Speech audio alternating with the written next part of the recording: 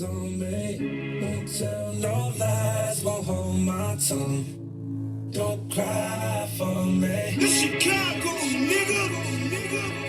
I don't have no rapper friends, I hang with the vultures. Big ass toaster, hit you with it, flip it over. Big old nigga, he's a big old goofy. Rudy Goldberg, jump off in that lane, you gon' get put on a poster. A Ferrari F8, Lamborghini Roadster. I turned 10 bricks into 12, them birds had a growth spurt. We gon' do some shopping later, I'ma need some dough first. I just got some head and a ghost, and a ghost her. Yeah, out of here. Your boyfriend a gopher. I seen him out with her and pretend like I don't know her. I can't do no features with you, nigga. That's a no, sir. Hardest nigga on earth. I'm not really from earth. We don't dial 911. I let off that call first. I put in my own work. Better do your homework. I can hear that money calling. I pick up the first ring. What you gonna charge me? Oh man, for that pussy, girl, don't hurt me. Ice out all my scammer hoes, boost all the insurance up. Iced out all my ghetto hoes who turned into influencers. Smirky, yo, fuck that bitch and leave, I don't care who she fuck. Best shit out her closet's hot as hell, she got on easy up. I got moves with me, bump out the feds, man, I got phones with me. You got goofies with you, before I do that, I keep some hoes with me. Asking for my gun when I'm in Cali, nigga, this your city. Wife D on my bitch, I got like we fuck these hoes below city. Street niggas won't rain me, on like calamari. Took her out that cheap shit, took her to Bulgari. Never tell her sorry, just caught a Ferrari. Offset with this Cuban link, you think she was Cardi? Gang leaders with me all times. I don't know who I fucked last night, I got Alzheimer's. I don't know who them hoes is, man, they all mine. Brody, tell me who them hoes is, man, they all fine. Running hooligans and we with the foolishness. I'm anti-Semitic, I just fucked a Jewish bitch. I just fucked Scooter's bitch and we ran her like a lift. This got pricked in No. Run that back. Never tell her sorry, just caught a Ferrari. Offset with this Cuban link, you think she was Cardi? Gang leaders with me all times. I don't know who I fucked last night, I got Alzheimer's. I don't know who them hoes is, man, they all mine. Brody, tell me who them hoes is, man, they all fine. Running hooligans and we with the foolishness. I'm anti-Semitic, I just fucked a Jewish bitch. I just fucked Scooter's bitch and we ran her like a lift. This got pregnant in the threesome, so whose baby is it? Whose baby is it? My niggas putting up the ass, pull up with the switches. This ain't Jimmy Butler, but the heat got extensions. This ain't Columbine, but we came in with the trenches. I ain't for a neck, cause a boyfriend bought that necklace. With the trenches, with the trenches. Fuck it, I scratched another nigga, woman up off my checklist. With the trenches. I believe in reckless. I wish takeoff wasn't there that night in Houston, Texas. With the Wish I trenches. could bridge a Casso back there with my best friend. Boys, I need you to give me something big. I'm talking about dollar signs. Skin pit flow, tell her, ho, no, I don't wanna fuck. She can suck it till she suck it dry. California nigga with some European freaks. Badass bitch from the middle east wanna lick on me, stick on me. Even though I got security, even though she got a man, she know he ain't as pierced me. Seriously, soon as I get back trading in my euros for the pure keys. Couple gray hairs up in my beard that showing my maturity, yeah. Hey, shout out to my symphony. Night there, spaced out. We did that shit so differently and brilliantly. Dollar sign, Iggy, and we both YG. Phase in the backyard. No talking, take flight instantly. Ain't they 3D? Who my nigga James Cool, my nigga that's cool. She's not in that PR to D. She want me to put some of this coke in her butt.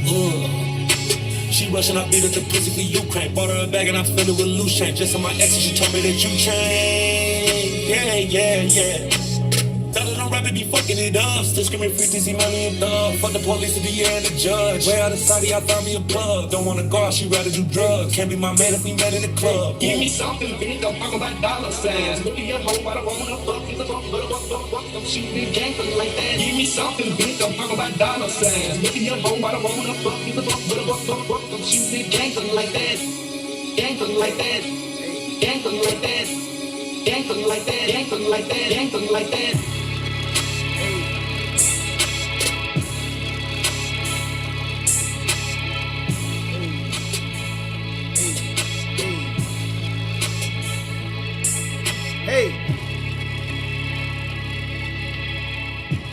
hard. That shit hard. That shit hard right there. That shit hard right there. That's their new yay. That's their new yay. I like my favorite part in that song is obviously the Kanye's part. He's been gone for a whole year, hasn't made no music.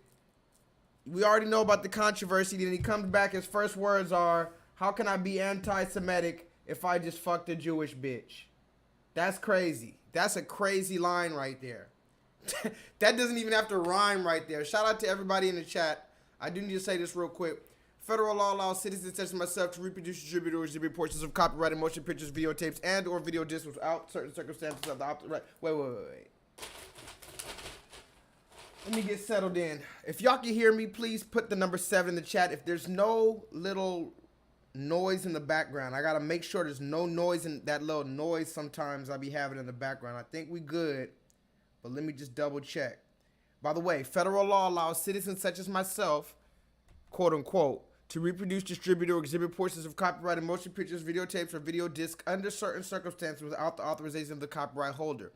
This is called fair use and is allowed for purposes of criticism, news reporting, teaching, and or parody, which does not infringe under copyright 17 U.S.C. 107. I had to let that be known before I even get started because I am going to show a lot of videos tonight. I actually don't even have time to just give you the whole introduction. Let me make sure my my audio sounds right real quick. Hold on. I am going to show a lot of videos tonight. I actually don't even have time to just give you the whole introduction. Okay. Perfect. Everything's great, y'all. Everything's great. So, thank you guys for joining me. I do want to let you guys know that I appreciate you, of course. I was not here last week. So I did not do a class last week. I told you I was going to start taking maybe one little week breaks here and there, a week on, a week off. I have to save some money and I got a lot of shit to do. So we're going to have these classes when we have these classes, but these classes are going to be jam-packed. You better believe if ever I don't, come to you guys for 1 week and then I come back another week, you better believe it's going to be a jam-packed class, okay? So don't you ever worry about it. Don't you worry about what happened last week. We're going to keep you all up to speed. But I do want to give a big shout out to all my people in the chat, all the people who's in here live right now, all my people who's going to be watching this later. And a big shout out to my people on patreon.com/J-LEETHAL7. You can go on and check that out. For $3 a month, you can become a patron. And I also want to, what else was I supposed to say? Oh, also, federal law, I did say the federal law part. I want to let you guys know that this is not a live stream. What you're watching right now is not a live stream. This is a glitch in the matrix. What you're watching right now is an online pro bono interactive learning course in which like-minded and some not so like-minded individuals gather in order to discuss nuanced and sometimes controversial topics that we may all possibly gain a motherfucking further level of clarity and understanding. What we are going to talk about tonight is controversial topics. Let's talk about that. Let's talk about some controversial topics, guys. But first, I want to let you guys know something real quick. I am not a lawyer. I am not giving legal advice. I am not a doctor. I'm not giving medical advice. I'm going to say that again. Shout out to y'all in the chat. But I am not a lawyer. I'm not giving legal advice. I am not a doctor. I'm not giving medical advice. I am simply a nigga on the internet. Hold on. The fuck? There we go. This fucking camera. I'm simply a nigga on the internet giving my opinion. Now, the thing about opinions is everybody has an opinion, right? But everybody does not have evidence to substantiate their claims. That's the difference. So what we do over here is we give our opinion. We're open to opinions. If anybody wants to call in, I don't know if I'm going to have time to call in tonight, but I will open up the phone lines just in case anybody has something super, super important to say. You could talk for 70 seconds or 7 minutes. 70 seconds or 7 minutes, okay? So all my people in the chat, shout out to y'all. If you want to call in a little bit later, maybe I might have a little bit of time. But we have a jam-packed show tonight, guys. I was not here last week. A lot's been going on, and we have to get straight to the business. Speaking of business, does anybody remember the last stream we did? What was the name of the last class we had? I think we had a stream. We briefly talked about Keke Palmer. It was just an on-the-run little conversation that needed to be had. The conversation that we most recently had about Keke Palmer was about her baby, because everybody wants to have conversations about Keke, about her baby daddy, about the new allegations, about the separation. But what about the baby?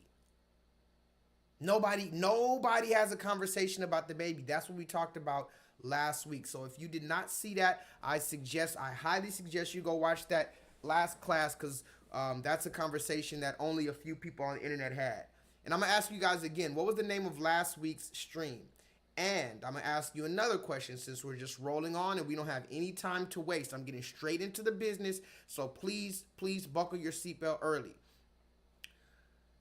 The name of last week's stream, I'm going to read the comments. By the way, shout out to you, Jay. Jay always first in line, ready to learn. Shout out to Infinite Charms. Infinite Charms, how's everything doing? How was New York? Did you hear about Mayor Eric Adams? Infinite Charms, are you in the chat? Did you hear about Mayor Eric Adams? That's something we talked about last week.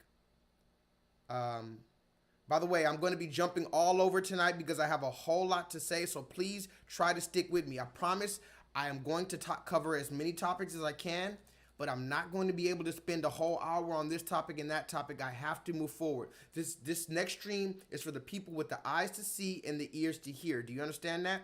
If you do not have the eyes to see or the ears to hear, I'm sorry, but you're just not going to pick this up. Okay? You're just not going to pick it up. So, without further ado, we're getting straight into it. Please tell a friend that J-Lethal is live. This is where you want to be tonight. I guarantee you that. We have a class like something like we've never really had before. We've had these classes before, but this, it's a perfect example of everything that I've been talking about. So, I don't even know where to begin. Actually, I know exactly where to begin. I need to make sure y'all are ready. Infinite Charms, did you hear about Mayor Eric Adams that we talked about last time? Let me see if I can find that picture. Oh, it was over here. I know exactly where it is. This is for my people in New York.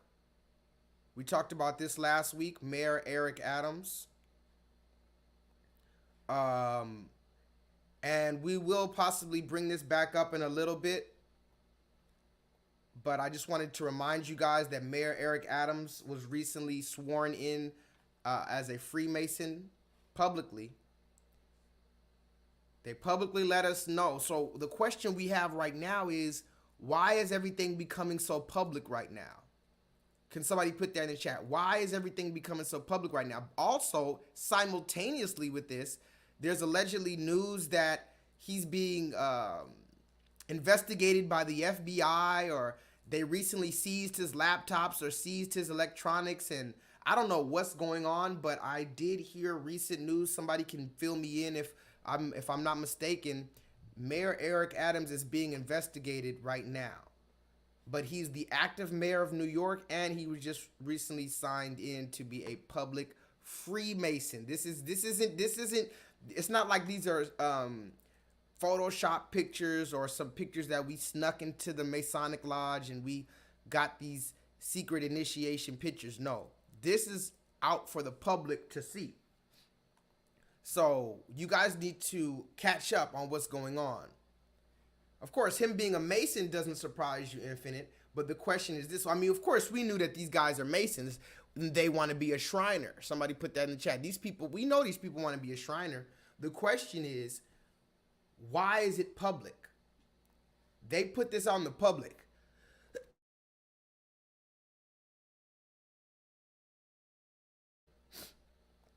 My bad. They put this out in the public. So the question is why?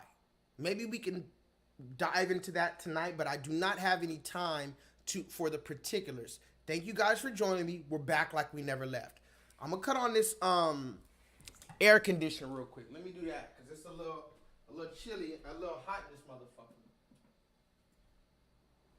All right. And I'm also going to do this, y'all. I'm going to light my little candle. I'm going to light my little candle for Kevin Samuels. Kevin Samuels, you know, he used to have the little candle. This is a good candle right here. This one's like a little, what's it called? A mocha latte. It's like a mocha latte. It looks like a cup of coffee. You see this? It looks like a cup of coffee, but it's a damn candle and it smells delicious. Homemade. Soy candle. Put that right here. Set the vibe off right. You know what I'm saying? Now, what was the name of last week's stream? Does anybody remember? Does anybody remember what the name of last week's stream is? What up, Solo Dolo? Solo says he's in the clouds right now. But as long as you're listening, Solo, I don't give a damn what you're doing. Keep me on the side. Make sure you hear this stream. Make sure you can get to the keyboard when you need to. This stream is going down. Guys, I don't even know how to tell you. I'm trying my best to just, you know, like warn you guys, because you're not going to want to go anywhere else. You know what? Fuck all that. Kill that noise, man. Let's just get the shit. The shit. The shit. You'll get the shit. You'll be knee deep in the shit.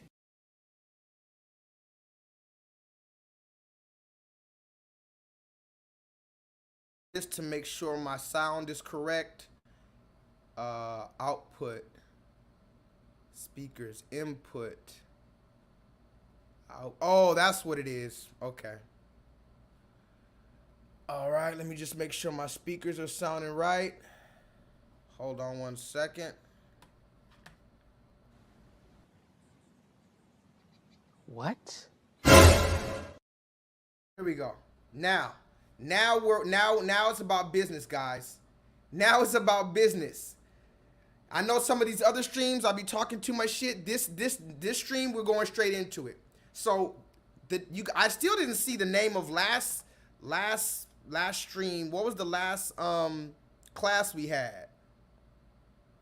Fragrance candle of the evening, mocha latte. Ah, Infinite Charms, I get it. Maybe Eric Adams knew that he was going to be persecuted or investigated, so this is when he joined the Masons publicly. What's going on? Like you said, we know that they don't really lock up their fellow people, or not for that long of a time. Anyway, y'all are clearly still getting settled in and sat down, so I'm gonna just go ahead and move straight forward, because again, 5 hours seems like a long time, but as you guys know, once we get this ball rolling, 5 hours is no time. So we're gonna have to get straight into it. The name of last week's stream, if you were not here, was called Stand on Business, okay? This is a conversation that we needed to have, a conversation that we need to have, a conversation that we motherfucking need to do every day. Stand on business, and everybody else, all these other nations, they need to stand on their own business. Now, if you don't know what we're talking about, go watch that stream. That was 2 weeks ago. Catch up. Does anybody know the name of tonight's online pro bono interactive learning course in which like-minded, some not so like-minded individuals gather in order to discuss nuanced and sometimes controversial topics so that we may all possibly gain a motherfucking further level of clarity and understanding moving forward? I told you, I'm going straight in. Usually I wait for the first hour to, you know, get you guys acclimated. I'm going straight in today. Get everybody settled in, buckle up, tell everybody you're live. Tell everybody we're live. Let's go. What is the name of tonight's online pro bono learning course, Jay? Variables, exactly, Infinite Charms. Now, Infinite Charms knows all about the variables. We've taught this many times in class, and she was one of the grade A students who mastered this test. However, I think it's important for all of us to explain this into more detail, right? And very mathematically and very clearly for the class, just for anybody who doesn't understand what we're talking about. Now, this will explain the picture and we'll explain what variables are in a minute. As a matter of fact, let's do that right now. Let's talk about what a variable is, just for the sake of argument, because I was never that good in math, and I think this was probably right around I started falling off of math. Geometry, algebra, fuck all that, right? I started falling off when we started learning about this shit a little bit more, but variables is one of the things that at least I understood at the basic level. Now, what is a variable? Can somebody put the definition or a definition, the mathematical definition of a variable?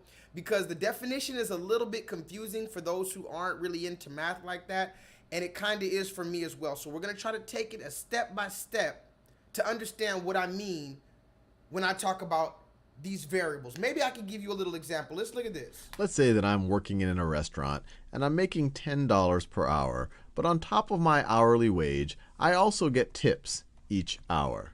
So this entire expression, you can view this as how much I might make in a given hour. Now, you might also realize that the number of tips or the amount of tips I might make in an hour can change dramatically from hour to hour. It can vary. 1 hour, it might be lunchtime, get a lot of tips. People might get some big ticket items. The next hour, I might not have any customers, and then my tips might be really low. So the tips part right over here, we consider that, the entire word, we consider that to be a variable. From scenario to scenario, it can change. So for example, in one scenario, maybe it's lunchtime, I'm getting really big tips. So tips is equal to, let's say it's equal to $30. And so the total amount I might make in that hour is going to, we can go back to this expression right over here. It's going to be 10 plus, instead of writing tips here, I'll write 30 because that's what my tips are in that hour. And so that is going to be equal to, going to be equal to 40. Let me do that. Let me do it in that yellow color. It's going to be equal to $40. But let's say right after that, the restaurant slows down. We're out of the lunch hour for whatever reason. Maybe the restaurant next door has a big sale or something. And so the next hour, my tips go down dramatically. My tips go down to $5 for that hour. Now I go back to this expression. The total I make is my hourly wage plus the $5 in tips, plus the $5 in tips, which is equal to $15. As you see, this entire expression, the 10 plus tips, it changed depending on what the value of the variable tips is. Now, you won't see whole words typically used in algebra as variables. We get lazy, and so instead we tend to use just easier to write symbols. And so in this context, instead of writing tips, maybe we could have just written 10 plus t, where t represents the tips that we get in an hour. And so then we would say, okay, what happens when t is equal to 30? Well, if t is equal to 30, then we'd have, let me write, so what happens when t is equal to 30? Well, then we have a situation, t is equal to 30. This evaluates to 10 plus 30, which would be 40. What would happen if t is equal to 5? Well, then this would evaluate to 10 plus 5, which is equal to 15. Now, I want to be clear. We didn't even have to use t. We didn't even really have to use a letter, although in traditional algebra, you almost do use a letter. We could have written it as 10 plus x, where x is your tips per hour. X might not be as natural. It's not the first letter in the word tips. Or you could have even written 10 plus star, where you could say star represents the number of tips in an hour. But it just might have not made as much intuitive sense. But hopefully this gives you a general idea of just what a variable is. All it is a symbol. All it is a symbol that represents a symbol that represents varying values. And that's why we call it a variable. I'm a genius!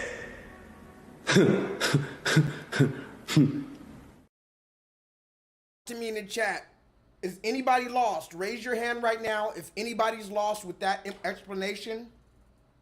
I went and found what I found to be the most simple yet efficient explanation because I'm not good at math. I told you all over and over, I was never good at math. I'm good at English. If there's one thing I'm good at, it's English. That's damn, it's a little hot in this motherfucker, ain't it? Kind of sweating. One thing I'm good at is English. Let me go put this air conditioner down real quick. Shit. The fuck?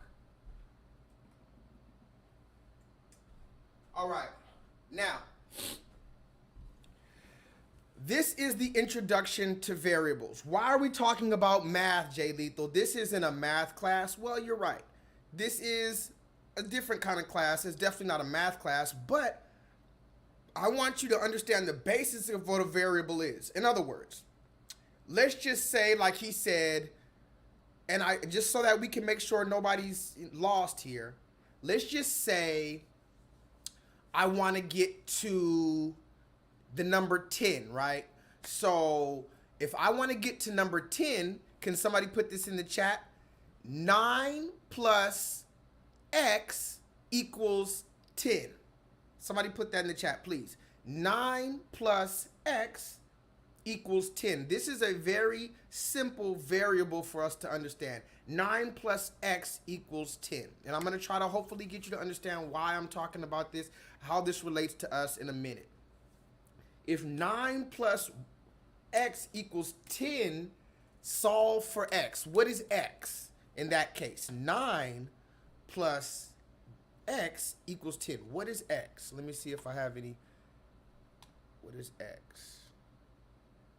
9, if the question is 9 plus x equals 10, then what is x?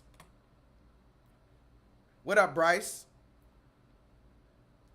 Jay, always learning. He says, duh, x is 1. So if 9 plus x equals 10, that means 9 plus what equals 10?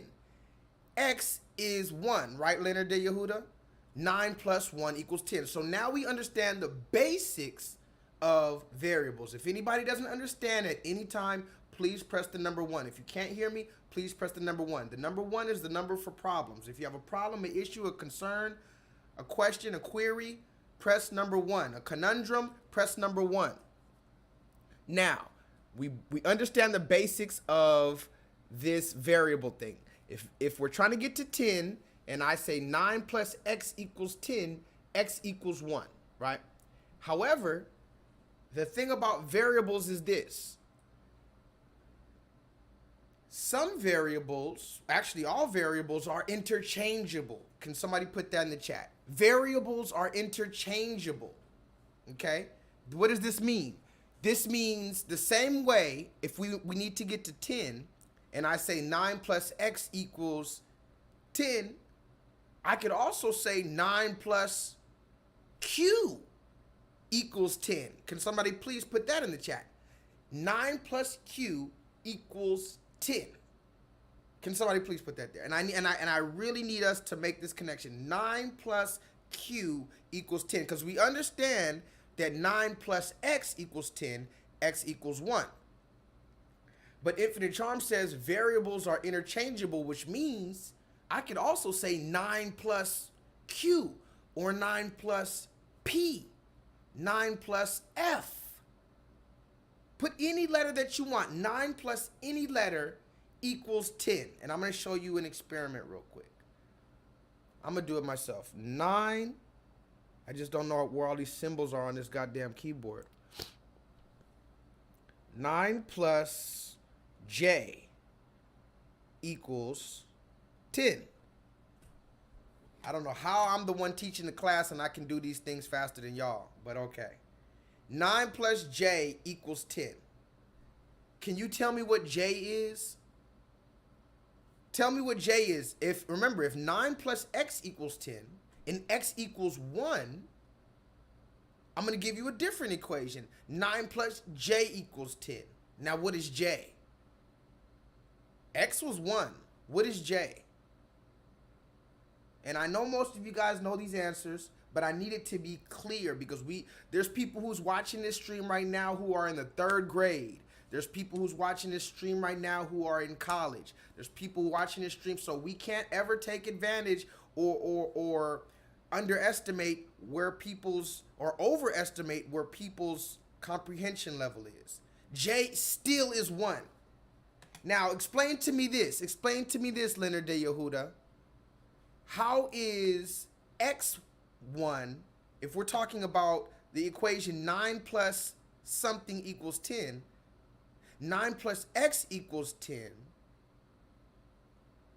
9 plus j equals 10, but both of them equal 1. How?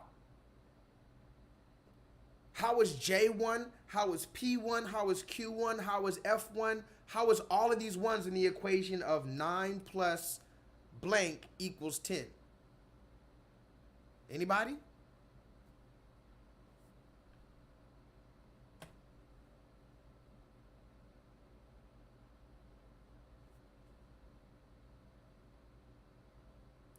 Because variables are interchangeable. Talk to me in the chat. I'm a genius.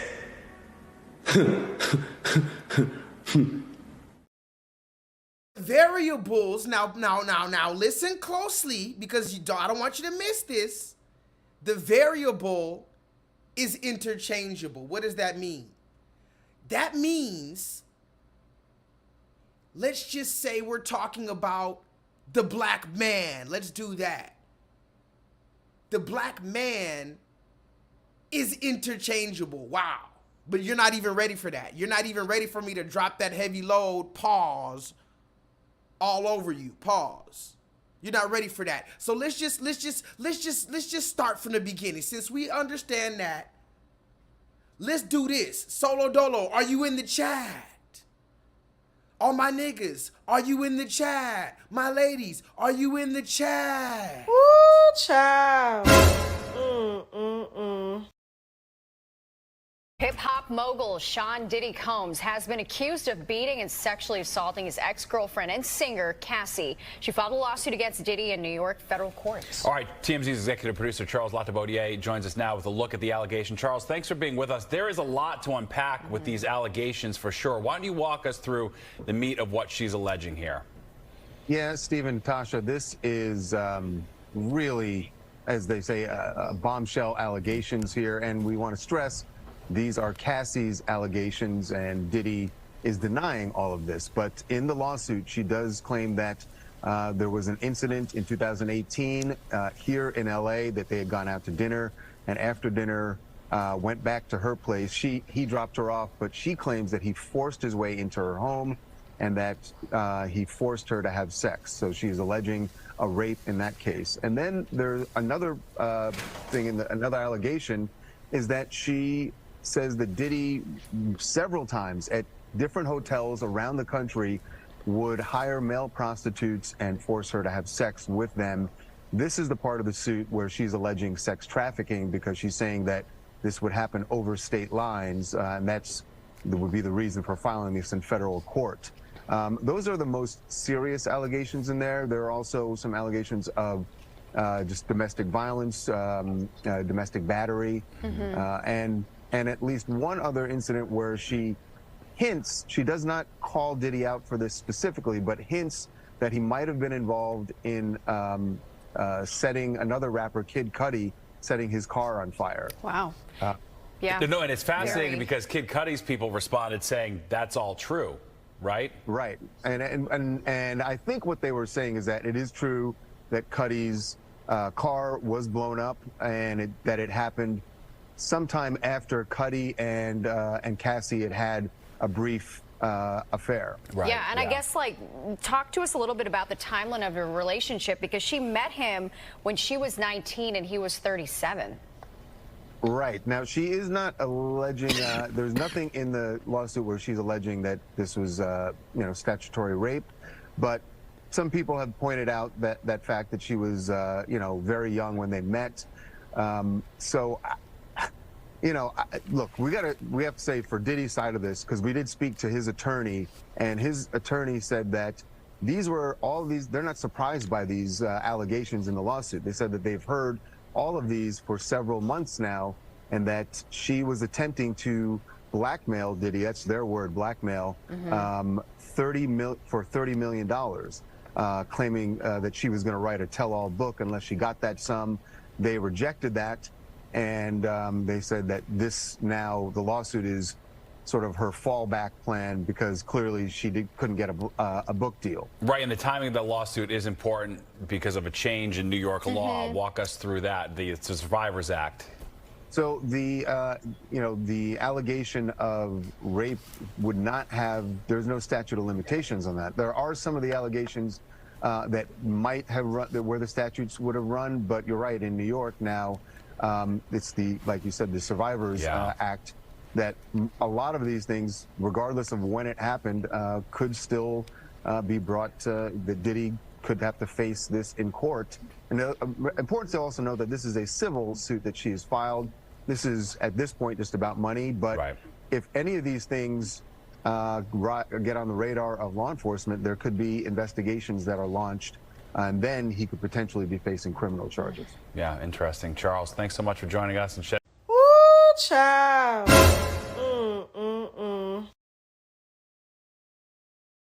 The first variable of the evening. Breaking news, ladies and gentlemen. Breaking news.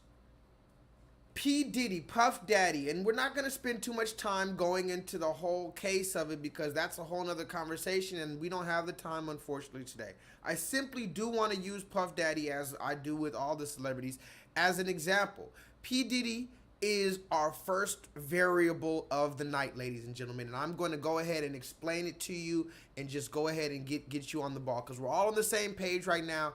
We understand that variables are interchangeable. It could be the letter Y, it could be the letter J, it could be the letter P. It doesn't fucking matter. Throw anything you want into that space and it will fit its need, right?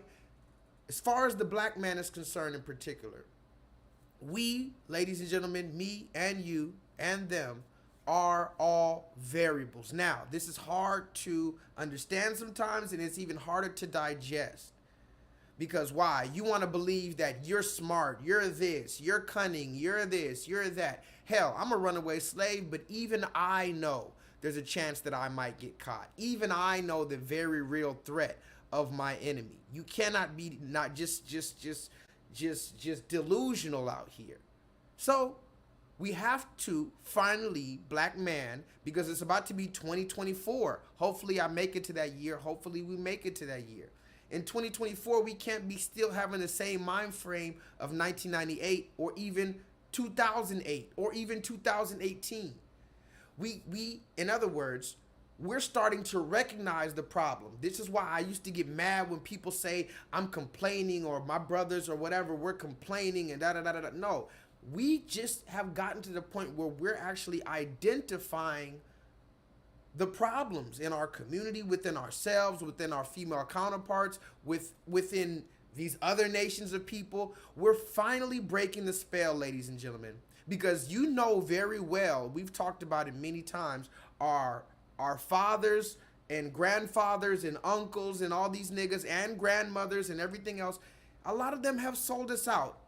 This is another thing that's hard to understand and even harder to digest. Our grandfathers and stuff like that, likely, even if they didn't just sell us down the river, they went along to get along, which is just as bad. Can you get it? Can you understand? Put a number 1 in the chat if you do not agree that our fathers and grandfathers and uncles and everybody else went along to get along, which is damn near just as bad as actually just selling us out. But I'll just bring it back to Puff Daddy. Today, right now, we're talking about Puff Daddy. Puff Daddy allegedly, now I say this allegedly because I'm not a big fan of Diddy anymore. I used to be a fan back in the day. Not a fan, but I used to like, you know, Bad Boy a long time ago. But now we're talking about P. Diddy in a different light. Now, he actually just won some award, some Lifetime Achievement Award on some awards. I forget what he was at. If I'm not mistaken, they had Kanye come out there and talk and introduce him, but he had a mask on. Anyway, it says here that there's a lawsuit, $30 million against Puff Daddy for accusing him of years of physical abuse and sexual assault. Says he forced her to have sex with male prostitutes. Listen to this, guys. They're saying that P. Diddy is a cuckold. What? Bryce, you hear this? They're saying that P. Diddy, and you got to go look it up because it's a whole, I didn't even read all of it, but it's a whole lot of stuff. And some of it's talking about he was looking up porn stars with big dicks or something, and it's some crazy, forgive me, big nether regions. And allegedly he's paying niggas with big nether regions to come and fuck his wife in every single hole imaginable. Oh, and you know 50 Cent had something to say about it too. But again, this is all allegedly, because I'm in a state of shock myself. First of all, I'm in a state of shock, Leonard De Yehuda, and I don't know if this is real or what. And again, why is all of this coming out now? It's the same thing like with Mayor Eric Adams. They said he was a Freemason. Why is this coming out now? Can somebody tell me?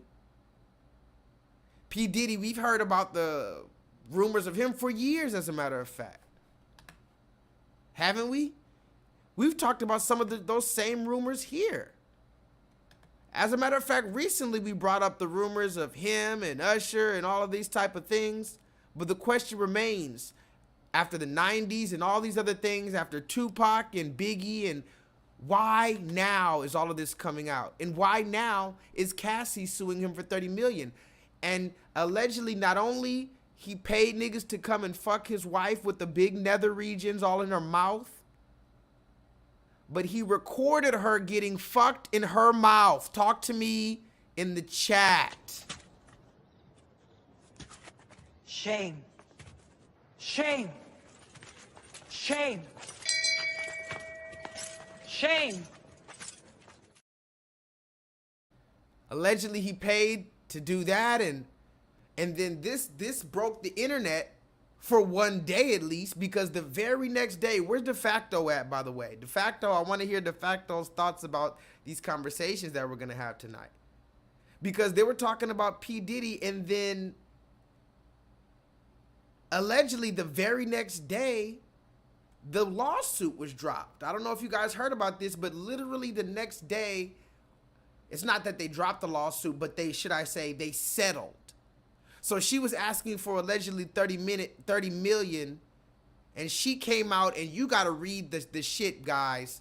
Allegedly, he was knocking her. You talk about washer dryer, guys. Guys, I don't know if you, now again, we're not going to spend all night talking about this, because again, this is their business and it really has nothing to do with me. But again, we're talking about variables, and right now I'm telling you that Puff Daddy, whether you like him, love him or not, or even if you don't even know who he is, he's a variable for the black man right now, and that's what I need you guys to understand. Remember, please put the number 1 at any time throughout the chat. I will not be mad at you. Please put the number 1 anytime in the chat if you do not agree with anything I say. If you do not understand, Puff Daddy, whether you like him or not, he is being used as a variable.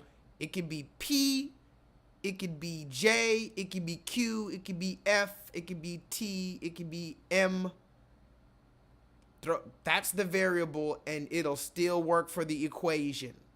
The equation here is what? The violent, sexually deviant, now gay black man. Listen to this. Now they're saying he's gay too. And again, we've already heard these type of rumors before. But the question is, why now? I'm going to read some comments real quick. Can somebody tell me why now? There's a video of Diddy and a young Justin Bieber going viral. What was the video about? Diddy and Justin Bieber. I don't know if I've seen that one particularly, at least not lately. I have not had too much time to check up on this. What up, De Facto? De Facto, have you heard about this? Talk to me in the chat. Why now are we finding out about P. Diddy, or excuse me, Love? This is what he calls himself now. For the past few years, he's called himself Love. So why Love is this information coming out now? Cassie, who, remember, they were together for a very long time, she recently broke up with him, or they broke up, and now she has a baby with some white man. They all run to Zaddy, don't they? Talk to me in the chat. They all run to Zaddy when they get thrown between the washer dryer. So the question here is,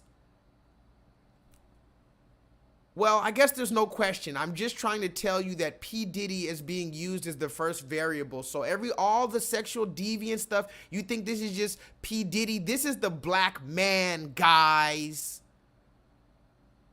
It doesn't matter if you don't like him. This is the black man. Okay? Now remember, some people were talking about P. Diddy because, now this is the first thing I remembered.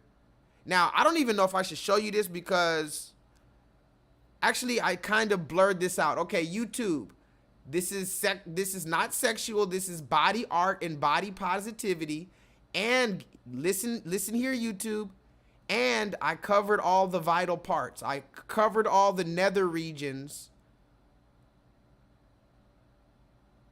But you know what? I'll show that in a minute. I don't want to show the nether regions yet because Cassie also had some pictures, some naked pictures dropped back in the day. Remember, P. Diddy got with her, and can somebody tell me what year they got together? I think they got together in like 2012 or something. Anyway, they were together around 2012 to 2018 type shit.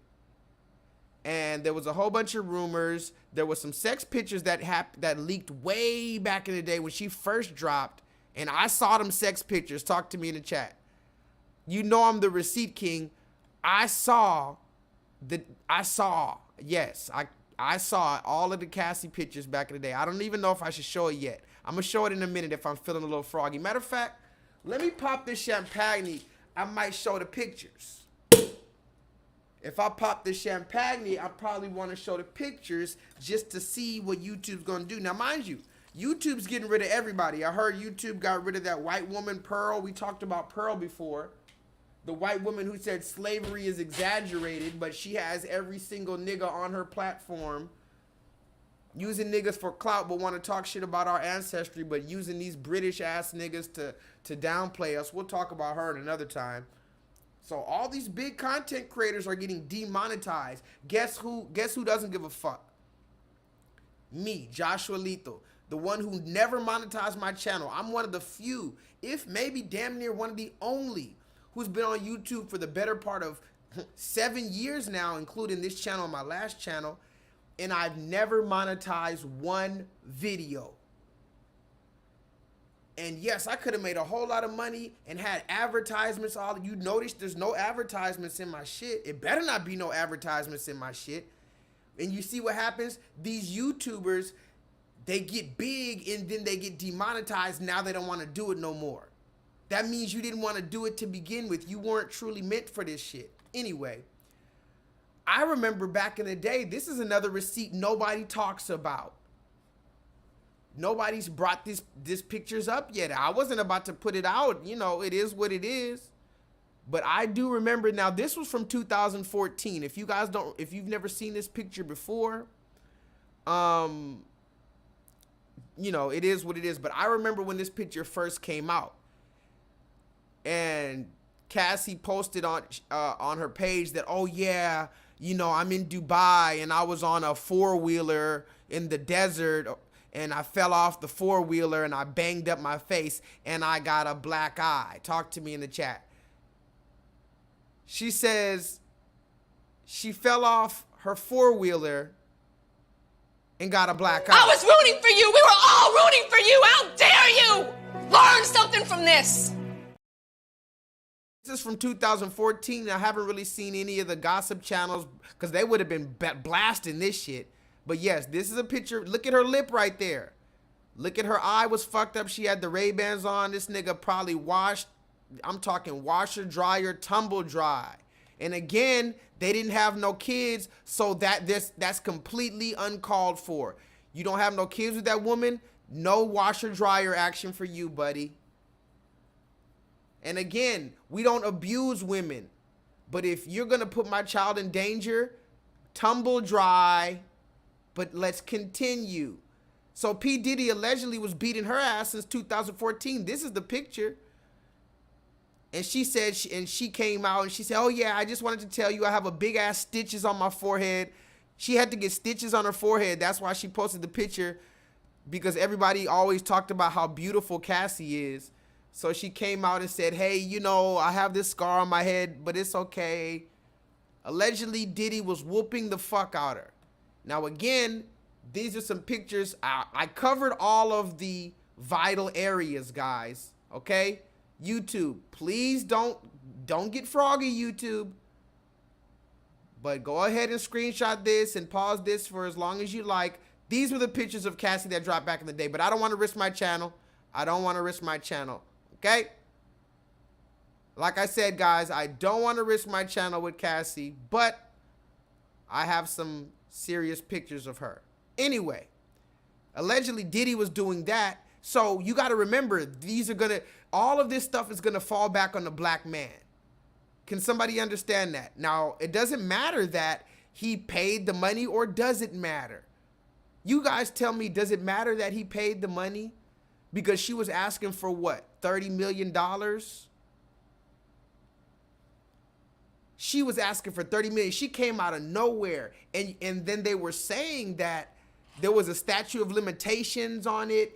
And when she made the claim, it was like 1 week before the statute of limitations was up. So if she waited one more week, she wasn't going to be able to say it ever again. So then she came out with all this shit that he's been beating her ass. Allegedly, he blew up Kid Cudi's car and he's acting like Suge Knight and all type of crazy shit, right? Now, again, I don't give a fuck, and it has nothing to do with me. I'm telling you that this black man is going to be used just like R. Kelly and the rest of the variables. Whether he goes to jail or not, it's going to be a stain on the black community and a black man community. Again, they settled a day later. 1 day later, they settled. He's not going to jail, allegedly, and she can't say anything else about it. So what's going to happen now? Is P. Diddy ever going to show his face?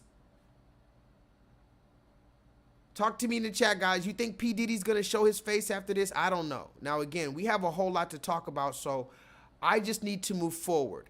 Another thing we talked about last week, and I do want to talk about it, but before I get too deep into that, let me lighten the mood a little bit, because I want to make sure you guys are here. Are y'all here with me? Talk to me, guys. Talk to me. Are we understanding what I mean by a variable? If you are a black man, that's who I'm talking to tonight, it doesn't matter how good you are. It doesn't even matter how bad you are. We still fit into the equation for everyone else who's looking at us. Now, of course, amongst each other, we can understand the hierarchies and we can understand, no, I'm this, I'm educated, I'm this, I'm a real nigga, I'm a this, I'm rich. Of course, we can try to make ourselves feel better under this subjugation, but I'm trying to tell you the fact of the matter with no bias and no feelings involved. You, black nigga, are a variable. P. Diddy is a variable. Go ahead and name some more black men that are variables.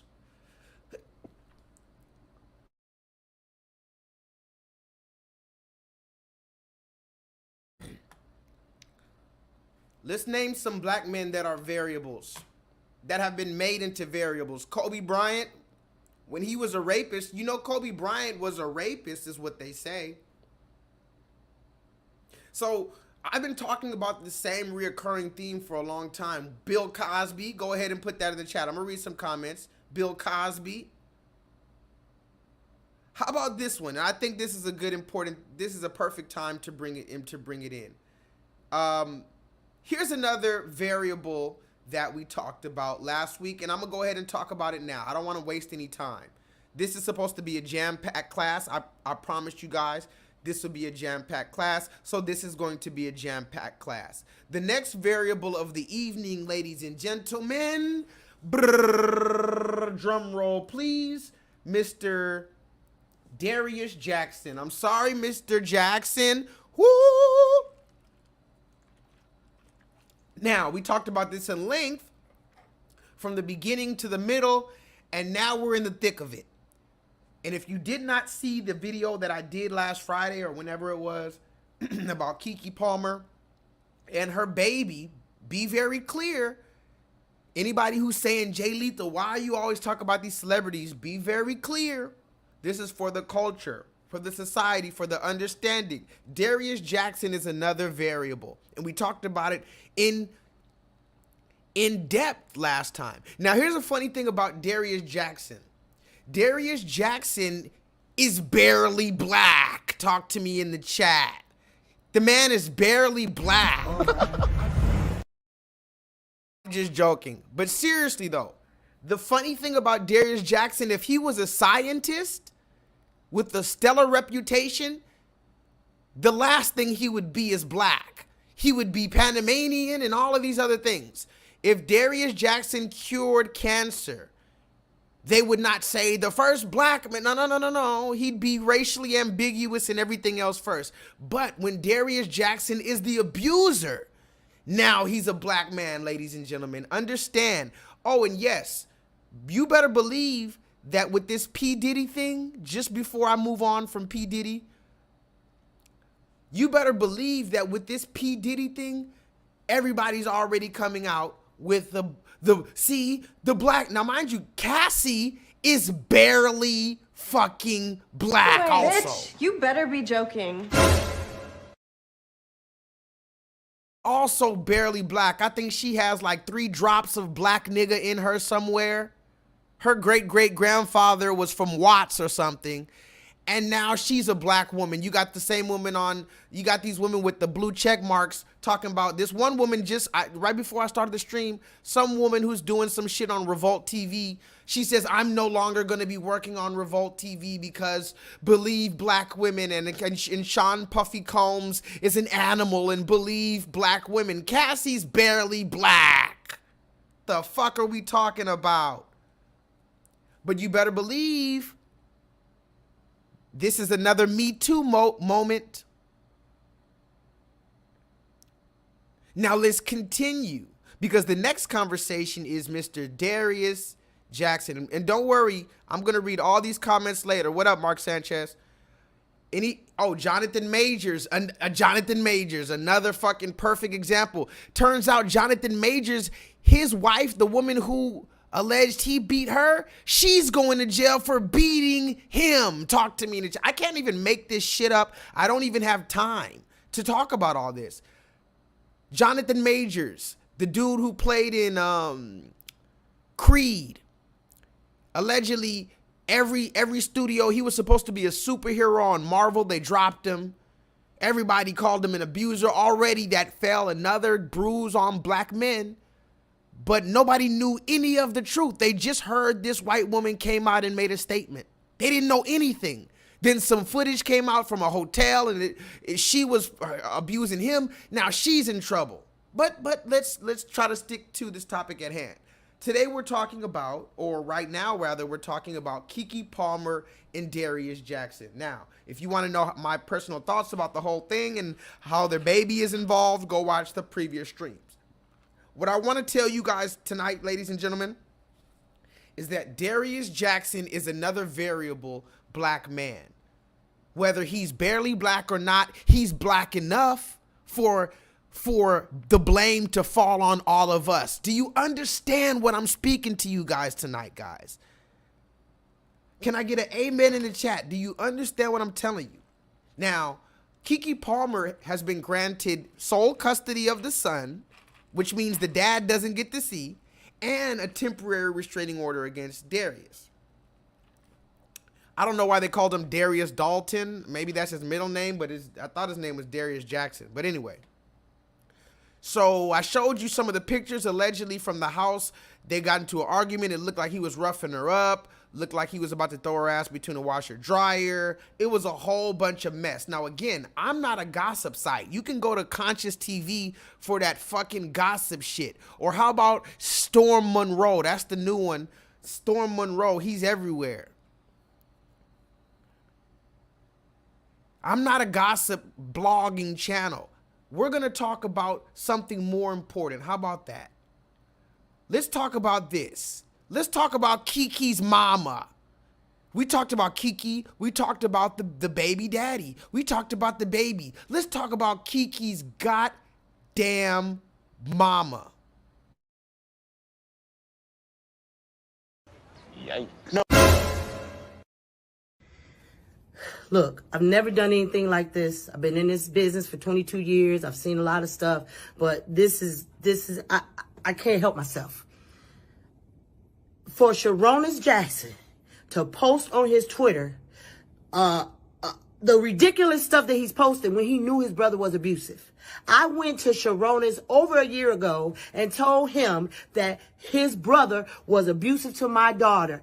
And he said, well, I used to be like that too. What? So now he's posting on Twitter like he's this special guy when we know he's the biggest boy in Hollywood. He's disrespectful to women just like his little brother. He taught his brother how to be abusive. So he don't get to act like he's this special guy. No, you're a boy and you're a part of the problem.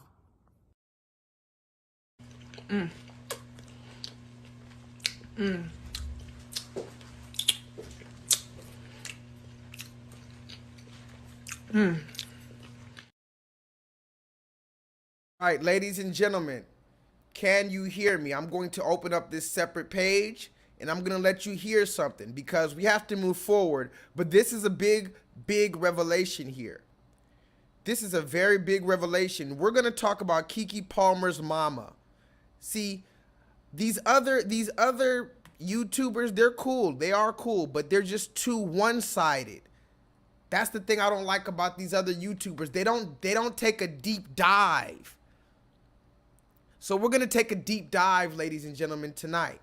This is Keke Palmer's mother, and I'm going to let you hear a conversation that was leaked recently. And hold on.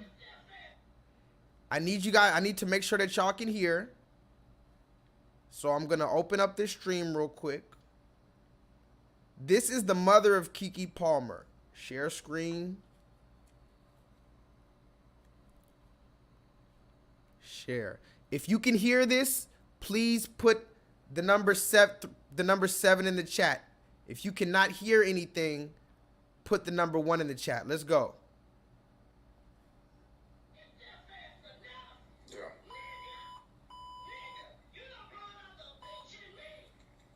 Bro, I've seen this like 20 different times, Sharon. It doesn't faze me anymore.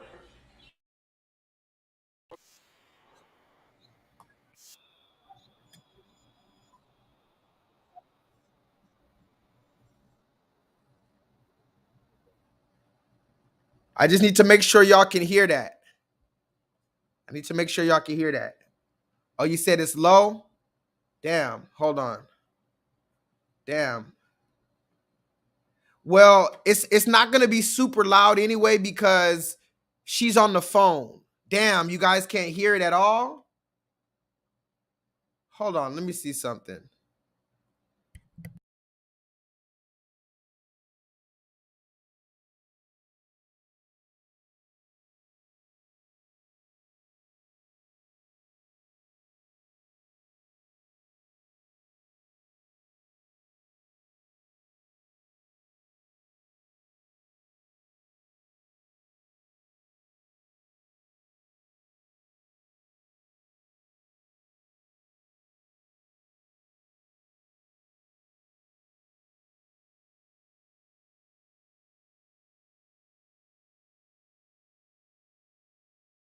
Y'all still can't hear that? Let me know in the chat.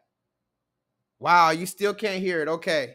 Let me I'm gonna play it on these separate speakers. I'm gonna play it on these speakers, y'all. Let me know if you can hear this. I'm gonna play it on a separate speaker. Just to make sure this is right. Because I need y'all to hear this. I need y'all to hear this, what this woman is saying.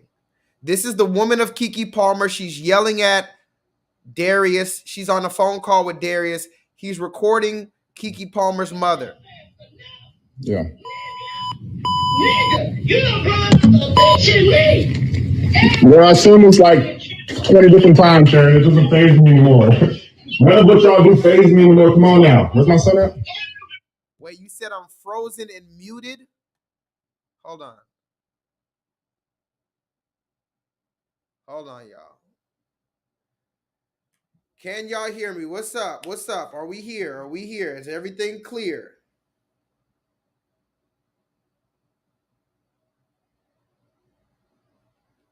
Hold on, y'all. Can y'all hear me? Yes, she's on the phone call with Darius. He was like 20 different times, Sharon. It doesn't faze me anymore. None of what y'all do faze me anymore. Come on now. Where's my son at?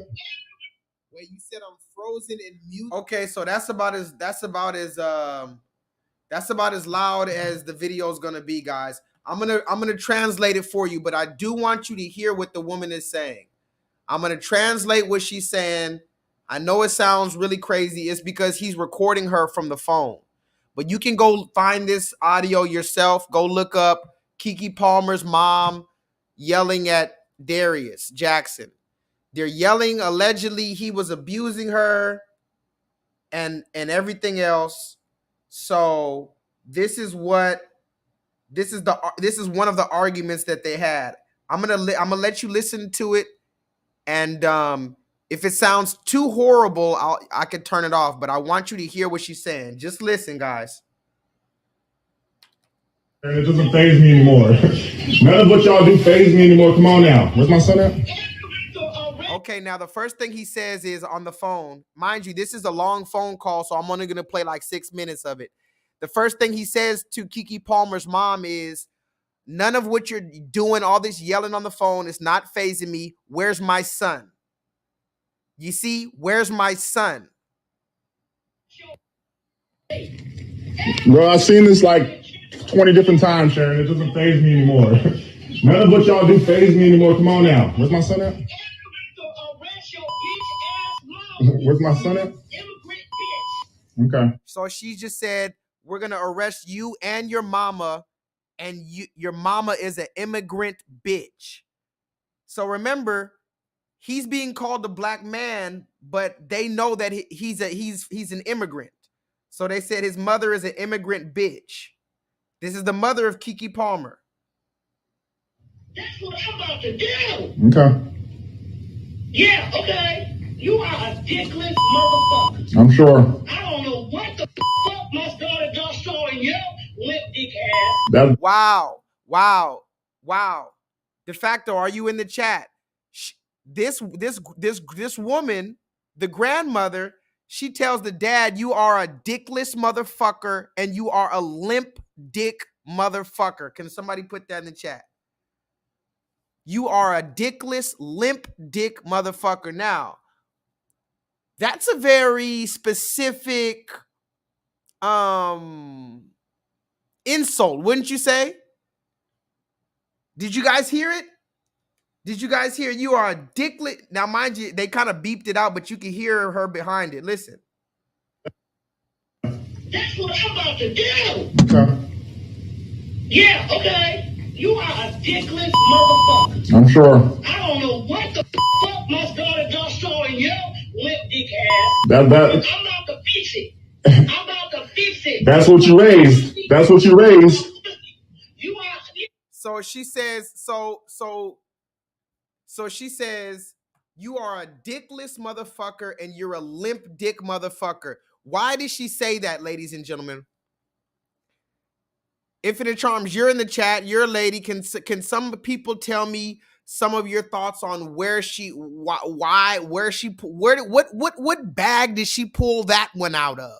There's a whole lot of things you can say in an argument with a person, but to say that they're a dickless or that they have a little dick or a limp dick, that's a bag I never went into. Solo, have you ever went into that bag when you were arguing to somebody? What, nigga?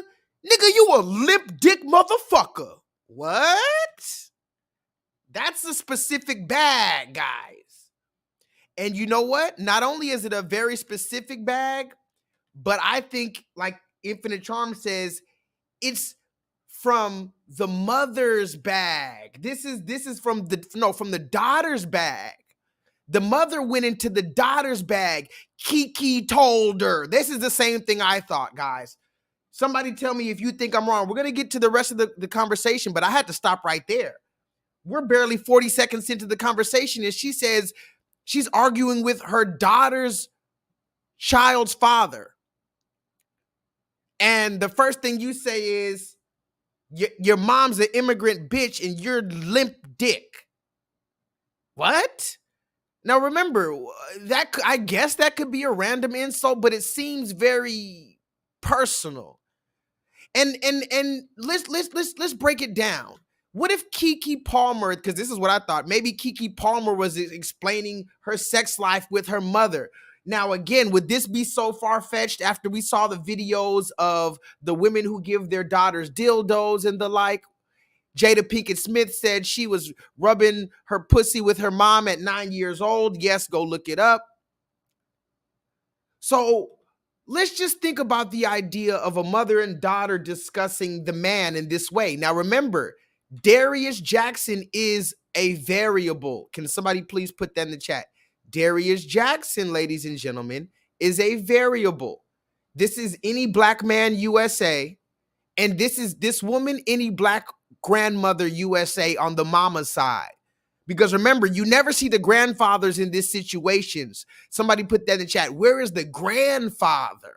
Forget the father. Where's the grandfather? It's Big Mama's house. So now he's going against Big Mama herself, Madea herself, Mrs. 1970 herself. God bless Darius for going against this, because that's a heavy burden. And she said, you're dickless. But let me get you to understand something. You know, because some people are going to say, okay, it's not that big of a deal, whatever. Some people aren't even going to, they're just going to look past that shit. She said, you're dickless, you're limp dick. What if a man, let's flip this on his head de facto. What if a man was explaining with his father about his baby mama and her dry pussy or her stank pussy? Somebody put that in the chat. What if I was talking with my father about my baby mama? Yeah, you know, that bitch, and she got that stank ass pussy anyway. And imagine my father getting into an argument with my baby mama and screaming at her and telling her, you funky pussy bitch. Can you imagine the reality of a grandfather calling his son's baby mama, calling her a bitch with a funky pussy? Make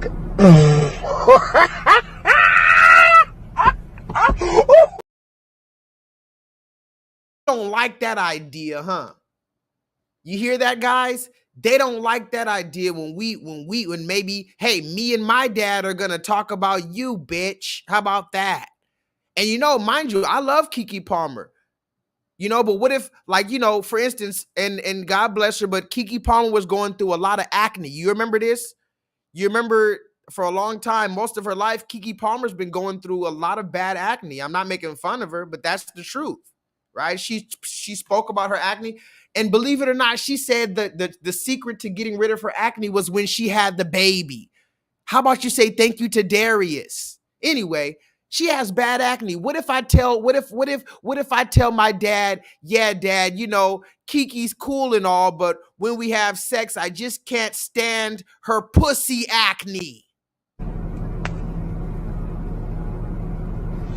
Make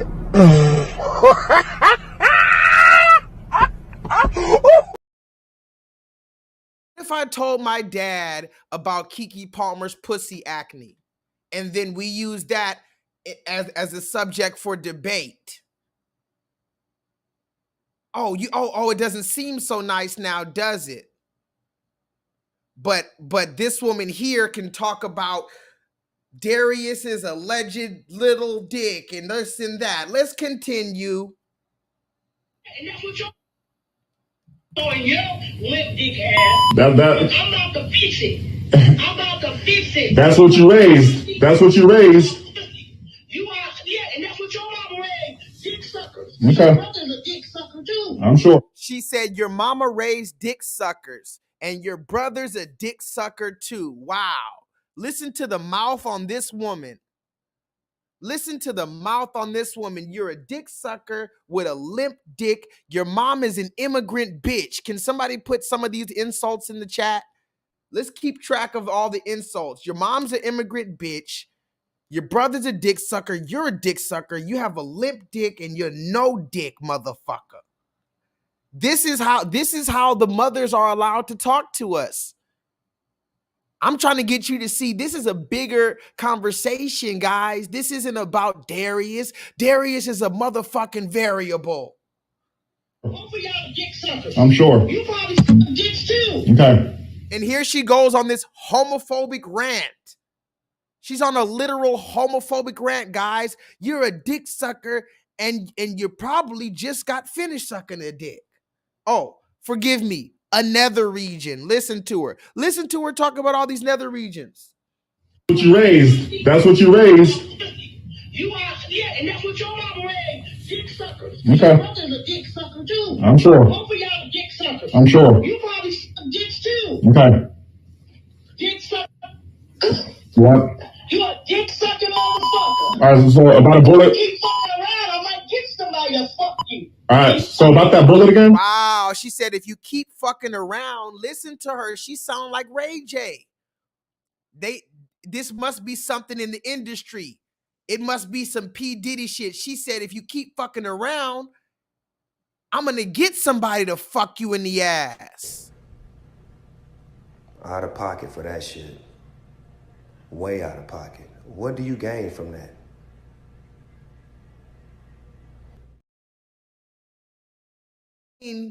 From getting somebody to fuck Darius in the ass like Ray J with the booty goons. She says she got some real booty spitters on speed dial. Talk to me in the chat. Keke Palmer's mom just threatened him with the booty goons. Let's continue. Dicks too. Okay. Dick sucker. Yep. You a dick sucking motherfucker. All right, so about a bullet. Keep fucking around, I might get somebody to fuck you. So about that bullet again? You keep fucking with me, you might get a dick in your ass. Okay. Keep fucking with me. Okay. You motherfuckers don't know who you dealing with. Y'all have no idea you stepped up and spoke. It's all I good. tried to be nice to you. Yeah. I tried to be nice because I thought you had some mental problems. Nope. So I tried to be nice. But you gonna talk about my daughter? You gonna harass my daughter? You gonna talk about Usher? Usher is gay. You and your stupid ass family don't even understand the business. Usher is gay, guys. Totally. Yo, did you hear that? Did you hear that? Ladies and gentlemen, did we hear it? Listen closely. You gonna harass my daughter? You gonna talk about Usher? Usher is gay. You and your stupid ass family don't even understand the business. Usher is gay, guys. Totally. Yo, talk to me. Ladies and gentlemen, in the chat. I was rooting for you. We were all rooting for you. How dare you? Learn something from this. He just said Usher is gay, guys. Now, why is that important? Well, first, we've talked about Usher recently when he was wearing the dress. And we said, damn, Usher, you had to do that for the Super Bowl. And now she's going on this homophobic rant, talking about who she's going to get to fuck who and who sucks whose dick. And she said, anyway, you're mad about Usher. Usher is gay, guys. Now, remember, just in case we're not clear, the whole thing seems like it stems from her going out and shaking her ass on Usher. It turns out, I don't know if this is when the abuse began, or the mom is saying he's been knocking her head between the washer and dryer since before the baby. So you mean to tell me he was knocking your head between the washer and dryer and you're scared for your life, so you go to a Usher concert with your bare ass exposed? Talk to me in the chat. Man.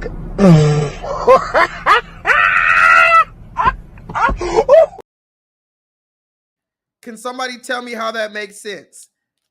You're scared of the nigga at home, so you go to the Usher concert with your ass out and you twerk on Usher. Okay, well, anyway, that's none of my business, right? But I'm just trying to figure out the timeline of events here. Because allegedly he's beating her ass, but now the mom says, why are you mad at Usher? Why you think she's cheating on you with Usher? Usher is gay. Now, this is where, remember, all of this happened in 1 week. P. Diddy, the Darius thing, now Usher. And I want you to understand, even Usher Raymond is a variable, ladies and gentlemen. Whether you like his music, whether you identify with him or not, you just think he's a bitch-ass celebrity, he's a black man. Can somebody put that in the chat? Hell, Usher Raymond, even though he wore a dress like a bitch recently, and yes, maybe he might be bisexual, but listen to what the mom said. She said, Usher's gay. Wow. She just threw this man under the bus completely. Hold on. Clothes on. Told her to put some clothes on. Harass my daughter? You gonna talk about Usher? Usher is gay. You and your stupid ass family don't even understand the business. Usher is gay, guys. She said, you don't understand the business. Usher is gay, guys. And mind you, this is what this woman is saying when she thinks nobody's listening. This is what she's saying when she doesn't know she's being recorded. She's saying all this shit about immigrants, gay people. She's talking shit about Usher. She said, you don't understand the business. And I got niggas to come and fuck you in the ass. What does she mean you don't understand the business? Can somebody put that in detail? What does Keke Palmer's mom mean when she told Darius, you don't understand the business? Keke's not worried about Usher. Usher's gay. Let's continue because we're going to talk about Usher again in a minute. But let's continue. Told her to put some clothes on. Told her to put some clothes on. It's Usher. You and your stupid ass family don't even understand the business. Usher is gay, guys. Told her to put some clothes on. Told her to put some clothes on. It's Usher. Told her to put some clothes on. You are stupid. Told her to put some clothes on. You are a stupid man. She's a mom. She wants to put some clothes on. She's a mom. She wants to put some clothes on. You hear Darius? He said, I don't give a fuck if Usher's gay or not, bitch. Tell that woman put some clothes on. She's a mom. Tell her put some clothes on. Respect herself, respect our child, and respect me, and put some clothes on in public. I don't give a fuck if Usher's sucking dick or not. Tell her to put some clothes on. Oh, forgive me. I don't give a damn if Usher's sucking nether region or not. By the way, Usher, if you're out here sucking nether region, you really let me down, bro. Tell her to put some clothes on. She's a mom. She has to put some clothes on. She's a mom. She has to put some clothes on. His family are crazy, chaotic, harassing people. They are harassing my family. They are harassing my daughter. Now listen to the conversation that's going on. The conversation that's going on. On one hand, the mom is talking about he's harassing the family. He's harassing my daughter. And the man, he's saying, where's my son? Do you see how they're on two different realities? The man is like, where's my son? It's about respect. Fuck all that bullshit. The woman, she's on all this shaming, like you said, shame, insults, guilt, and the need to be right. And now she's painting it about how he's so stalkerish. And this is exactly how it happens. I'm glad it's playing out in front of the world so we can finally have a firsthand glimpse into all of it, all the details. Even if you don't want to pay attention to it, I'm going to make sure you will pay attention to this shit because this all over social media, but you aren't seeing the real of it. Let's continue.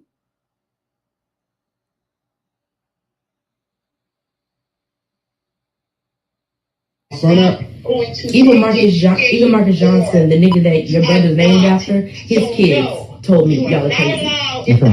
He was the one in the video. Now, what you're gonna hear is Keke Palmer jumps into the conversation. I guess Keke is sitting there with Darius while the mom is going off, and Keke is sitting there tag teaming with the mom. Listen to this. Now you're gonna hear Keke And she's going to sound a little bit more clear because she's sitting with Darius. So Kiki has the mom on speakerphone. The mom is cursing him out. Kiki's sitting there being passive aggressive and instigating. And Darius, he's sitting there like, okay, where's my son? Stop with the bullshit. Where's my son? This is the same shit we have to deal with, guys, for years and years. And you're lucky if you see your kids. You're lucky. They told me that you and your brother's crazy. It's crazy because his brother's named after their dad. Right. And they said y'all are nuts. I'm sure. You got to go. Can he still hear me? Oh yeah, he hears you. I'm just waiting for my son. Where's my son at? It's football Sunday. He used to be with his family. Fuck you, nigga. You ain't got a family. Your bitch ass family. Your dick sucking brother. You hear that? He says, where's my son at? He needs to be with his family. The grandmother says, fuck you. You don't have a family. Do you see how emboldened they are? This is before the any type of court orders. This is before any type of restraining order. This is before anything has been put in law. And remember, all that restraining order and all that other goofy shit, that's from the white man, the red man. But yes, why do you think this fat, overweight? Look at this woman right here. I don't want to bully her, but why do you think this overweight, wig wearing ass woman has the gumption to talk to a man like that? Can somebody tell me? How does she have the ability to talk to a man like that? Because the police and whatever simp enforcers that she has on her payroll, and like she said, niggas that fuck niggas in the ass, those are the ones that are going to try to come and kill Darius for standing up for his family. Darius is probably not even a gangster. He probably don't even got a bunch of goons, a bunch of guns or nothing like that. But he's a man standing up for his family. This is the type of situation where they'll get Darius killed. A bunch of hungry, rabid-ass niggas who's just going to do whatever a woman says for some brownie points or for some clout points. They're going to come and kill Darius, allegedly, for them. Listen, let's continue. Your immigrant bitch ass mama, nigga, please. They have nothing to do with this. They have nothing to do with this. They have nothing to do with this. Yeah, they do. No, they don't. Your bitch ass mama do. She fucked you up. She the one got you thinking you can go around and harass women because your daddy harassed her. Okay. And your grandmama told me his mama's crazy. We've never been able to do anything with her. You see? Now she's talking about your daddy wasn't shit and your grandma told me that your daddy wasn't shit and your mama wasn't. You see? You see how the sisterhood does this?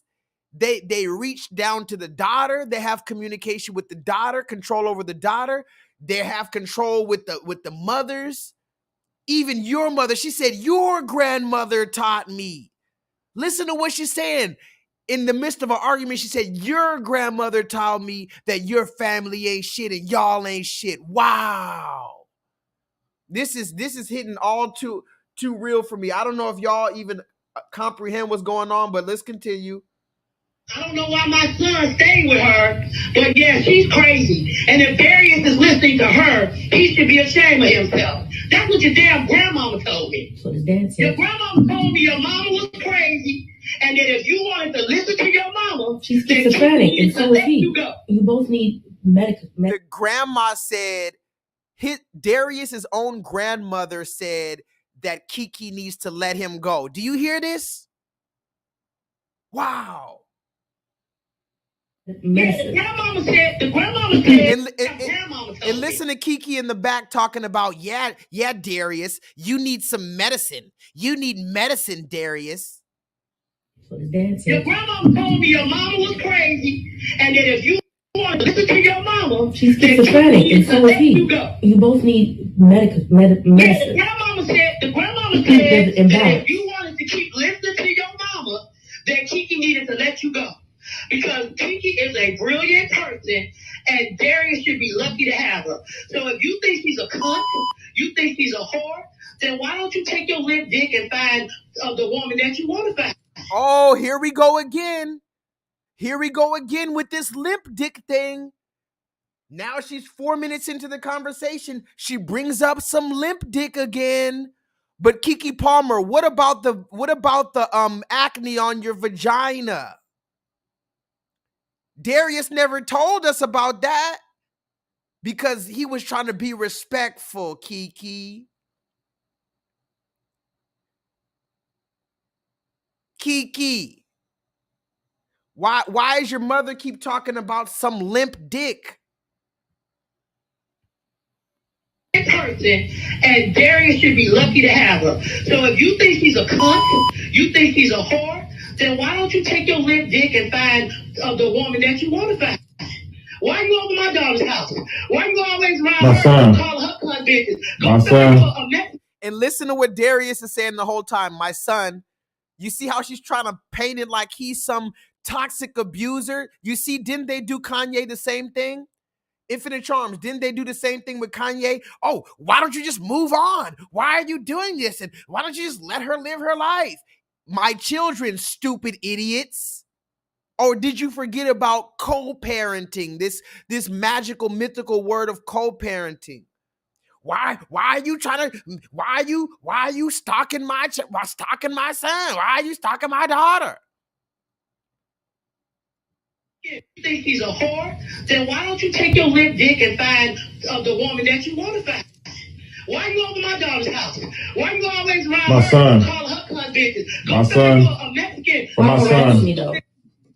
My son. Why harass me? You don't My have to son. harass me. But for my son. But you don't have to My harass son. Where's me. my son? Where's my son? You need to stop harassing Where's my son? That's all I'm just asking for. I'm not here for her.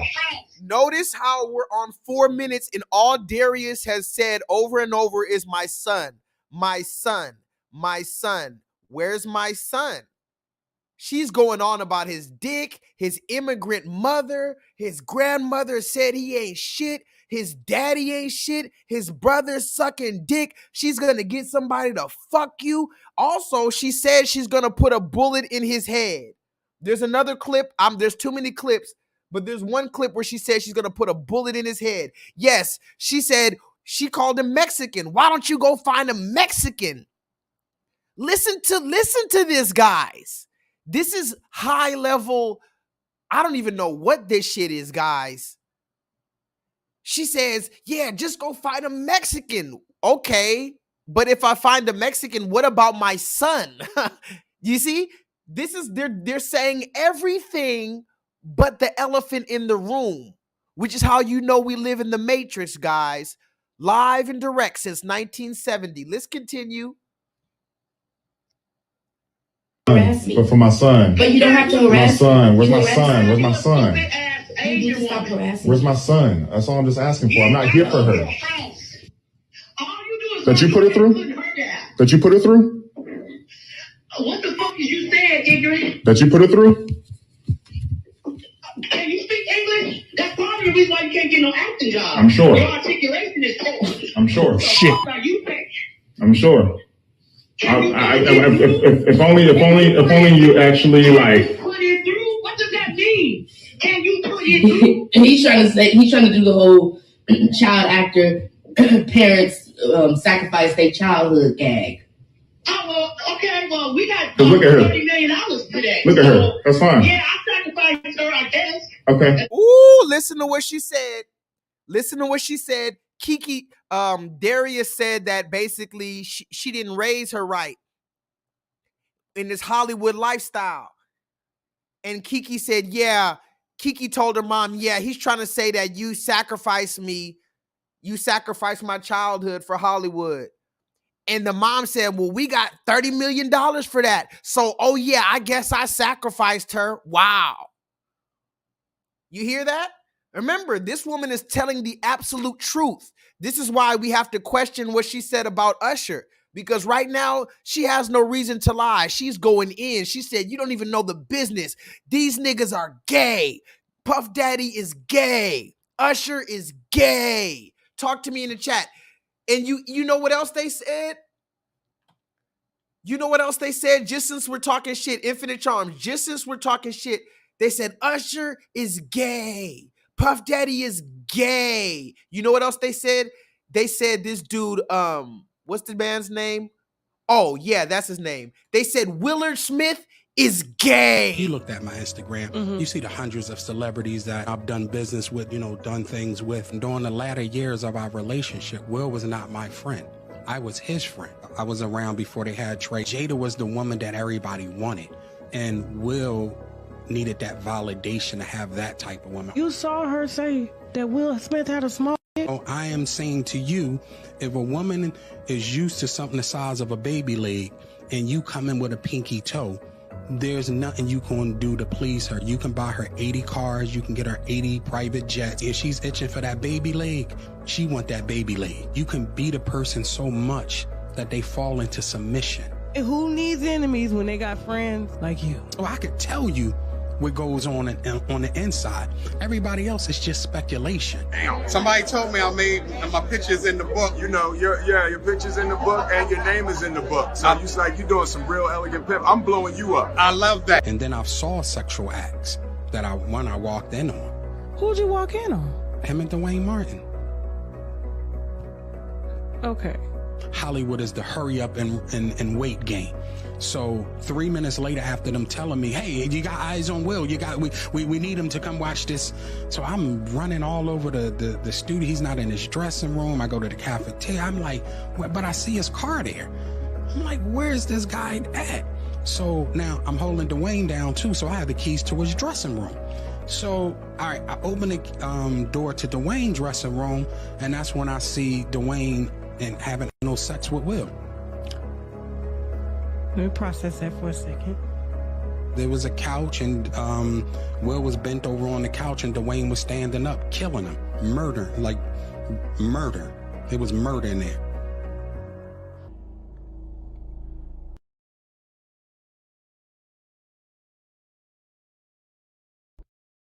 Ooh, child.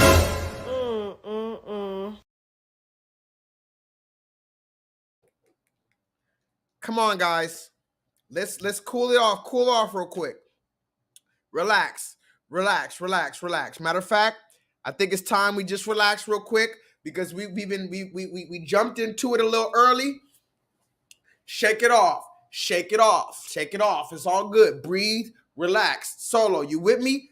Solo, let's do these 30 real quick. Knock out 30 with me real quick. I'll be right back. We're about to do 30 push-ups. De facto, I need you here too. 30 push-ups. Good form. Chest up, chest out, back straight, legs straight. You go all the way down, all the way up. We're doing 34. Breathe. Make sure you breathe in between. Do not hold your breath. Go all the way down, all the way up. Keep your elbows in. Very military. 34. Beginning. 1, 2, 3. Let's go.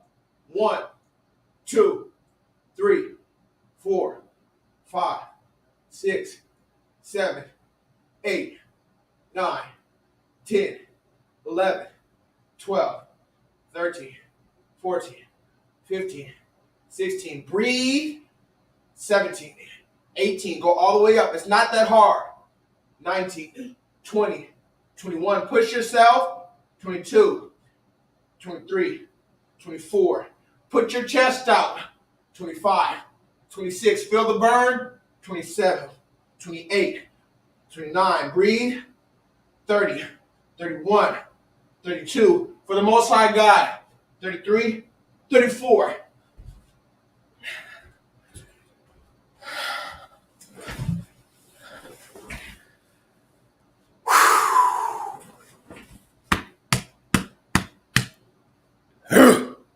Now, relax, breathe. We're going to get back to the conversation.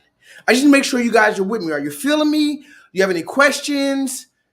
Do we understand? Matter of fact, what is the name of tonight's online pro bono interactive learning course, which like-minded and some not so like-minded individuals gather in order to discuss nuanced and sometimes controversial topics so that we may all possibly gain a motherfucking further level of clarity and understanding moving forward? What is the name of tonight's stream?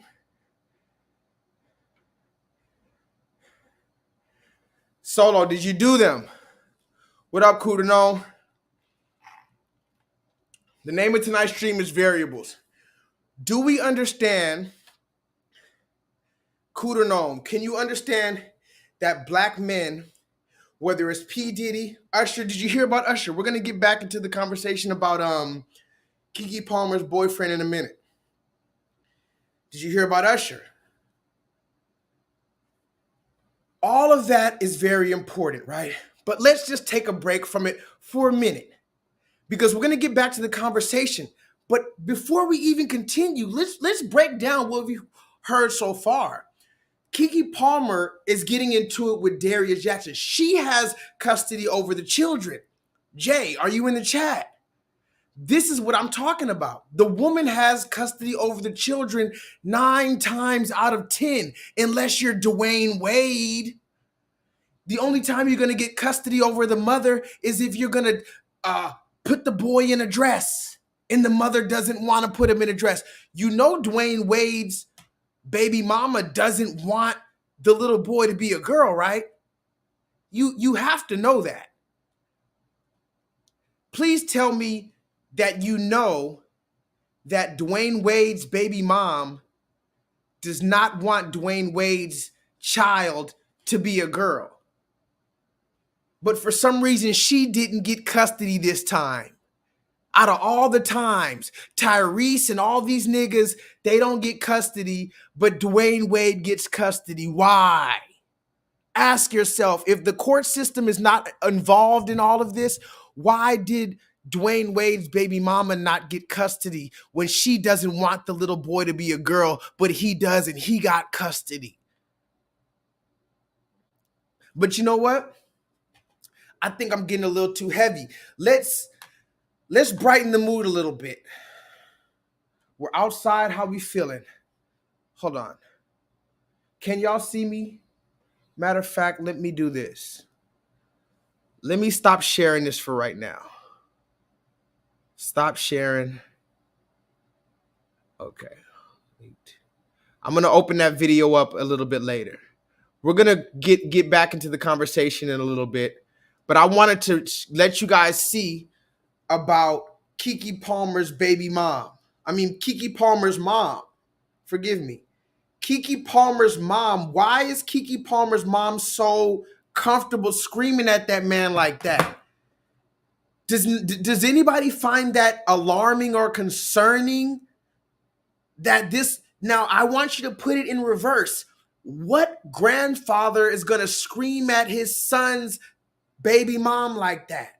Under what circumstance? Even if the baby mom was on crack on some Tyler Perry movie shit, stealing DVD players with white lips like what's the nigga's name? Tyrone Biggums. Even if the mother was literally on crack like in that movie Jungle Fever. When are you going to find grandfathers, if they're alive, that's going to get on the phone and say that? Even if she was the most disgusting being to the dad. You know what? If there isn't any grandfathers out there and the baby mom was acting disgusting towards the father, the dad would probably be telling his son, you need to do this right, you need to do that, you need to suck it up, you need to this, still fight for your child. Nobody's going to get on the phone with a woman and tell her about her vagina. Are we kidding me? In what situation is somebody going to get on the phone and tell a black woman about her vagina? Bitch, with your funky ass shit, I thought you was cooking filet of fish up in that motherfucker. Well, listen here, bitch. Well, you coming here with that red snapper ass pussy. Snap that pussy back. That pussy smell like a goddamn dead trout. You heard me? You heard me? Yeah. Yeah. My son told me all about that stank ass pussy. And you got some acne on that pussy too. Your ass look like a flapjack. Your titties about sagging in a motherfucker. Look like you got 2 grapefruits and a goddamn sock in that motherfucker. Look like you put a goddamn rock in a sock. What if I went in? What if we went on your saggy tits? Huh? Oh, and remember, she was also talking about how Darius is what? Gay, and you must be gay, and Usher's gay, and okay, but Keke Palmer's gay. Guys, what are we talking about here? Let me read the comments. Keke Palmer's literally sucking pussy bumble clot them. And you see, here's another time when you can hurl insults all at a man, but my daughter does the same thing, and that's perfectly fine because, well, it's different. Don't ask about it. Don't ask no questions. You see? You don't have to ask any questions. Just say, oh, well, Keke Palmer plays. There was what was the movie called? Pimp or something like that, where Keke Palmer was literally playing a gay dyke. But she's also have numerous pictures kissing women on the lips and talking about her same-sex activities. But her mom can get on a phone call and call another man gay with no proof. This is the type of shit that we're talking about in our community, where a certain demographic has been allowed to run rampant and they don't even have to have proof, guys. But like I said, let me relax because we're going to get back to that conversation in a minute. Let's lighten the mood a little bit. Damn. Big black nigga. Big black gorilla nigga. So what you do, man? I be dancing. Dancing. No, that's right. Okay, loosen the legs. Yes, sir.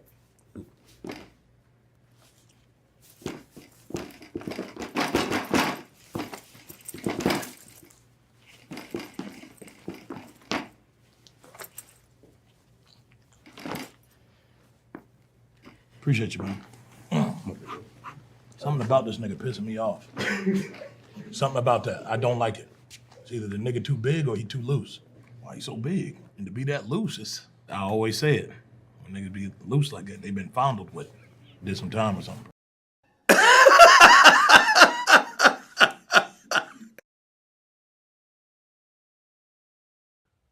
Yeah, man. Funny, guys. I wanted to laugh at that video, and I did laugh at that video. And you know, I thought about it. I saw that video, I genuinely laughed. That was the first time since I've ever seen that big gorilla nigga that I've ever actually laughed. Like, genuinely. Like, I wasn't even laughing at him. He was making funny faces, and he was funny, right? But here's the thing about the gorilla nigga. I'm gonna just be real, because I already went in on this nigga. Matter of fact, let me refresh this page just so that I make sure y'all hear me about this. Hold on. Let me refresh this page real quick.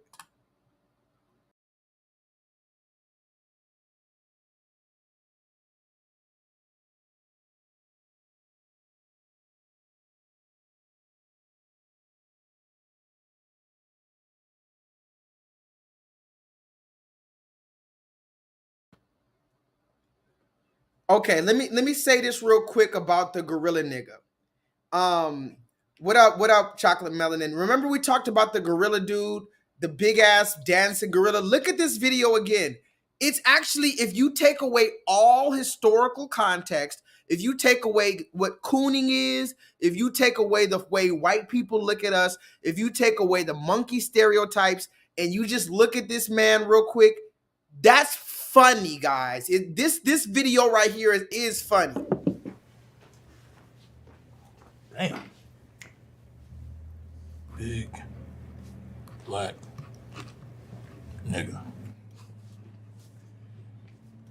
Big black gorilla nigga. So what you do, man? I be dancing. No, that's right. Okay, loosen the legs. Yes, sir.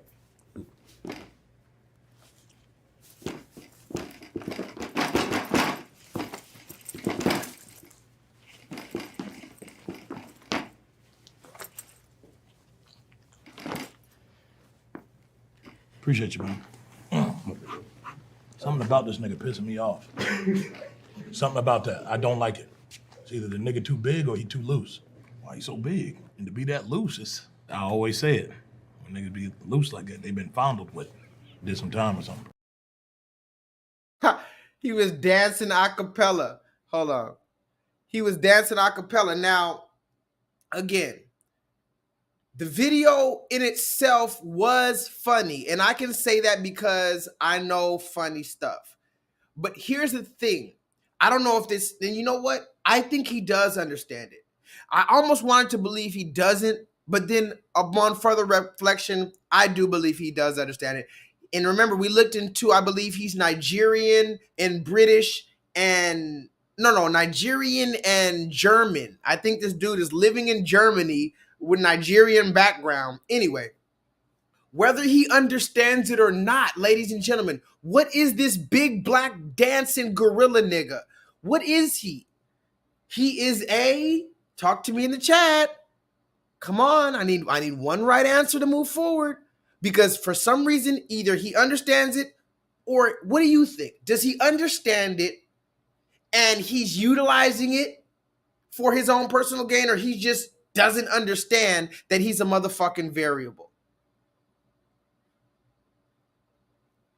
What do you guys think? Because I mean, there could be a conversation to be had on both ends. One end, maybe he doesn't understand the historical context and what it means to be some big black nigga calling yourself a gorilla, dancing and making crazy faces and bucking your eyes and eating bananas and eating fried chicken. Maybe you don't understand how that is a stain on black men. Maybe you don't understand that you're being used as a variable, ladies and gentlemen.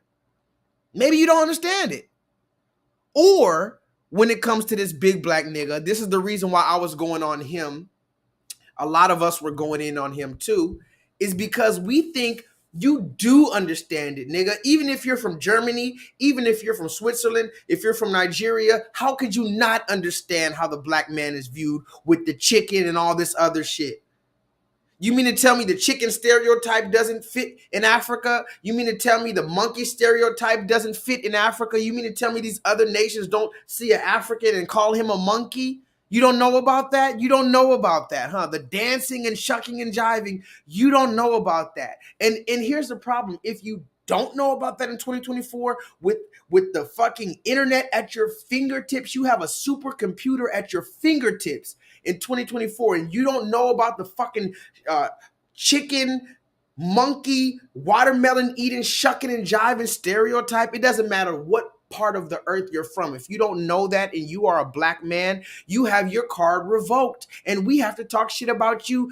So here's the thing. If you know it and you're being a sellout, we're going to talk our shit about you. If you don't know it in the year 2024 and you're genuinely naive and you're a black grown man, we're still going to talk shit about you. But the thing about this big dancing gorilla nigga, he's another variable. So the reason why black men get mad at him is because it doesn't matter that he's doing it to feed himself and his family. He's making all of us look bad. Please put the number 1 in the chat if you disagree with that. If you disagree that this man is making all of us look bad, please put the number 1 in the chat. When he does this stupid gorilla shit, he makes all of us look bad. But let's get back to Willard Smith. This guy right here, another conversation. Willard Smith, the third, fourth, I lost count. Willard Smith is another variable tonight, ladies and gentlemen. Ladies and gentlemen. You remember Jazzy Fake? Ladies and gentlemen. Willard Smith. Wow, we've talked about Willard a lot, haven't we? Willard has become a regular guest around these parts. You know, I love Willard Smith. I mean, what is there to not love about Willard Smith, right? Well, actually, as of lately, it seems that there's a lot not to love about the guy, but we have to have a real conversation about Willard Smith. I mean, we've had it before, but we really need to have a conversation about Willard. I mean, Willard is a variable, just like all the rest, but Willard is a very particular variable. Willard. Why is Willard such a peculiar? Now, remember, if we're talking about P. Diddy, right? Of course, you're going to say, well, yeah, he's a variable and it's easy to figure out why we don't like him. He got Tupac killed. He got Biggie killed. Hell, everybody on his label got killed or went broke, and you have a million things to say about Diddy. I understand why he's almost a villain. He's almost too easy of a villain to talk about, right? But let's talk about another variable like, say, Willard Smith. Willard Smith is the perfect example of an unproblematic Negro. I mean, have you ever seen Willard Smith in any controversy whatsoever outside of what his wife drug his bitch ass into? Let's really talk about it. And if you didn't see the video, let's play it one more time. By the way, federal law allows citizens such as myself to reproduce, distribute, exhibit portions of copyrighted motion pictures, videotapes, or video discs under certain circumstances without the authorization of the copyright holder. This is called fair use and is allowed for purposes of criticism, news reporting, teaching, and/or parody, which does not infringe on the copyright 17 USC 107. You look at my Instagram, you see the hundreds of celebrities that I've done business with, done things with. And during the latter years of our relationship, Will was not my friend. I was his friend. I was around before they had Trey. Jada was the woman that everybody wanted. And Will needed that validation to have that type of woman. You saw her say that Will Smith had a small dick. Oh, I am saying to you, if a woman is used to something the size of a baby leg and you come in with a pinky toe, there's nothing you can do to please her. You can buy her 80 cars, you can get her 80 private jets. If she's itching for that baby leg, she want that baby leg. You can beat a person so much that they fall into submission. And who needs enemies when they got friends like you? Oh, I could tell you what goes on the inside. Everybody else is just speculation. Somebody told me my picture's in the book. Your picture's in the book and your name is in the book. So you're doing some real elegant pimp. I'm blowing you up. I love that. And then I saw sexual acts that I walked in on. Who'd you walk in on? Him and Dwayne Martin. Okay. Hollywood is the hurry up and wait game. So 3 minutes later, after them telling me, hey, you got eyes on Will, we need him to come watch this. So I'm running all over the studio. He's not in his dressing room. I go to the cafeteria. I'm like, but I see his car there. I'm like, where's this guy at? So now I'm holding Dwayne down too. So I have the keys to his dressing room. So, all right, I open the door to Dwayne's dressing room, and that's when I see Dwayne and having no sex with Will. Let me process that for a second. There was a couch, and Will was bent over on the couch, and Dwayne was standing up, killing him. Murder. It was murder in there.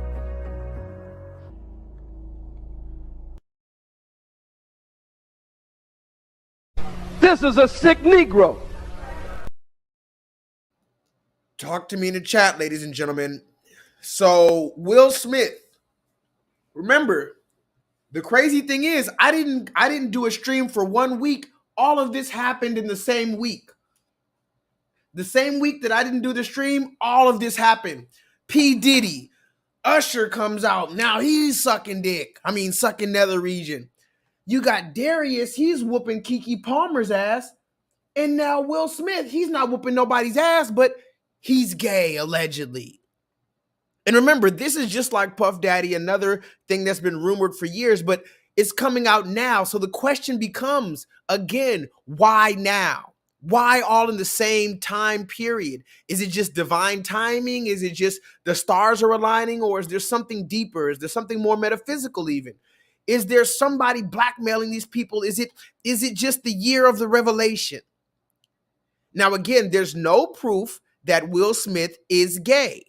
This man comes out of nowhere. Now look at this picture on the left. The picture on the left is allegedly the assistant dude way back in the 90s when Will Smith had the flat top. You know that's an old picture when Will Smith has a goddamn flat top. And now he's writing a tell-all book on Will, and he knows this and he knows that. And I don't know. But I want you to remember, ladies and gentlemen, you guys said, I said, put a 1 if you disagree. I think I asked if you disagree that the gorilla nigga is a variable for black men. I think that was the question. Remind me if I'm wrong. If anybody disagrees, please let me know. Kudernome, if you want to call in, you do not have to show your face. You can just have your voice.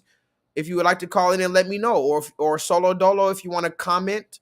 I know you're not going to call in, but if you want to comment and tell me why anything I've said is wrong tonight, I would be very, very interested to know. As far as I've concerned so far, everything I said is very valid.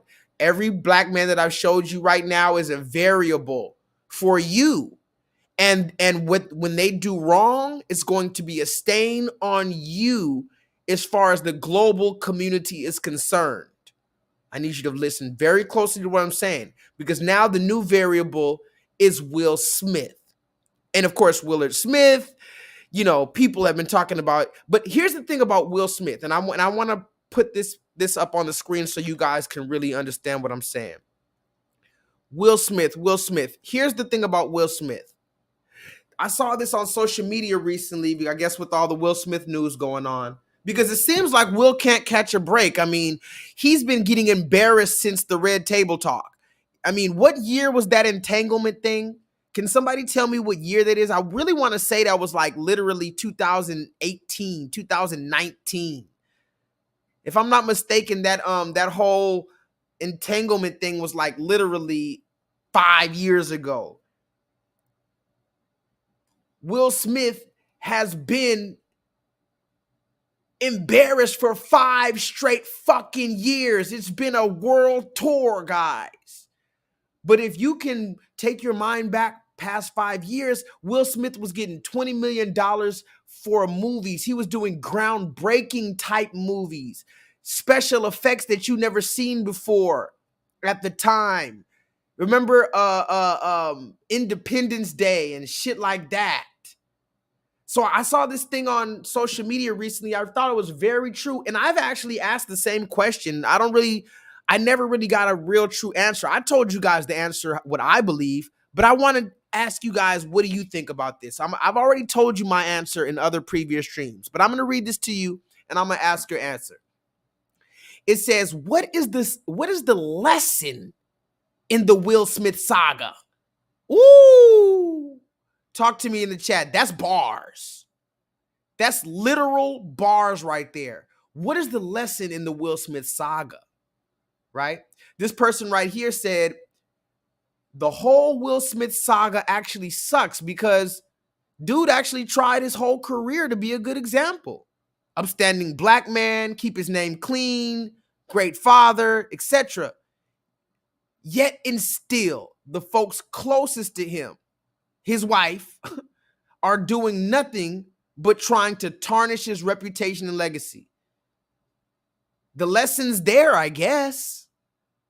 So you guys tell me in the chat, what is the lesson from the Will Smith saga? Or even better, this is the better question. What did Will do wrong? Because remember, Will Smith is a joke now. Nobody respects Will Smith. He's a cuck. He's a this.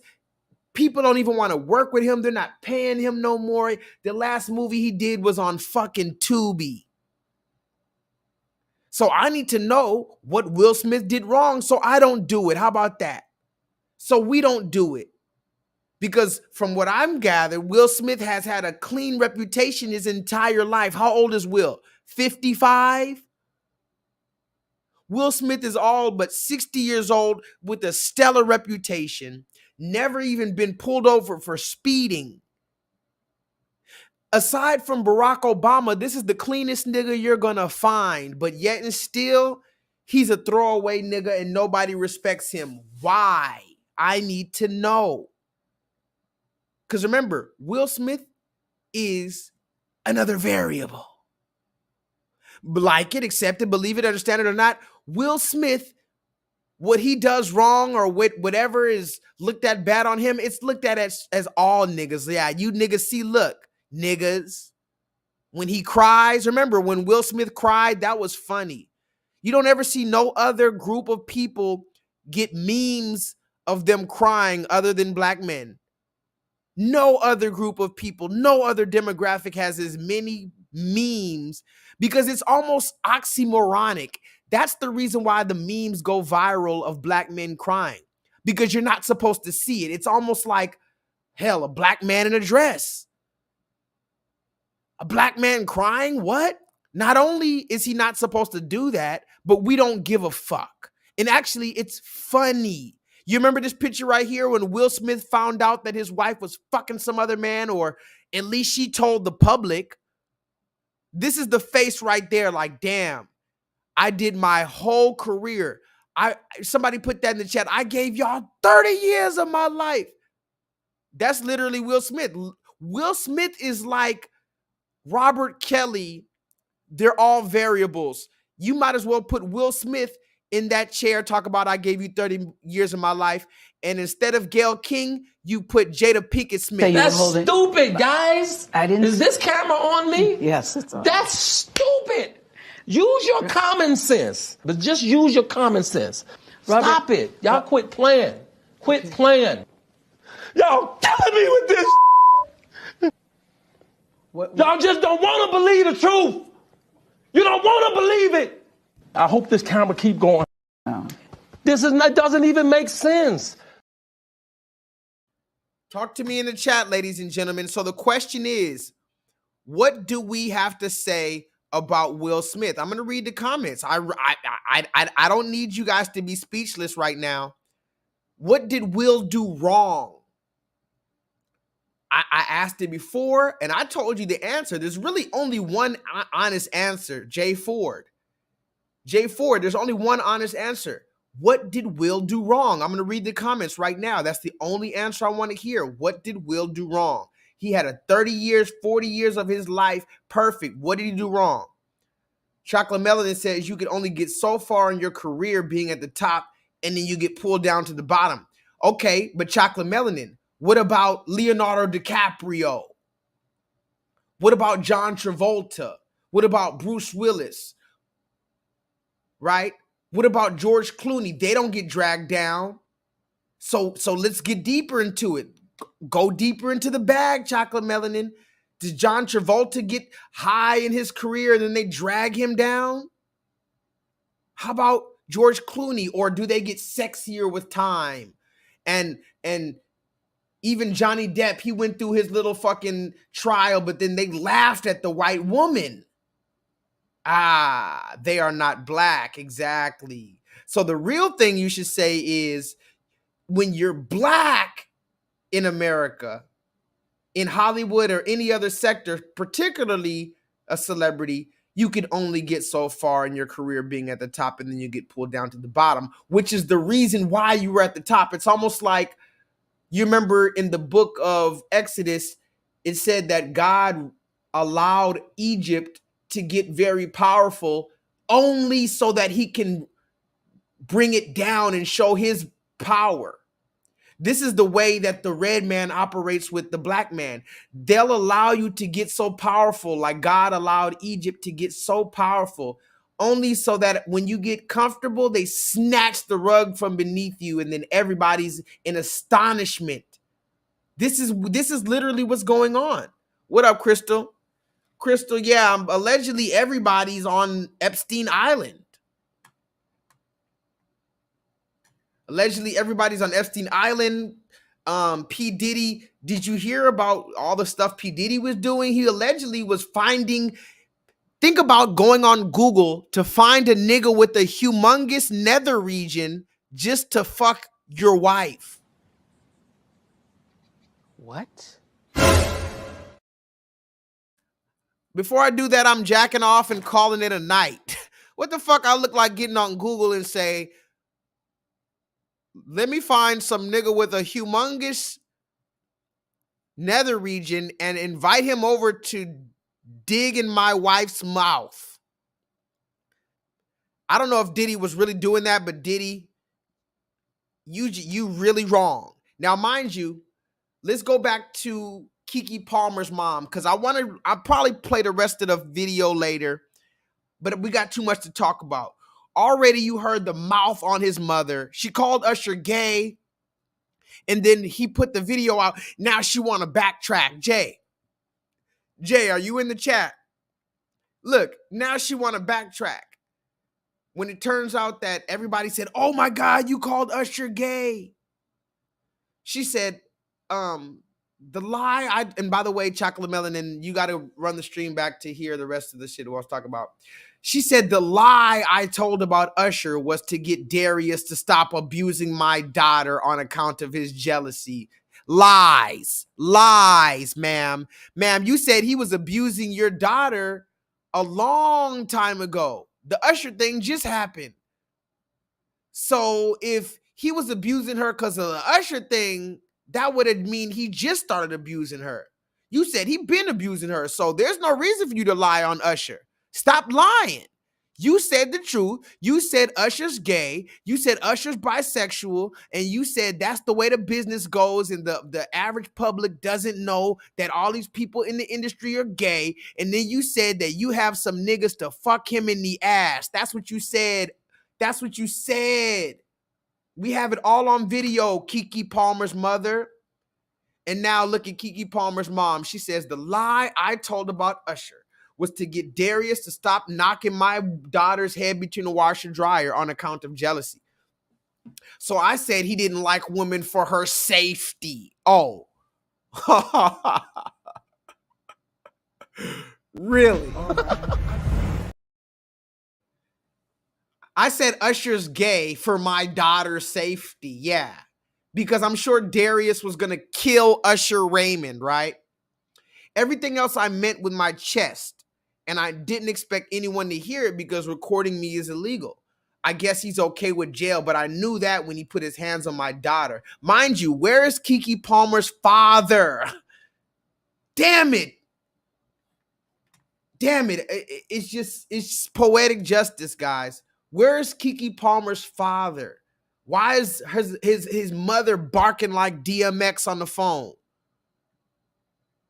and threatening to shoot this man? Okay, when you shoot this man, where is the father gonna be? Can somebody tell me in the chat? When Keke Palmer's mom successfully gets somebody to molest this man in his backside, like she said, or put a bullet in his head, like she said, when the child's father is dead, what's gonna happen to the child? Where's the child's father gonna be? Oh, let me guess. You can handle it with the mom, right? Let me guess. Keke Palmer's mom and Keke Palmer, they can do it on their own. You see? But let's continue because I have more to say. Let me show you some videos just because I've been talking a lot of shit. I do have a lot of receipts on video too. Don't ever think I forgot about the videos, guys. Don't ever think I forgot about the videos.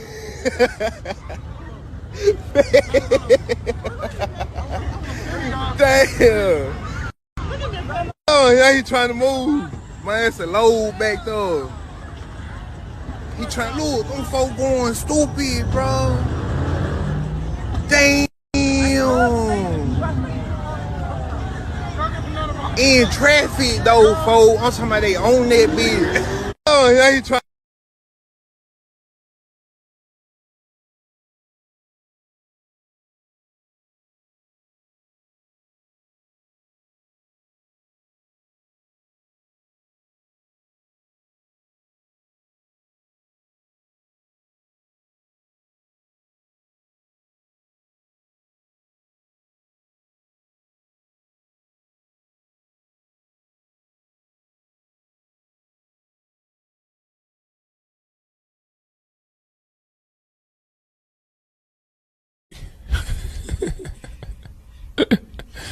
Sensational. Now talk to me in the chat, ladies and gentlemen. What do we think about this? Have we seen this video and videos like it? We've shown you all the videos of the smash and grabs. We showed you the videos of the smash and grabs. This is one of the most recent videos that's been going viral. A group of black people, somehow they opened up the FedEx truck at the red light. I guess they were stuck at traffic, a lot of traffic. And so they were at a red light for a long time. The big ass truck couldn't go nowhere. 500 niggas opened up the FedEx truck and took everything. This could be stuff for Christmas for people. This could have been a one of a kind. Somebody could have made a quilt. You know, your grandmother could have made a quilt before she died on her deathbed and she sent you the quilt. And these motherfuckers took it. This could have been people's medical supplies that they needed. It could have been anything. They took every single package out of that big ass FedEx truck. Now, I told you before, I shoplift. I still shoplift. Hell, I'm getting my reparations. Don't judge me. But that's a different story. Well, I don't know if it's a different story, but let's just talk about this. The main reason why I want to bring this story up is this. I saw this video recently, all these black people breaking into the FedEx truck. They were stealing everything, right? I don't know what city this is in. If you guys know what city this is, let me know. However, I watched it. I said, oh, that's interesting. And then guess what I did? I went to the comments. I don't know if you guys do this. I'm pretty sure you do because you're in my comments right now. I'm pretty sure you be in other people's comments. I've always loved reading the comments. It's one thing about the video, but what do the people have to say? That's why I hate censorship. That's why I hate when you block people. By the way, if anybody wants to call in at any time for 70 seconds or for 7 minutes, just you can do that real quick, but I do still have a lot to say. So you see all these black people stealing people's holiday gifts or whatever it is in this truck, right? Then I went to the comments. Can anybody guess what the comments said? And I'm not going to show you the comments. I'm pretty sure you know what they said. Can anybody tell me what some of the comments might have said or the general consensus from the majority of the comments? Because I already knew it. I mean, some videos, it's like, wow, you really gonna say that? But this video, I knew it. It was nothing but black people stealing packages. And what do the comments say? What do you think the comments say? Do you think they said, oh, man, that's just not right? Oh, man, I hope they get justice. Oh, man, I hope those people get those items returned. Oh, man, we need to do something about this. Do you think that they're just normal comments? I'm going to read your comment real quick. What do you think people have to say about this?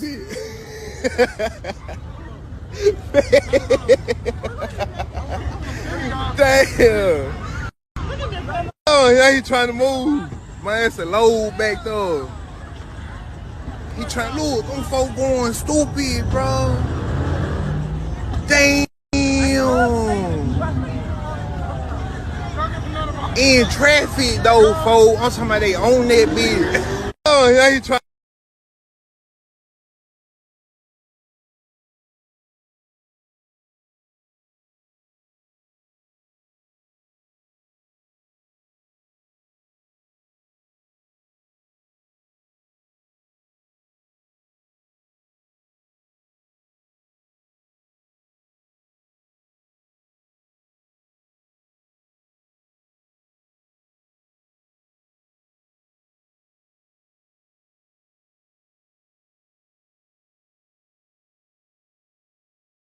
Comments say 1450, 14 words, 1488, 13% of the population, but 50% of the and I need you to understand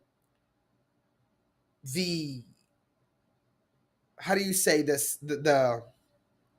It's almost like code words. When racism has gone very covert. If you're still looking for your grandfather's racism, this ain't it. Talk to me in the chat. If you still think race, and that's why people were saying, well, you know, Pearly Things isn't racist and this person isn't racist. I'm going to just break the news to you. Newsflash. Racism doesn't look like the Ku Klux Klan with the hood on anymore, guys. It's not our grandfather's racism where they had to put no niggers here. Imagine a place, Starbucks, anywhere else, even in a nice neighborhood, it said no niggers here. Obviously, that would blow up the spot. Even the racist cops can't allow that. Listen to me. Even the racist Ku Klux Klan cops who want niggas to die, they're not going to allow Starbucks to put no niggers here. That's going to it's going to be too obvious. This is why I say sometimes it's harder for black people today. Because back in the day, we can unify on a common ground. Yeah, we're tired of this racism. But now today, you got too many Al Sharpton ass niggas. Al Sharpton is a variable. Use any other cool name. Al Sharpton, hell. Candace Owens, how about that? Candace Owens is a variable. for Al Sharpton. Hold on, where's Candace? Let me see if I can find Candace Owens real quick, because I want to remind you guys of what we're talking about tonight. Mind you, we're only 2 hours into this thing. I'm doing good timing. Keke Palmer's mom, she lied. She said Usher's gay. But look at this picture I found in my research. Candace Owens, acting, modeling, age 29, New York City, height 5'8", body type slim, hair color black, eye color brown, ethnicity Caribbean. What? You see something. Now you see now. You done fucked up, you know that, don't you? I think I thought that's so, you know what I'm saying? You done fucked up now, you know that, don't you? I said that in my opening, and I will say it again. You know that white supremacy and white nationalism ranks nowhere near the top of the issues that are facing Black America. You know that white supremacy and white nationalism ranks nowhere near the top of the issues that are facing Black America. Number one, father absence. Number two, the education system and the illiteracy rate. Illegal immigration ranks high, abortion ranks high, white supremacy and white nationalism, if I had to make a list again of 100 things, would not be on it. I said that in my opening, and I will say it again. You know that white supremacy and white nationalism ranks nowhere near the top of the issues that are facing Black America. White supremacy and white nationalism, if I had to make a list again of 100 things, would not be on it. The things that I said today that are actually harming Black America. White supremacy and white nationalism, if I had to make a list again of 100 things, would not be on it.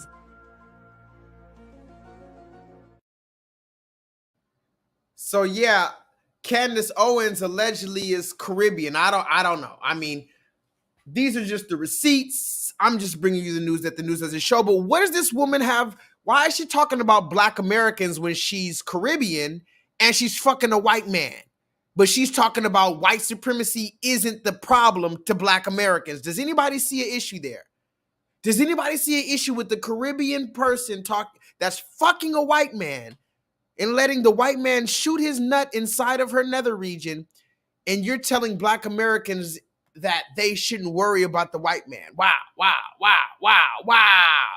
She's just another variable for the destruction like this. That reminds me of this right here, since we're talking about it. This picture, mind you, Bryce, are you in the chat? Bryce, go look up this video right here for me. Tyler Oliveria. Go look him up. Tell me how many subscribers he has.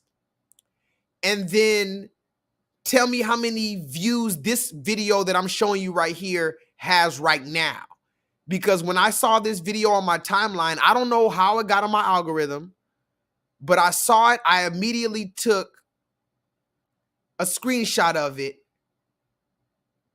And it was 1 hour right after it was posted. This was some days ago.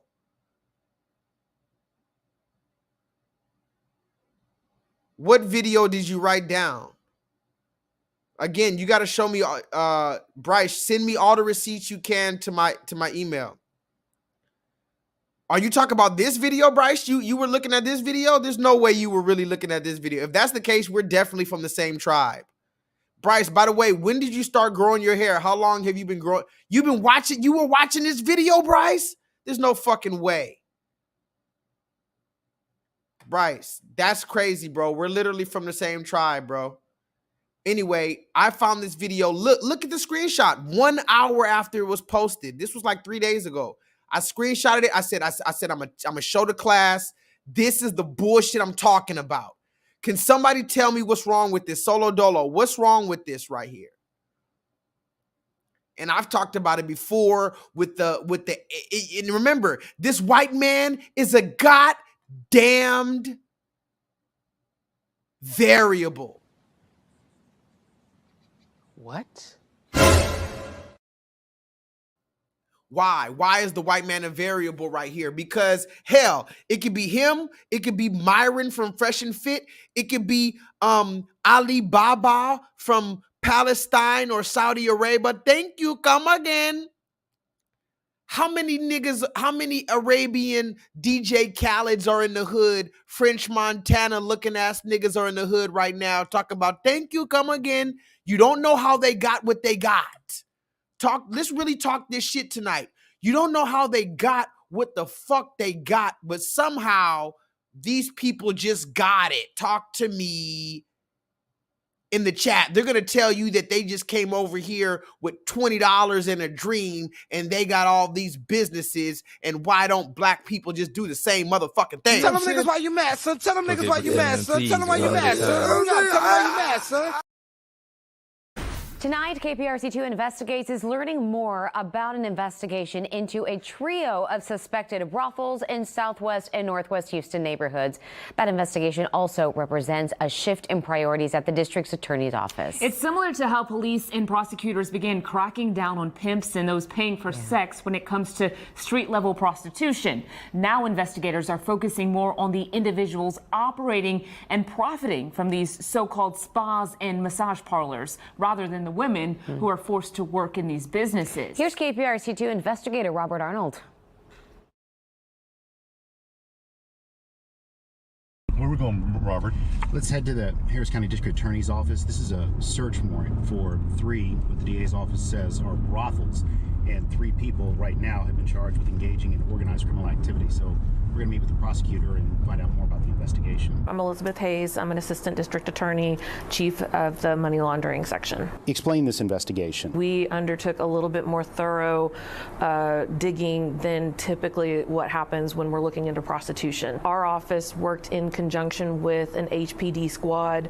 While they're conducting the undercover research and the surveillance work, we're digging into paperwork. So it's an investigation to who also is funding the operations. Absolutely. Our main target is Min Lee, and she's been prosecuted for prostitution before. Out of her own words, is that she was going to come here, make some quick money, and go home, return to China.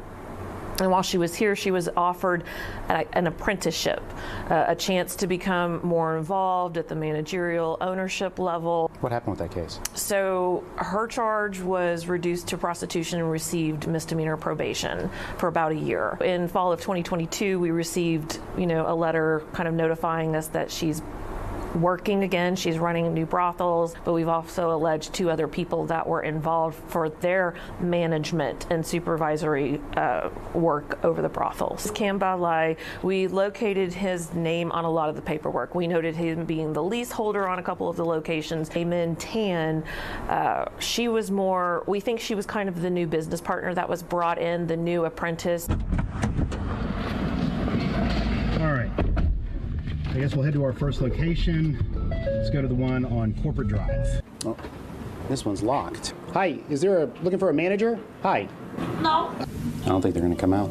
No, let's see us through the camera. Yeah. Were prostitution cases made at each of these locations? Numerous prostitution cases were made at each location. They're not shy about a lot of their paperwork and their advertisements. We find these ads on some of these websites that are very blatant, very open about what they offer. We're also building financial investigations so that we can try and take their stuff, take their assets, take their money, because that's where we usually find we're really successful at stopping them, is when we hit them in their pockets. Hayes adds that they have already seized 1 bank account and a safe deposit box connected to Min Lee and cash deposits from these businesses. Hayes says Lee was actually charging the women $40 a day just to work here, plus $60 from whatever they made off of clients. As for Amin Tan, her attorney did respond to our calls and said very succinctly that his client denies the allegations. As for that 3rd gentleman, he has not yet been arrested. We will keep you posted on any developments in this investigation. Reporting live from South. That's suspicious. That's weird. And you want to know what else is funny? To me in the chat, ladies and gentlemen. So wait a minute. Hold on. So you have Chinese immigrants who are coming to America, and working at these massage parlors and foot reflexology. Let me tell you something about this. This is why I know I'm that nigga be on top of things. Because if anybody knows something about me, the truth of the matter is in real life, I love a good massage. Leonard De Yehuda, this is the truth. I love a good massage by a woman. Now, mind you, I will get a male massage person if that's the only one there or whatever. I'm not like homophobic, right? But obviously I want a woman to massage me, usually my woman, but whatever the case. If she's my woman, she's going to massage me anytime I say. But if I have to pay for it, I'll just get a massage whenever, maybe once every now and then. So literally rarely, I decided to go get a massage, right? Now, this was actually recently because I work a lot on my feet. I'm a waiter. I work in a restaurant. I work 12-hour shifts. My feet be hurting. I have flat feet. So I tried to get a massage, and this was like some months ago, a few months ago. I wanted to get a massage. I think it was like around my birthday. I wanted to get a massage. Tell me why I had to go to 11 different places and I got some little bullshit ass massage for 30 minutes to an hour. Listen closely, guys. I went to Google. I went to this, that, Yahoo. I had to, in Houston, Texas, all these massage parlors around here, for some reason, this one's not open and we're booked for today. Bitch, it's Tuesday at 12:45 p.m. You're booked. There's nobody in this massage parlor. It's quiet. It's dark. You got this little Asian music playing in the background. Nobody's here. I can't get a 30-minute motherfucking foot massage at the foot massage place. And this is why you need to understand we're living in the Matrix, guys. Black people, listen to me closely. It's like this one movie. It's two things. It's like Grand Theft Auto. Have you ever played that game, Grand Theft Auto? Grand Theft Auto, especially the later ones, let's just say you're playing the latest Grand Theft Auto. There's some places, the corner store, the burger store, you can go inside. But then there's some buildings, it's just like a building. It looks like a building, but you can't go inside. You're not meant to go inside of there. And there's another example on this movie called The Intern, I believe it is, with what's this dude's name? Seth Rogen and what's the other dude's name? Damn, he played in Spider-Man. He played in the Spider-Man with Peter Parker, the original Peter Parker. He was Peter Parker's best friend. What's this dude's name? Fuck. Anyway, there's this one movie where he's like, they're going to North Korea and North Korea looks all perfect. But then when they go investigate, all the stores are fake. Are you understanding what I'm talking about, guys? So when we're talking about this Chinese businesses, these Chinese, you see all over, you see these, go ahead and pay attention to it. I don't know what city you guys live in, but I guarantee you, if you look around and really use your eyes, you're going to see these little foot reflexology and you know, Heaven's massage and orthopedic or whatever the case and acupuncture. Go into that motherfucker. Yeah, they might give you a massage. But how the fuck are you open 7 days a week, 12 hours a day, and you don't have no openings for a massage on any day? But nobody's ever in there. You're sucking dick in there. Talk to me in the chat. I meant to say you're sucking nether region in there. Ancient Chinese secret. Yikes. No. The Interview. That's what James Franco, The Interview. Have you seen that movie, Bryce? If you remember, all the streets were perfect in North Korea and all the grocery stores were perfectly aligned. But when they really went up to the grocery store, everything was made of plastic and shit. The fruits were made of plastic and paper and shit. When you start breaking through the matrix, it's almost like the Truman Show. Again, Mark Sanchez, go watch the movie The Truman Show. It's on YouTube right now for free. Go look up The Truman Show. when he started looking into these places, he realized, like, wait a minute, that's not even a real place. They never even expected me to look in this place because this shit ain't even made up. It's like a video game. It's just a decoration. The building is just a decoration. You weren't meant to go in that building. These Asian people, not all of them, these Asians are sucking dick in these massage parlors. They're not even giving massages. You can't even get a foot massage. I remember I went to the foot massage place. I said, can I get a foot massage? She said, no. We're not doing foot massages today. What? You're a foot massage place. That's all you do. And you don't do foot massages. Oh, you're massaging balls in that motherfucker. And the Asian people are getting grants and loans, and they have these businesses in our neighborhoods. Ask yourself, how does this happen? When do black people have businesses to open up whatever? Much less do prostitution in these businesses that we open up. And you know, a lot of these Asian people live in those businesses too.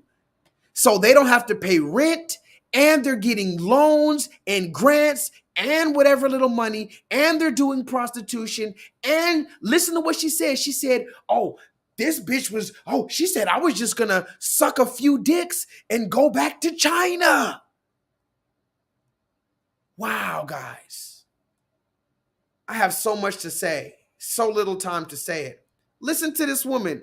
She said, I was just gonna suck a few balls, nether regions, and go back to China. And you don't like when we talk about immigrants, and you don't like when we claim that we're Black American and we never ran? Wow. Tonight, KPRC2 Investigates is learning more about an investigation into a trio of suspected brothels in Southwest and Northwest Houston neighborhoods. That investigation also represents a shift in priorities at the district's attorney's office. It's similar to how police and prosecutors began cracking down on pimps and those paying for sex when it comes to street-level prostitution. Now investigators are focusing more on the individuals operating and profiting from these so-called spas and massage parlors, rather than the women who are forced to work in these businesses. Here's KPRC2 investigator Robert Arnold. Where are we going, Robert? Let's head to the Harris County District Attorney's Office. This is a search warrant for 3, what the DA's office says are brothels, and 3 people right now have been charged with engaging in organized criminal activity. So we're going to meet with the prosecutor and find out more about the investigation. I'm Elizabeth Hayes. I'm an assistant district attorney, chief of the money laundering section. Explain this investigation. We undertook a little bit more thorough digging than typically what happens when we're looking into prostitution. Our office worked in conjunction with an HPD squad. While they're conducting the undercover research and the surveillance work, we're digging into paperwork. So it's an investigation to who also is funding the Absolutely, operations. absolutely. Our main target is Min Lee, and she's been prosecuted for prostitution before. Out of her own words, is that she was going to come here, make some quick money, and go home, return to China. And while she was here, she was offered an apprenticeship, a chance to become more involved at the managerial ownership level. What happened with that case? So her charge was reduced to prostitution and received misdemeanor probation for about a year. In fall of 2022, we received, a letter kind of notifying us that she's working again. She's running new brothels, but we've also alleged 2 other people that were involved for their management and supervisory work over the brothels. Kamba Lai, we located his name on a lot of the paperwork. We noted him being the leaseholder on a couple of the locations. Amin Tan, she was more, we think she was kind of the new business partner that was brought in, the new apprentice. All of these people were sucking dick. Talk to me in the chat. All of these people were sucking nether region. Sucking nether region, selling nether region. And guess what? When they get mad, they get racist at who? You. Do you see how it happens? When they get mad, they get racist at who? You. The variable. It doesn't matter what you think you are. At the end of the day, everybody's better than a nigga. I live in a $3 million house What am I, some black, like, kid on a bike who's in the wrong neighborhood? That's ridiculous. No. Ooh, child. I live in a $3 million house! What am I, some black, like, kid on a bike who's in the wrong neighborhood? That's ridiculous. Wow.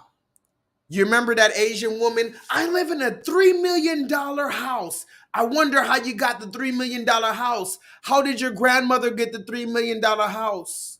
Was she sucking dick? Ling ling. Ling ling. Give you something special, $5. I give you $5, make you holla. And then I could talk about Jeannie Mai. Man, I have so many receipts. I want to bring out a Jeannie Mai receipt right now, but I didn't even upload it yet. You lucky I didn't upload that Jeannie Mai receipt. I would have flamed your ass right now. Jeannie Mai be sitting up there with her. Go look up Jeannie Mai's mother.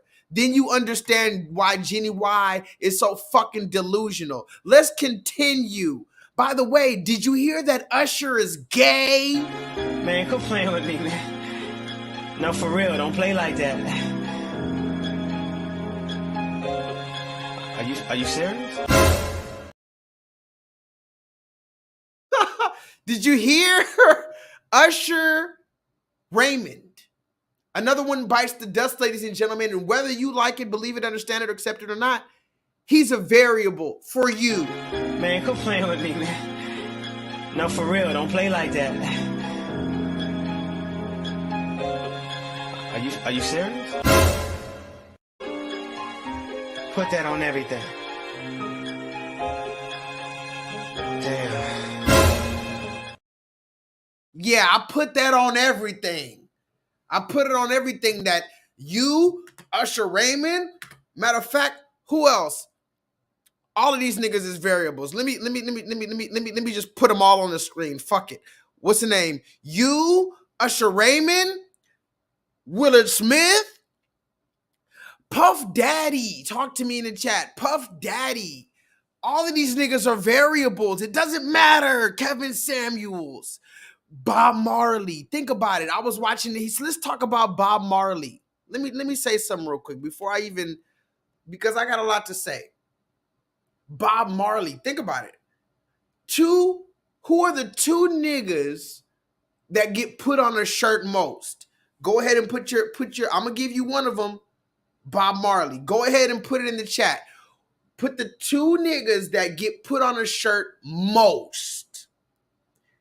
Out of all the niggas in the world, new, old, in between, who wears these niggas on their shirt the most? I'm talking every demographic, little white kids, grandmas, hood niggas, women, the pastors. Who are the two niggas, the two variables that get put on a shirt the most? When you walk around in the mall and you see, oh, they're wearing this person on their shirt and it's a nigga, who is it usually? Bing, bong, boom. There you go. Pac and Bob Marley. Those are the two niggas. And you know it. You either got a Tupac shirt or a Bob Marley shirt. I was at work the other day. I saw a Latina woman. She doesn't even know no English. She had this dope-ass Tupac shirt. It was like a white shirt. It just had the Tupac like right here. It was just, it was really a really nice shirt though. It did, you know, some people just have Tupac on a shirt. This was really actually a dope-ass shirt. The way it was made, they had like black and white. He was in black and white. Anyway, I was like, that's the dope. I almost wanted to take a picture of it to show you guys, but it was a Latina woman. She had a Tupac shirt. I should have been like, hey, I like your shirt. Can I take a picture? I should have. But anyway, she didn't even know English. So the question here for you guys, ladies and gentlemen, is why do people wear Tupac on a shirt? See, this is the thing. Like, y'all, and I'm not even tooting my own horn because I got to move forward. I've been really bringing some groundbreaking conversations, but I can't sit here for 4 hours and talk about one subject like these other YouTubers, so I got to keep on moving forward. If you notice, it's only been 2.5 hours and we've talked about a whole lot of information. We're talking about Tupac right now, another variable. Why do they wear Tupac on their shirt? And yes, Bob Marley too. We'll talk about those two niggas and we'll forget everybody else. Why does everybody, women, men, white people, everyone wears Tupac on their shirt? Just, it doesn't matter about the political stance. It's not, this is Bob Marley, dude. This is Tupac, dude. Why? I want to know. I don't want to come up with the answer myself. Because when I come up with the answer, I sound like a revolutionary. I sound like a batshit crazy paranoid conspiracy theorist. Why do people put these dead black men dead? Listen to me, guys. Another part of the conversation is what alive black men do we put on a shirt? Wow, I'm spitting now. Now I'm spitting. I didn't want to spit, but now I'm spitting. Now I'm spitting, guys. Talk to me in the chat. I had to spit. It had to come out eventually. I wasn't here last week. Now I'm spitting. What alive black men do we put on a shirt? Oh, Barack Obama. Talk to me in the chat. Oh, man. This is a really weird matrix we're in, guys. Really weird matrix. Barack Obama, the only nigga that's alive that you'll put on a shirt.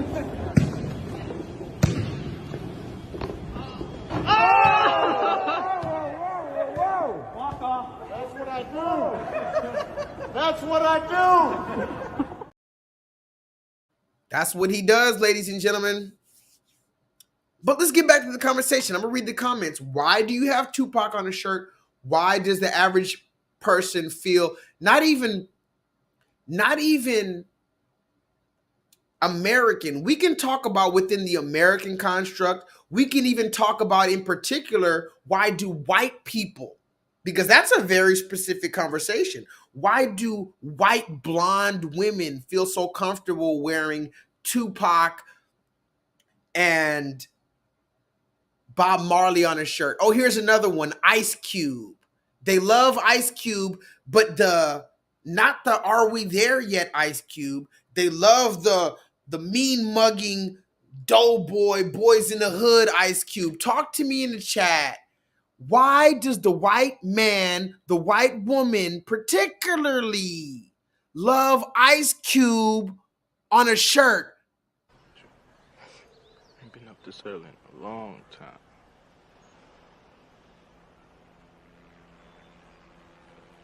Turned on the TV this morning. Had the shit on about living in a violent world. Showed all these foreign places foreigners living on. Started thinking, man. Either they don't know, don't show, or don't care about what's going on in the hood.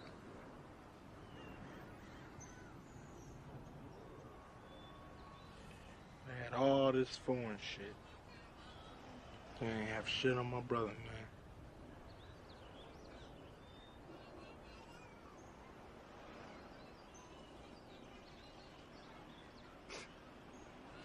I ain't got no brother.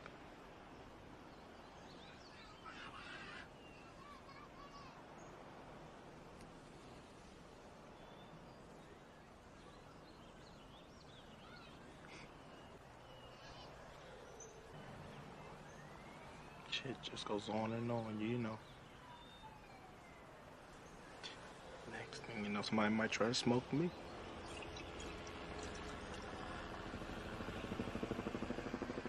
Don't matter though. We all gotta go sometime, huh?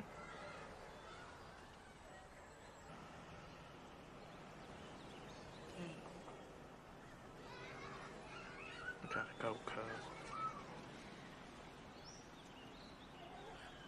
Hey, Doe. What's up?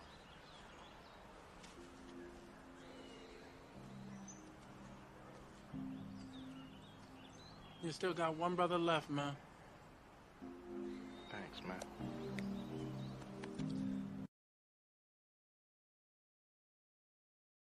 talk to me in the chat. Bryce, you said Target sells these shirts. So everybody just goes to Target and Walmart and gets shirts with Tupac and Bob Marley and Ice Cube.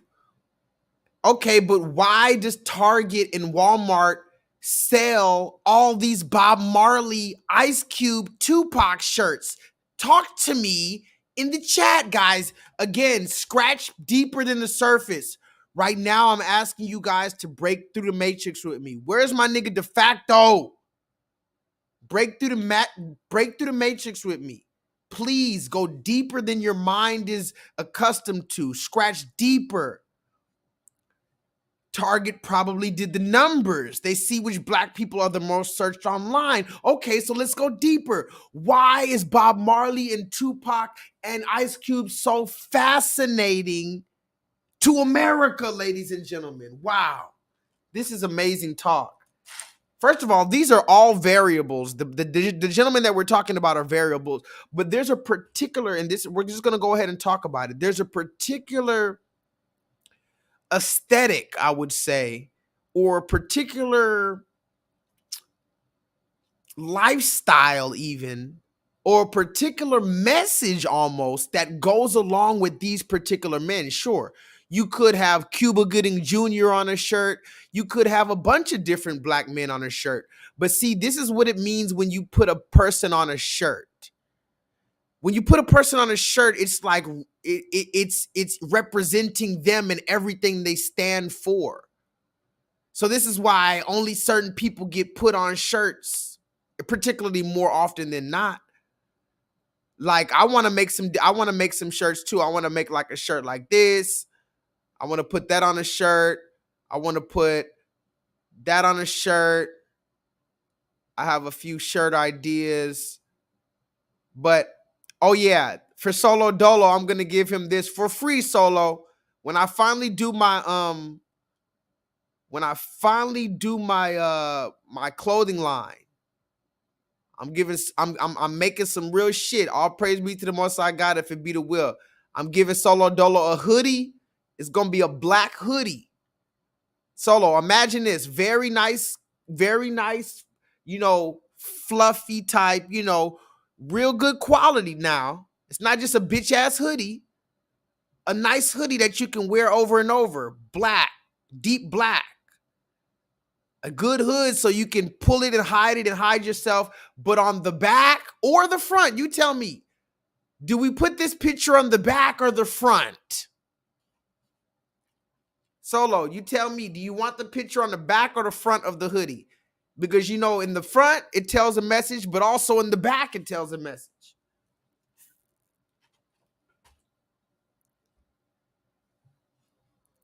Anyway, I saw those glorious ass titties. I damn near forgot what I was talking about. What were we talking? Oh yeah, how could I forget? Tupac, Bob Marley, and what's the other variable? Ice Cube. Ice Cube is the only nigga alive that you can put on a shirt other than Barack Obama. But see, here's the difference. When you put Barack Obama on a shirt, that's sending a different message than when you put Ice Cube on a shirt. Does anybody understand where I'm going tonight? I'm trying to walk your hand through this. These are variables. Ice Cube represents particularly the Boys in the Hood Ice Cube with the Jerry curl that they keep on putting. Mind you, they don't ever put Ice Cube on a shirt talking about reparations. They put the Ice Cube with the Jerry curl that didn't know no better but to be a hood nigga. This is what I need you to understand. I'm going to read some comments. I hope one of you guys said it. But the truth of the matter is, Bob Marley was a weed head. That's what they love about him. When you see somebody with a Bob Marley shirt, it's for weed recreational purposes. Now tell me, put a number 1 in the chat when I'm lying. Now, the real ones of us know about Bob Marley's message. Y'all will never give the power to a bald head. right? The real ones of us know when we think about Bob Marley, we think about this whole message, but the average American, when they wear Bob Marley, is for the weed. When you wear Tupac, it's for the thug imagery, the gangster, I don't give a fuck imagery. When you wear Tupac on a shirt, it's not for Brenda's Got a Baby. It's not for Wonder Why They Called You Bitch. It's not for My Letter to the President. It's not for The Secrets of War. It's about, oh, I'm a thug nigga. That's why you wear Tupac on a shirt. Now press the number 1 in the chat because I want you to disagree with me. Stolen from Africa. Come on, man. And actually, I got to go back and listen to some Bob Marley because he was spitting. What was that said? He said, redemption songs. Come on, look. Come on, man. That redemption song, she said, how long will they kill our prophets while we stand beside and look? Some say that's just a part of it. Listen, y'all, we've got to fulfill the book. That's some wildness. Then they said Bob Marley was killed. But you're not gonna put that on a shirt. You're not gonna say Bob Marley was killed on a shirt. You're just gonna put him on a shirt smiling, looking high. Can you understand the matrix that we're in? Put a fire emoji if you understand the matrix that we're in right now. You're just gonna show a picture of Bob Marley high on a shirt. Wow. After somebody put their whole entire life onto this thing, you're just going to show I gave you 30 years of my life. And you put me high on a shirt, or you put me looking like Tupac with a bandana, just silent, or throwing the middle finger up on the shirt, or maybe Tupac in Poetic Justice because he was a simp ass nigga on that movie. And then who was the other one? Ice Cube looking like Doughboy in Boys in the Hood. Go watch Ice Cube in Boys in the Hood. He had no redeeming qualities and then he died. The only thing Ice Cube did good in that movie Boys in the Hood, he let his homeboy out the car so he didn't have to kill too. Ice Cube was not shit in that entire movie. Now let's continue because I had a whole bunch to say, but I have a whole bunch more to say. Look at this shit right here. How many views does this video that you're looking at right here, how many views does it have right now? Because I found this video somehow 1 hour after it came out. I don't even follow this man. This is how you know. Bryce, do you think J-Lethal's videos are going to get out like this? Bryce said he saw this video too. He was going to send me this video a few days ago. So how the fuck do Bryce doesn't follow him and I don't follow him, but he's all over our timeline, but you can't even see when I go live and you're subscribed to me? How does that work? How do I keep getting Roland Martin and all these other niggas on my timeline when I block these niggas? You can't even block Roland Martin. Talk to me in the chat. You can't. There's certain niggas Al Sharpton, Al Sharpton's YouTube, you can't even block Al Sharpton.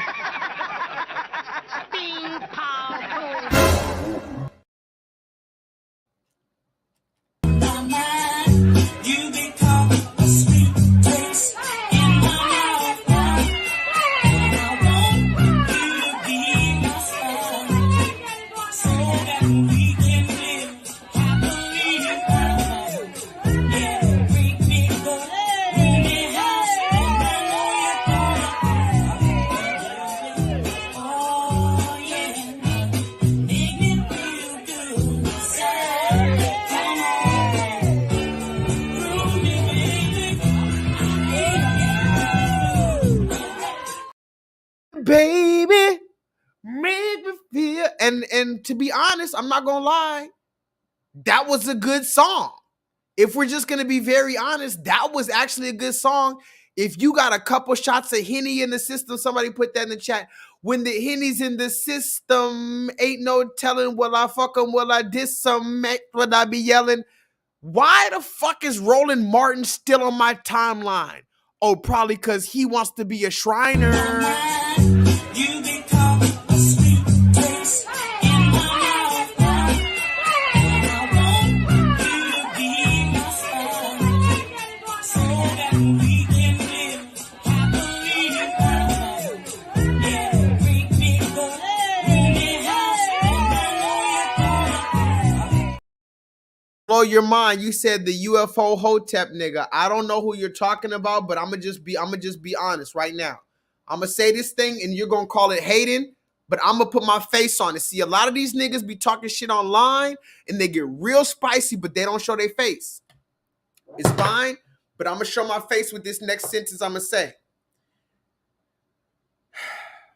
The brother 19 Keys. Shout out to you, 19 Keys, if you are who you say you are. But I have my suspicions. The brother 19 Keys, I see him all over my timeline. I said, okay, cool. I heard, but I mean, it's a lot going on. Maybe I just don't understand. So it's not for me right now. So don't recommend this channel to me. You can't even do that with this nigga.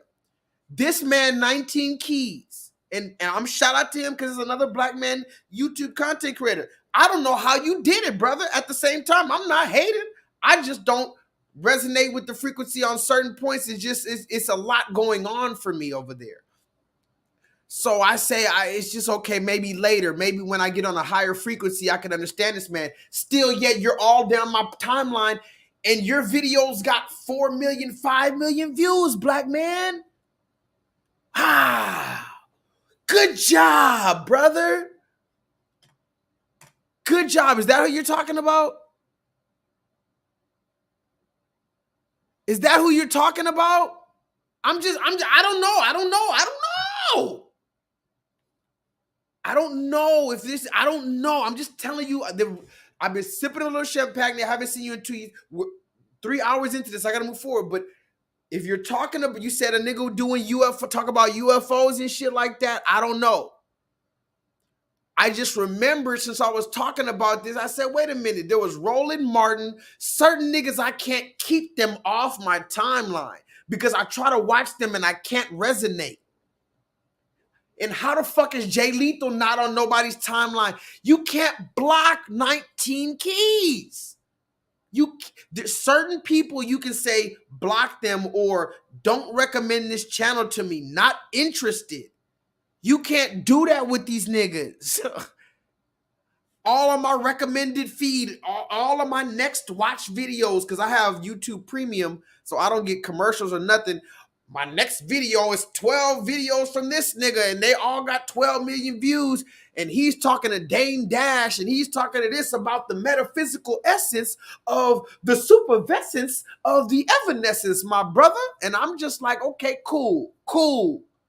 Cryptocurrency and all that stuff, cool. I'm over here with the dumb niggas trying to make sense of the dumb nigga shit and break it down like kindergarten, first grade, second grade, third grade. These niggas are clearly in Harvard, Yale, Princeton, fair enough. I'm just a regular YouTube nigga. I don't understand. But how do these niggas get all over my timeline, guys? Am I tripping? Put a #1 in the chat if I'm tripping, or tell me in the chat if you're seeing the same type of stuff. I want to believe that a 19 Keys or somebody like that is really moving and shaking in 5 million views in 1 month. Really about the revolution. I want to believe it. But then when I see these niggas start getting the same preferential treatment that these other sellouts get, I know how YouTube operates.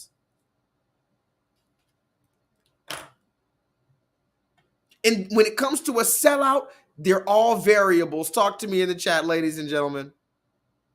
We have to move forward because we're 3 hours into this thing. We've been doing pretty good timing so far. If you did not catch what we've dropped off, you got to go back and run it back because this shit is literally next level, Back to the Future type shit.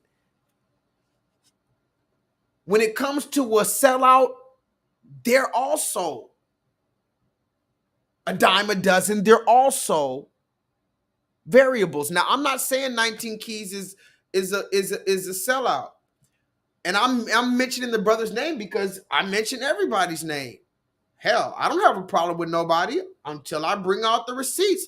If I have to make a nigga into a pack, I make a nigga into a pack. I don't have no information on 19 Keys to make that man into a pack.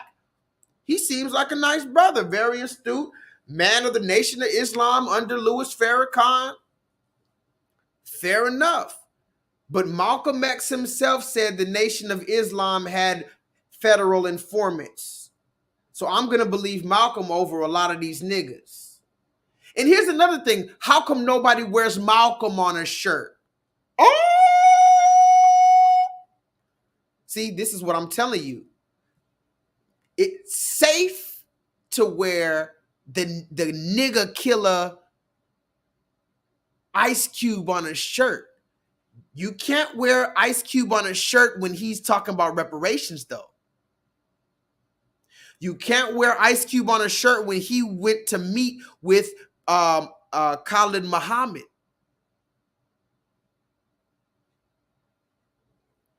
Tupac, you can't wear the Tupac when he's saying fuck the government. Can't do that. You can wear the Tupac shirt where he's spitting at the reporters because that fits your narrative of. So imagine me working in a nice restaurant or a nice white affluent area. I'm seeing all these little white girls and Latinos wearing Tupac shirts where Tupac is aggressive with guns or whatever the case. I'm wondering, wow, first of all, the contrast of a blonde-haired, blue-eyed, lily white, innocent, harmless white girl, American white girl, the slave master's daughter, she's wearing Tupac on her shirt. Can somebody help me figure this out? I know I talk a lot, but I'm sure there's somebody that can articulate this better than me. Isn't that weird? You're wearing Tupac on a shirt, but you've never loved thugs? Thugs are a bad thing, right? Thug, okay, anyway, let's move forward. This is another thing that I just saw randomly. Kim Kardashian covers the GQ Men of the Year issue as Skims. By the way, guys, please press the thumbs up button because YouTube hates me. And also, this has nothing to do with anything, but if you would like to cash at me $7.77 or maybe more, maybe less, you can do so at the bottom. My Venmo, my Cash App, my PayPal, my Patreon. Anyway, look at this picture right here. Kim Kardashian. She covers the GQ Men of the Year issue as Skims Men Wear launches. So remember I showed you last time she has the Skims women line where she has a bra with nipples built into it. So the nipples are the fake nipples on the bra. Imagine this. She came out with the bra that has nipples on it. So when the women wear the bra, it looks like their nipples are poking through the shirt, but you're not supposed to comment on the nipples as a man. You're just supposed to secretly see her nipples and act like you don't see her nipples. And then you find out the bitch has fake nipples under her shirt the whole entire time. Talk to me in the chat. Go look up Kim Kardashian fake nipple bra. I showed the video last time. Now, this time, she's on the GQ Men of the Year issue. Mind you, GQ is a man's magazine. Can somebody put that in the chat? GQ is traditionally, always has been a man's magazine. But every time on the man's issue recently, they start putting women. I made a video on my last channel before. By the way, my last channel was deleted by YouTube because it said that the World Health Organization does not allow information that contradicts the consensus of the experts, right?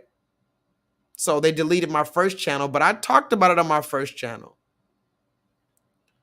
How Megan Thee Stallion was on the Men of the Year issue. Now, first of all, I'm one of the very few people who came out honestly and showed my face and said, I believe Megan Thee Stallion was born a male. And I believe that when it's all said and done, Megan Thee Stallion is going to come out and say, yes, I was born a male, and everybody's going to cheer, and everybody's going to, it's already happened with another YouTuber. I forget, I think her name was Nikki Tutorials. Go look it up. Nikki Tutorials. It was a male, but for 10 years on YouTube, everybody thought this was a woman, had 50 million fucking subscribers. Then out of nowhere, hey, by the way, I'm a man. Then he went on Ellen and got even bigger. And everybody said, oh my God, you're so brave for coming out and living your truth. So I believe Megan Thee Stallion, whenever it is going to come out and live her truth and say she was a biological man. That's my belief. And that's why Megan Thee Stallion was on the GQ Man of the Year issue. Go look it up.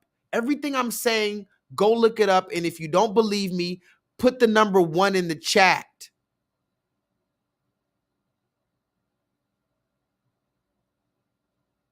The ghost of RE, you must be new around here. We doing it big around here.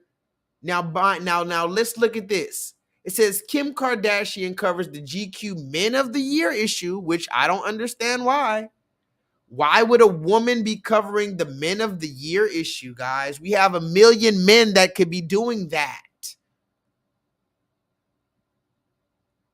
And then look at this picture right here. Now, again, Babylon is the land of what, guys? There's only one answer. Babylon is the land of, there's literally one answer that's right. I need to get it in the chat. Babylon is the land of, there's literally one answer, one word that's right. Anything else is wrong. I know somebody's going to get it because y'all attend class very often. Babylon is the land of, hurry. No. Well, yes, that's true. All of these things are true, but there's one real accurate answer. Now, if I say the devil's kingdom, or if I say whatever, America, whatever, but Babylon is the land of, remember the definition of Babylon, guys, or the definition of Babel. We did a whole stream on this, so there you got, I'm just going to give you a hint. What is the definition of Babel? Because that proves exactly what it is. It's the land of, it's almost like Puerto Rico, where they say Puerto Rico is the land of the port of riches. Certain things are named after what they're known for. Babylon is the land of, what is Babel? I know y'all know this. The answer is this. I'm going to put it in the chat. And go look up the definition and tell me if I'm wrong. Babylon is the land of confusion. But everything you guys said was true as well. It's the land of the red man, land of Babel, land of wicked abomination, sin, harlots. Everything is true. But the real most accurate answer, if there had to be one answer, Babylon is the land of, forgive me,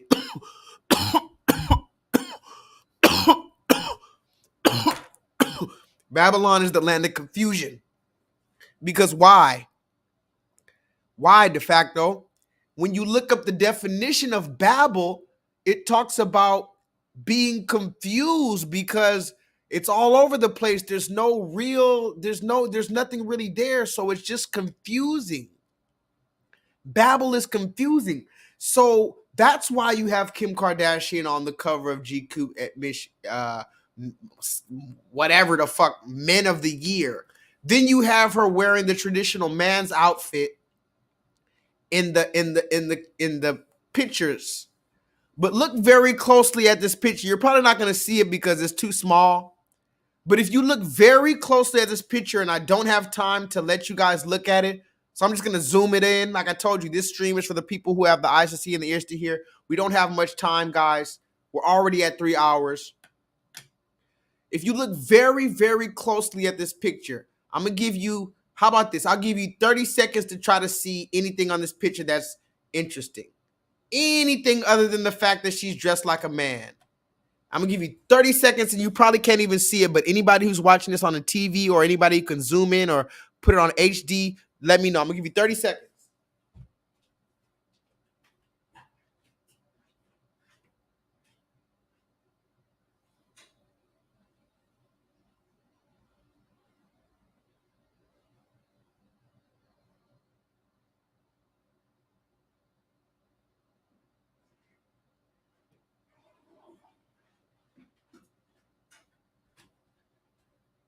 Now I'm gonna be honest now, Jay, you might be better than me, Jay.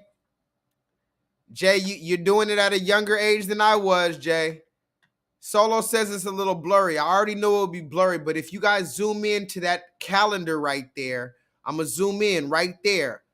Can you see it right now, Solo? When you zoom into the calendar, what day is showing? Now remember, this is for GQ magazine, $1 million magazine, probably $1 billion magazine. For Kim Kardashian, every single thing is going to be on point. And they're going to do subliminal things for people who aren't even paying attention to that. So if you're going to look at this and say that's a coincidence and she just happens to be on the 6th day and the 6th day is showing on the Babylon Confusion magazine, your eyes aren't open, your ears aren't open, and that's fine, but we have to move forward. We don't have no time to show you because already we're moving way past this. This is elementary.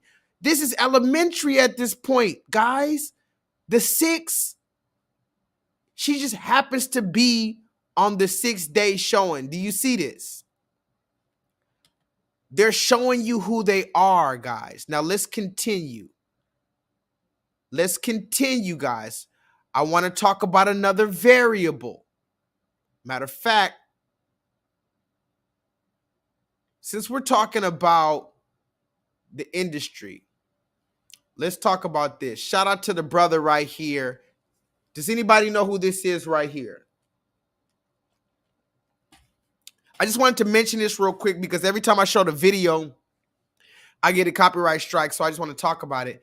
But this brother, before he died, not long before he died, he said he turned down $22 million. Now, remember, a lot of us will never even see $1 million in our lifetime. But these people are playing with some kind of crazy money. I don't even know if it's real. I don't know what's going on. But these numbers sound astronomical. Like, for instance, they said P. Diddy just paid Cassie like 30 million or 50 million, however much. Did you hear about the Diddy Cassie thing? She was asking for $30 million.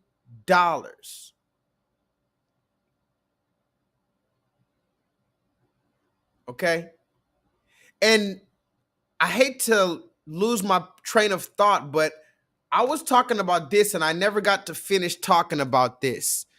I'm going to talk about this because this is very important. I was just talking to, can somebody remember what I was just talking about so I don't lose it? I was just about to go somewhere, but anyway, if I forget it, I'll bring it back later.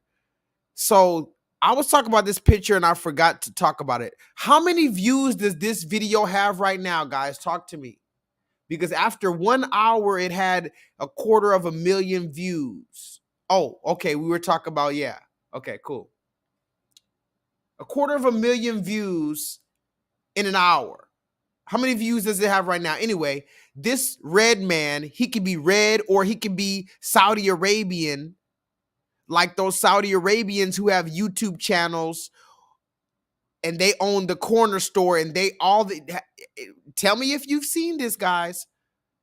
These YouTubers that are Palestinian and whatever else, and they own corner stores and their whole YouTube channel is filming degenerate or poverty-stricken black people, slavery-minded black people who come into the corner store to buy cigarillos or Hennessy, or they're shoplifting or they're trying to buy nicotine cigarettes, and you made a whole YouTube channel.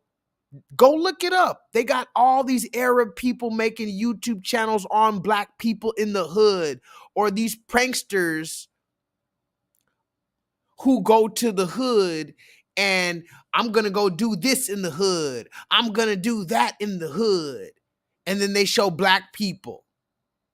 This is literally racist, guys. Well, we need to understand the modern day racist. This is what it is. This is what it looks like on the internet.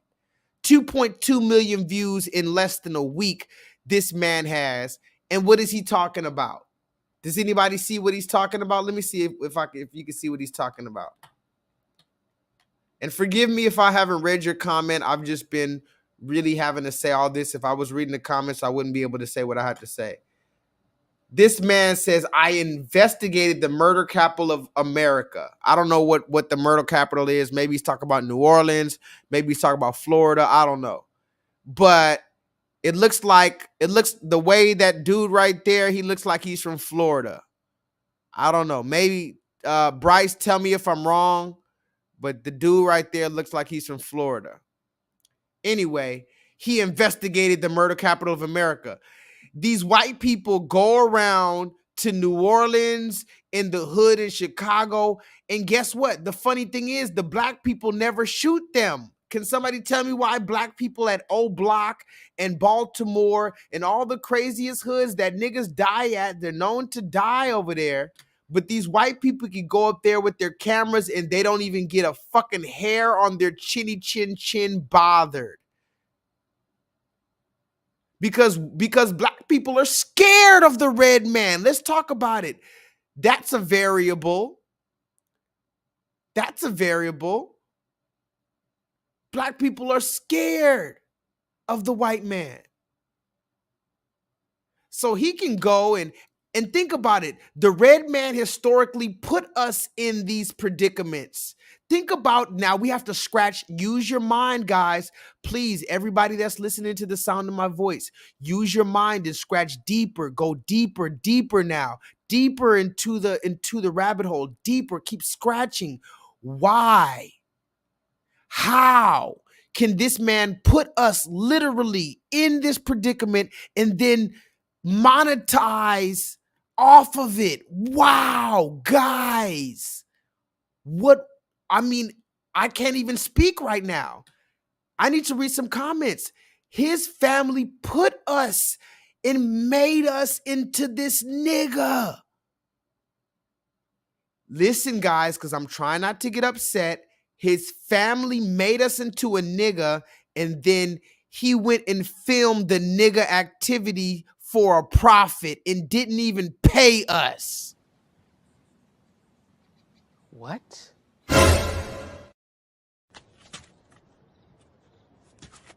Shame. Shame. Shame. Shame. Shame. Shame. Shame. Shame. Shame. Shame. Are y'all listening to me, guys? This dude got 2.2 million views in less than a week. And what do you think those views are from? Who's the predominant people watching the views? Let's scratch even deeper. Raise your hand in the chat if you're willing to, if you've already been scratching deeper down this hole with me and you're willing to be uncomfortable to scratch even deeper. Please, only a few of you. Not everybody who's listening are going to be able to scratch this deep. Only a few of you are going to be willing to scratch. The rest of you are uncomfortable. Scratch deeper.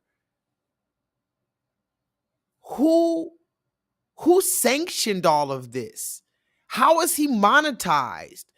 Why are black people not harming anybody behind this? Why don't black people do anything about this? And the people who are watching this, who's the predominant demographic watching this type of degenerate material? Is it black people watching this? Is it black people watching these pranks in the hood? I already told you about these pranks. I ran into these YouTubers 5 years ago. 7 years ago, I ran into these YouTubers when they were starting out. Now they got 2 million followers. I ran into them in real life when they were starting out. These pranks are fake. I'm going to say it again. These pranks on YouTube, yes, every single goddamn one of them is fake. So when they go to the hood, they tell them to act as degenerate as possible. Why?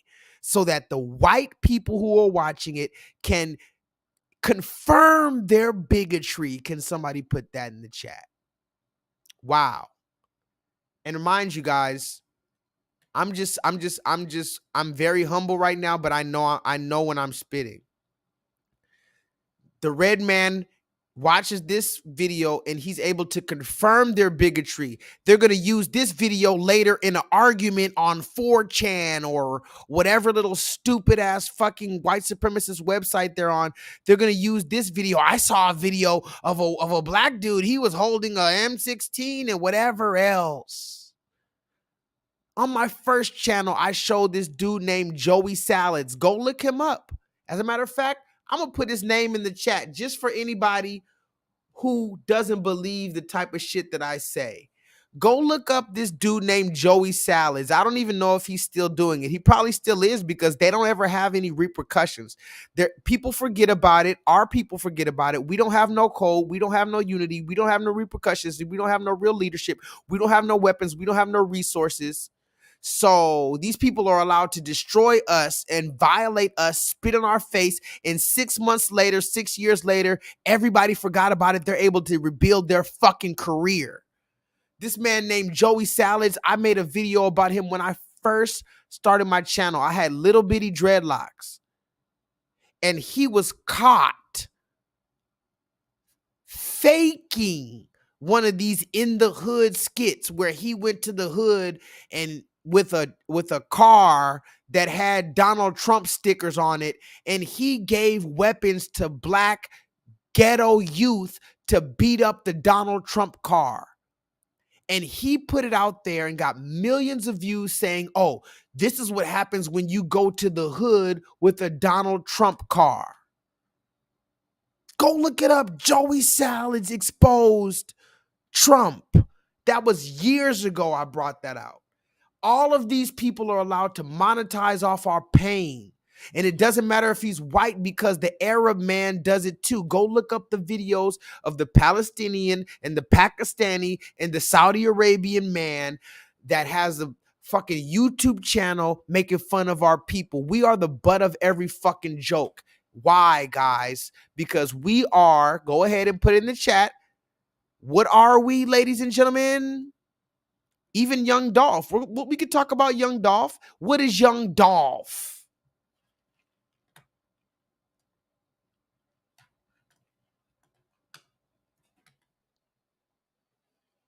What is Young Dolph?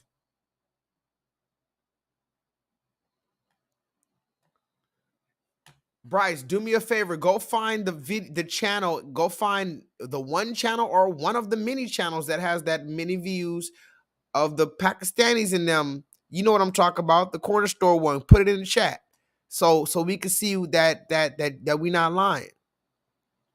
So anyway, we got to move forward. We talking about Young Dolph. Let's talk about him. This has nothing to do with anything, but it has everything to do with everything. Young Dolph is another variable, another black man. He's dead, by the way, if you don't know who he is, a rapper. He's dead. He just died. Actually, this past week made 2 years since he died. Anybody in the chat like Young Dolph? Y'all listen to his music? I like a lot of his music. I like some of his music. Not all of it, but I do like some of his music. I do have some questions for Young Dolph, like why was he moving around like that when he was a family man? But you know, I wasn't living in that man's shoes. But on one hand, it seemed like he was a regular family man. When you look into he was in Houston. Look at that in the back. That picture, he was in Houston. That's NRG Park. That's out here in Houston. Anyway, when you look at one aspect of this black man's life, he was a family man with the wife and kids, young kids, and he was changing diapers and going to Disneyland. And then when you look at another aspect of the man's life, he was in the hood, in the trenches, selling dope and avoiding 100 shots. So who was this man really? Well, I guess it doesn't matter at the end of the day because he's dead. And two, he's just another variable, ladies and gentlemen. Whether you like it, understand it, accept it, believe it or not, he's just another variable. And when something goes wrong with him, it's just another stain on all of us. Can you understand the things that I'm telling you guys? Look at Young Dolph. I like his music. But I was looking at this video recently of Young Dolph, and shout out to The Sacrificed. I saw this video about Young Dolph, but they weren't talking about what I'm about to talk about, but it reminded me of Young Dolph because his anniversary came up 2 years. So how long has it been since Nipsey Hussle died, guys? Was it 3 years or what, 4 years? When did Nipsey Hussle die? I want to say 3 years ago, but maybe 4. Because if Young Dolph died 2 years ago and his anniversary of his death just passed a few days ago, that means Nipsey Hussle died even longer. Mind you, Nipsey Hussle, guess what Nipsey Hussle is? Another variable, guys. And the good he did, it doesn't matter. He was killed and he was known as a gangbanger who died over gang beef. Scratch deeper, guys. I need you to scratch even deeper. We're going to dig so deep, we're digging to China. Why was Nipsey Hussle? Yeah, the real ones love him, but why is he known? When you look up the way he died, it was gang beef. You see? No suspicions. So let's talk about Young Dolph. He died 2 years ago recently, right? No, there's no way Nipsey Hussle died 5 years ago. There's no way. If Nipsey Hussle died 5 years ago, then we live in an actual simulation. You hear me? I usually joke about that, but if you can tell me in the chat that Nipsey Hussle died half of a decade ago, then we live in an actual Mark Zuckerberg simulation. I'm talking headset. We are plugged into the Matrix with a headset, a virtual headset, Bryce. You remember the Apple headset? There's no way Nipsey Hussle died 5 years ago. No fucking way. Wow. There's no way 2019 was 5 years ago. Wow. No, yeah. Okay, so we're definitely in a simulation. But anyway, let's talk about Young Dolph real quick. Chocolate Melanin. Have you ever heard of Young Dolph out here, Black American rapper? He was killed. And here's the crazy thing about Young Dolph. If you look up a video, and I can't show it because I get a copyright strike every time, but there's a video of Young Dolph. He said he turned down a $22 million deal. Can somebody put that in the chat? Young Dolph allegedly was supposed to get paid by the Red Man $22 million to sign to them, but he wanted to stay independent and be in control of his masters and da-da-da-da-da. So he said no to $22 million. Now, I need somebody to go on Google and tell me how many times was Young Dolph shot. I'm going to say it again. Young Dolph was on video, and I have the video, but every time I show it, I get a copyright strike, so I'm not going to show it. Young Dolph was on a video, and he said, I'm turning down $22 million from the Red Man. Go look it up on YouTube. Young Dolph turns down $22 million deal. Now, if you hear that $22 million, who wouldn't do that, right? But for whatever reason, he said he turned that down. How many times was Young Dolph shot? Go look it up on Google. You can literally type these things into Google. How many times was Young Dolph shot? He was shot 22 times, ladies and gentlemen. And when you look it up, you will be flabbergasted because he was shot 22 times. Out of pocket for that shit. Way out of pocket. What do you... What do you gain from shooting a man 22 times after he denied the red man $22 million to sign? Now, that's a whole question in itself, but here's what I wanted to talk about. Young Dolph. 2 years since the black man died. I guess that's the end of the story, right? But then here's something I saw on a video and nobody pointed it out, but I wanted to take a screenshot. This is where young Dolph died. Does anybody know where young Dolph died and how he died? We know he was shot. Where was he? Let's continue. We have to hurry. We do not have much more time. We have to hurry. I'm going to do a Talk My Shit Tuesday, but I have to talk what I have to talk tonight. We have to get the message out. Where did young Dolph die, guys?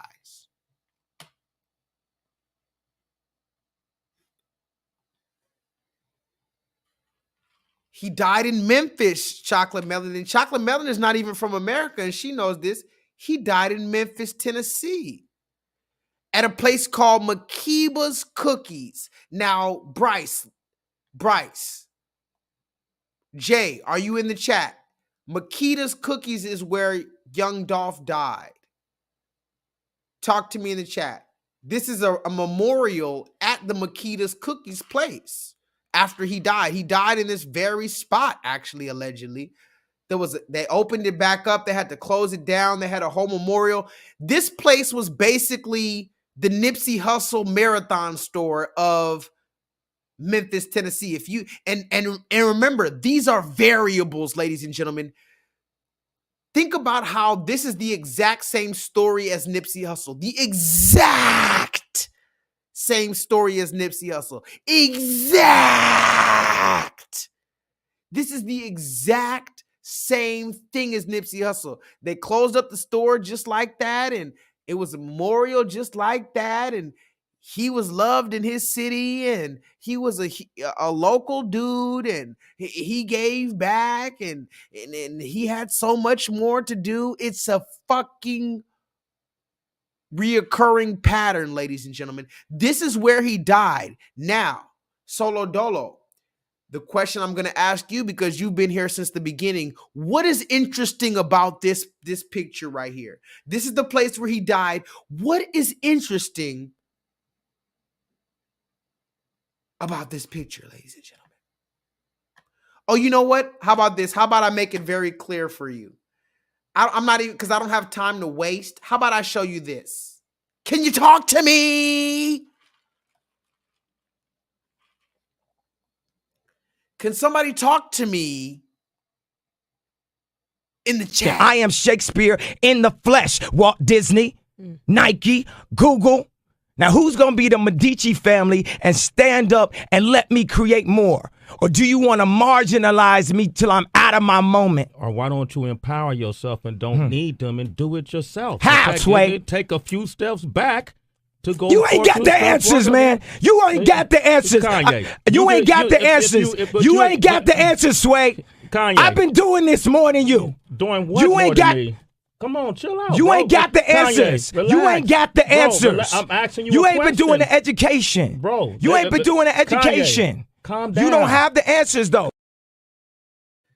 Chocolate Melanin, who's going to be the Medici family and stand up and let me create more? YouTube, Google, Mark Zuckerberg, or do you want to just marginalize me to one little piece of shadow realm of the internet until I'm out of my moment?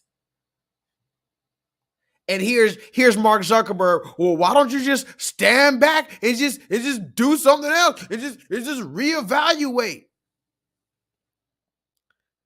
This is where young Dolph was killed, guys. And then it's just like, what the fuck is going on? Because remember, we talked about all the Masonic governors and mayors, and it's just like, what is going on, guys? And then I remembered this.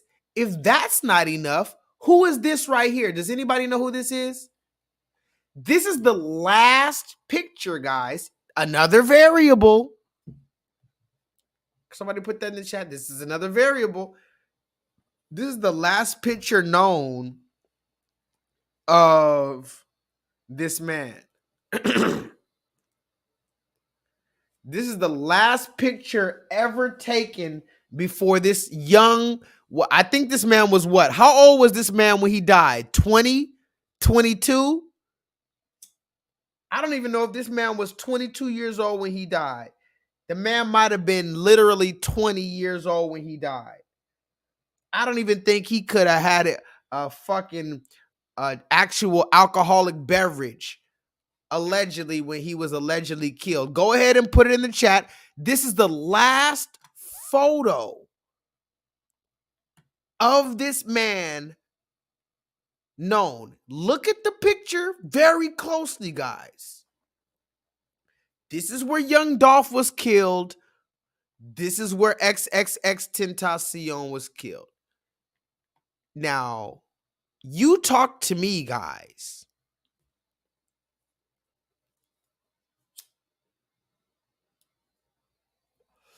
These are the things that I save, and I say they're very interesting, and I want to talk to my people about it. So I need you guys to talk to me. Am I tripping? Am I looking too much into it? Now look at XXX. Go look this up if you want. This is the last picture he ever took. Why is he also covering one eye? Why is he also covering one eye on the, is that? That's suspicious. That's weird.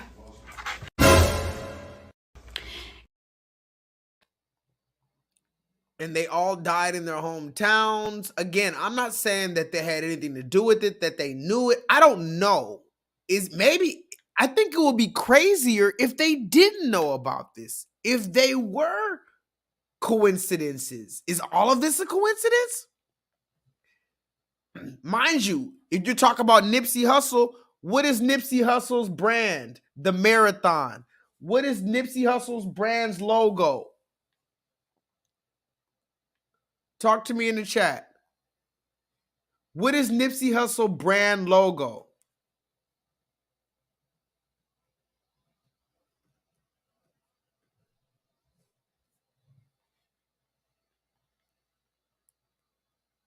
Does anybody know Nipsey Hussle's brand logo?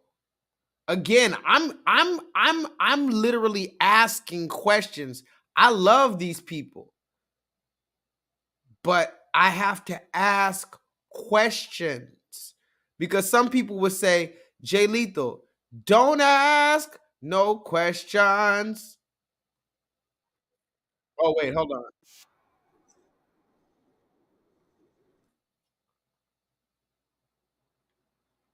Hold on, y'all.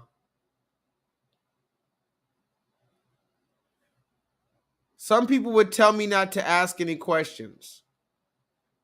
But look at Nipsey Hussle's marathon clothing.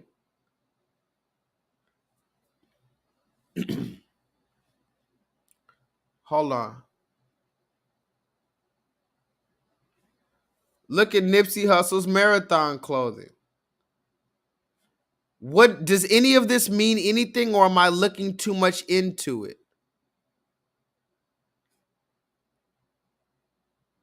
I want to know, am I looking too much into it, or is there something into this? I want to know, is there something into Nipsey Hussle? XXXTentacion, look at the floor, his last picture covering his eye. This is where young Dolph was killed.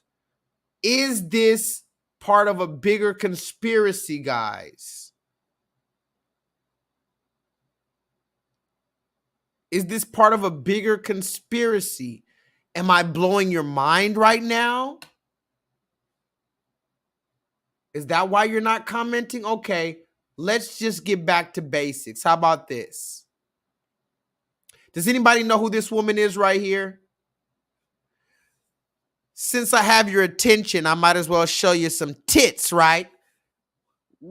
Name one thing that could get everybody's attention more than tits.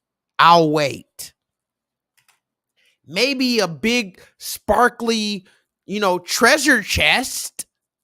There's only two type of chests that can get everyone's attention. A treasure chest and this woman's chest.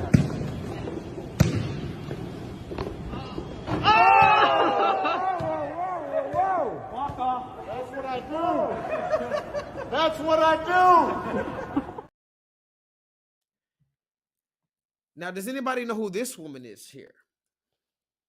This woman, if nobody knows who she is, then I'll literally move forward. I'll talk about her another time. I only am gonna say something if anybody knows who this is.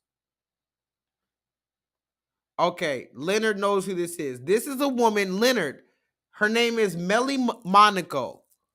Leonard, what is she known for? What is she famous for? How do you know her, Leonard? Hurry up, let's go. Tell me. How do you know this woman? Chocolate Melanin, she doesn't know. Solo Dolo, I'm surprised you don't know her, bro. You be all over the internet. Bryce says no clue. Jay says he followed her. So how does Jay follow her? How does Leonard know her by first and last name? But Chocolate Melanin, Solo Dolo, and Bryce have no idea who the fuck this woman is.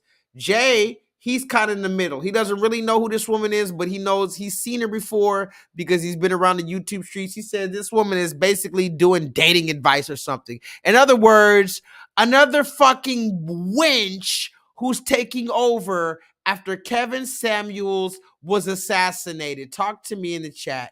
And mind you, it's not even Talk My Shit Tuesday, so I can't even talk my shit. Tomorrow I'll probably talk my shit. But tonight I gotta compose myself and be the teacher for the class. We only got about an hour left. You see how quick 5 hours came and went? So I gotta just keep it real cool, calm, cordial, and collected.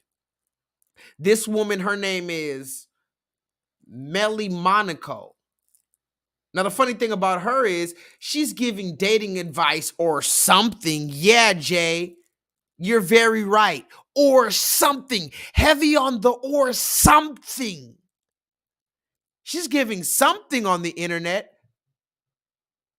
Now, first of all, I'm not even going to play this woman's videos. I might play her shit tomorrow for Talk My Shit Tuesday because I didn't even plan on talking about her like that, but I just had this picture laying around.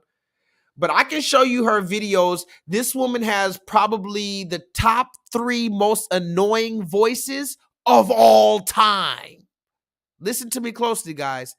This woman, when it comes to, I'm not talking about anything about what she's talking about, how she looks. She's a beautiful woman, clearly.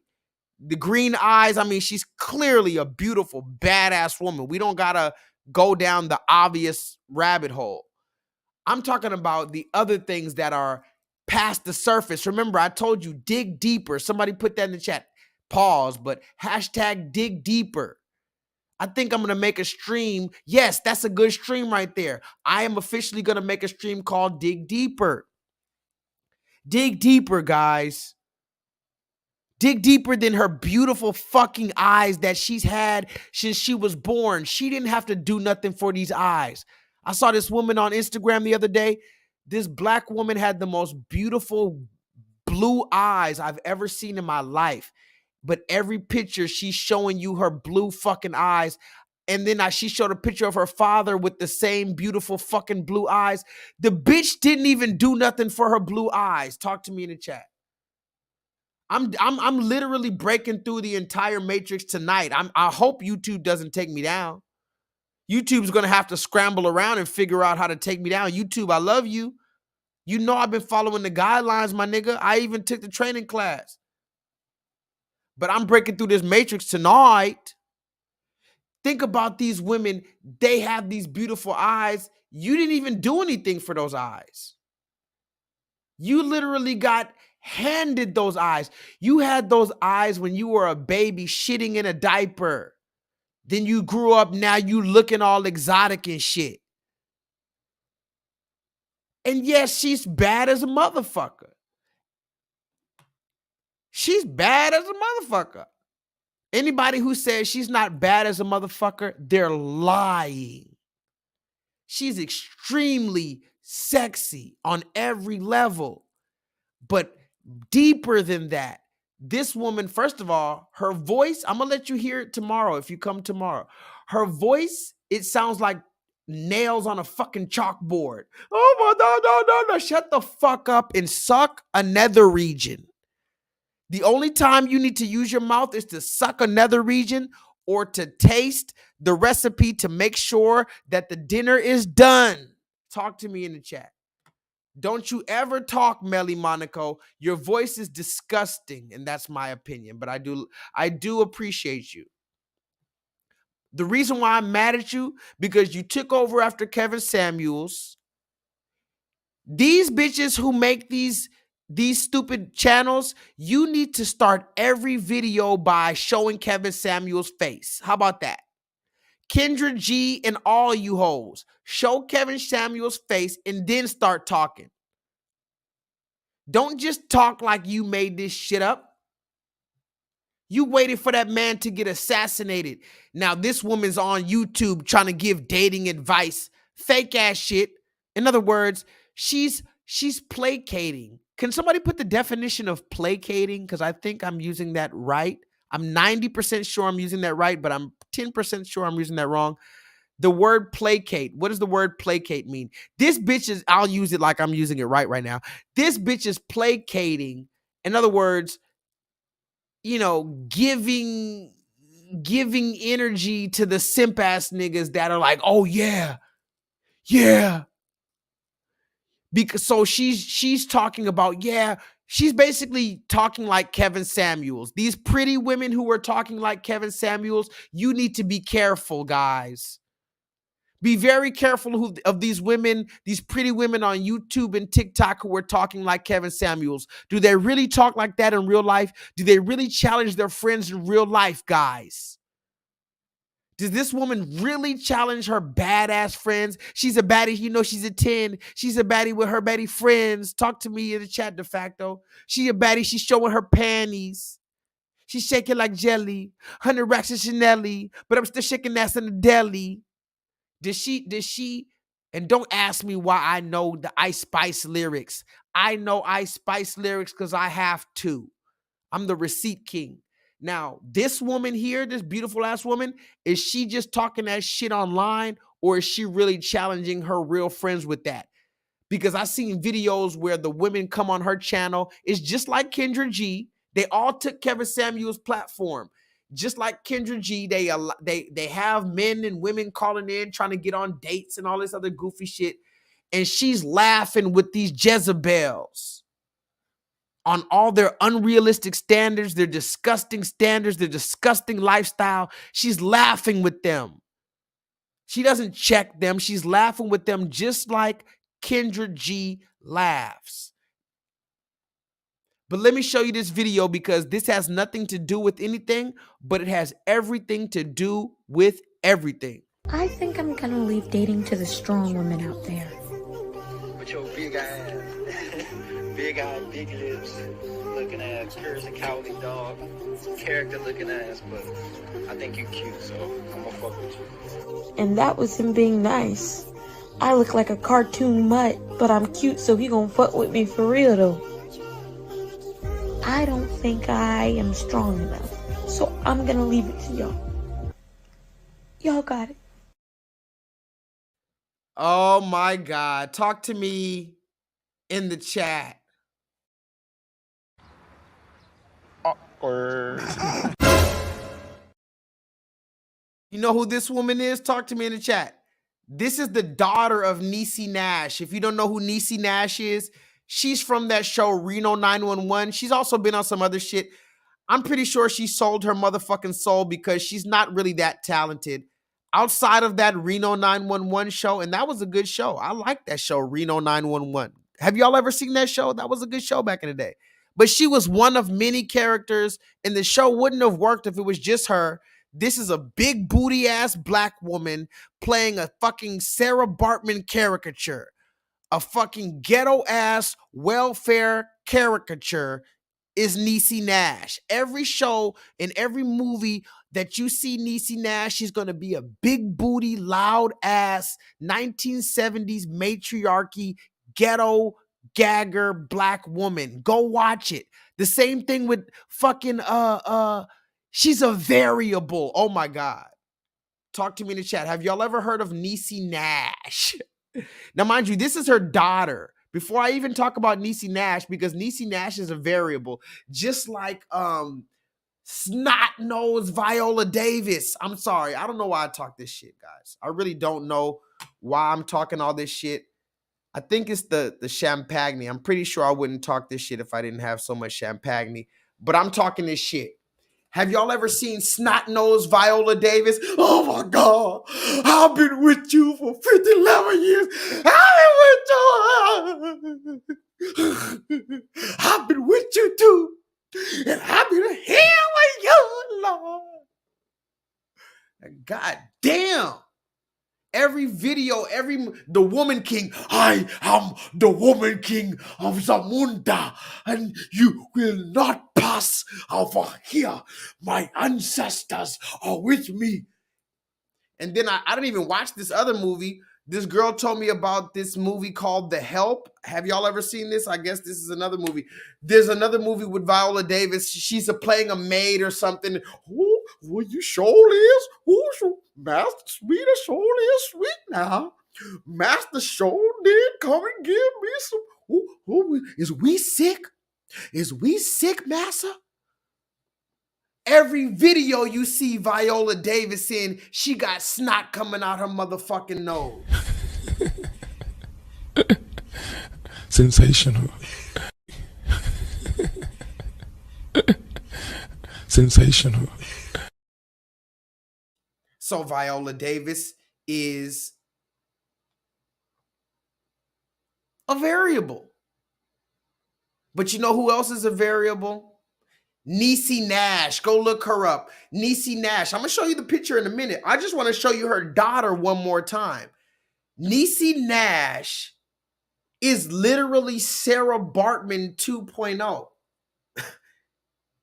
Niecy Nash. Let me talk to you real quick, Niecy Nash. I don't know if you guys even know. Does anybody know who Niecy Nash is? Let me read some comments. I don't know why y'all are laughing in the comments. Bryce, do you even know who Niecy Nash is? Chocolate Melanin says she doesn't know and she doesn't fucking care. Good on you, Chocolate Melanin. But just so we're clear, she's just a caricature. She's not known for her acting. She's known for acting like a black, loud-ass caricature in every video. Matter of fact, let me show you a picture of Niecy Nash. Let me show you how Niecy Nash got famous.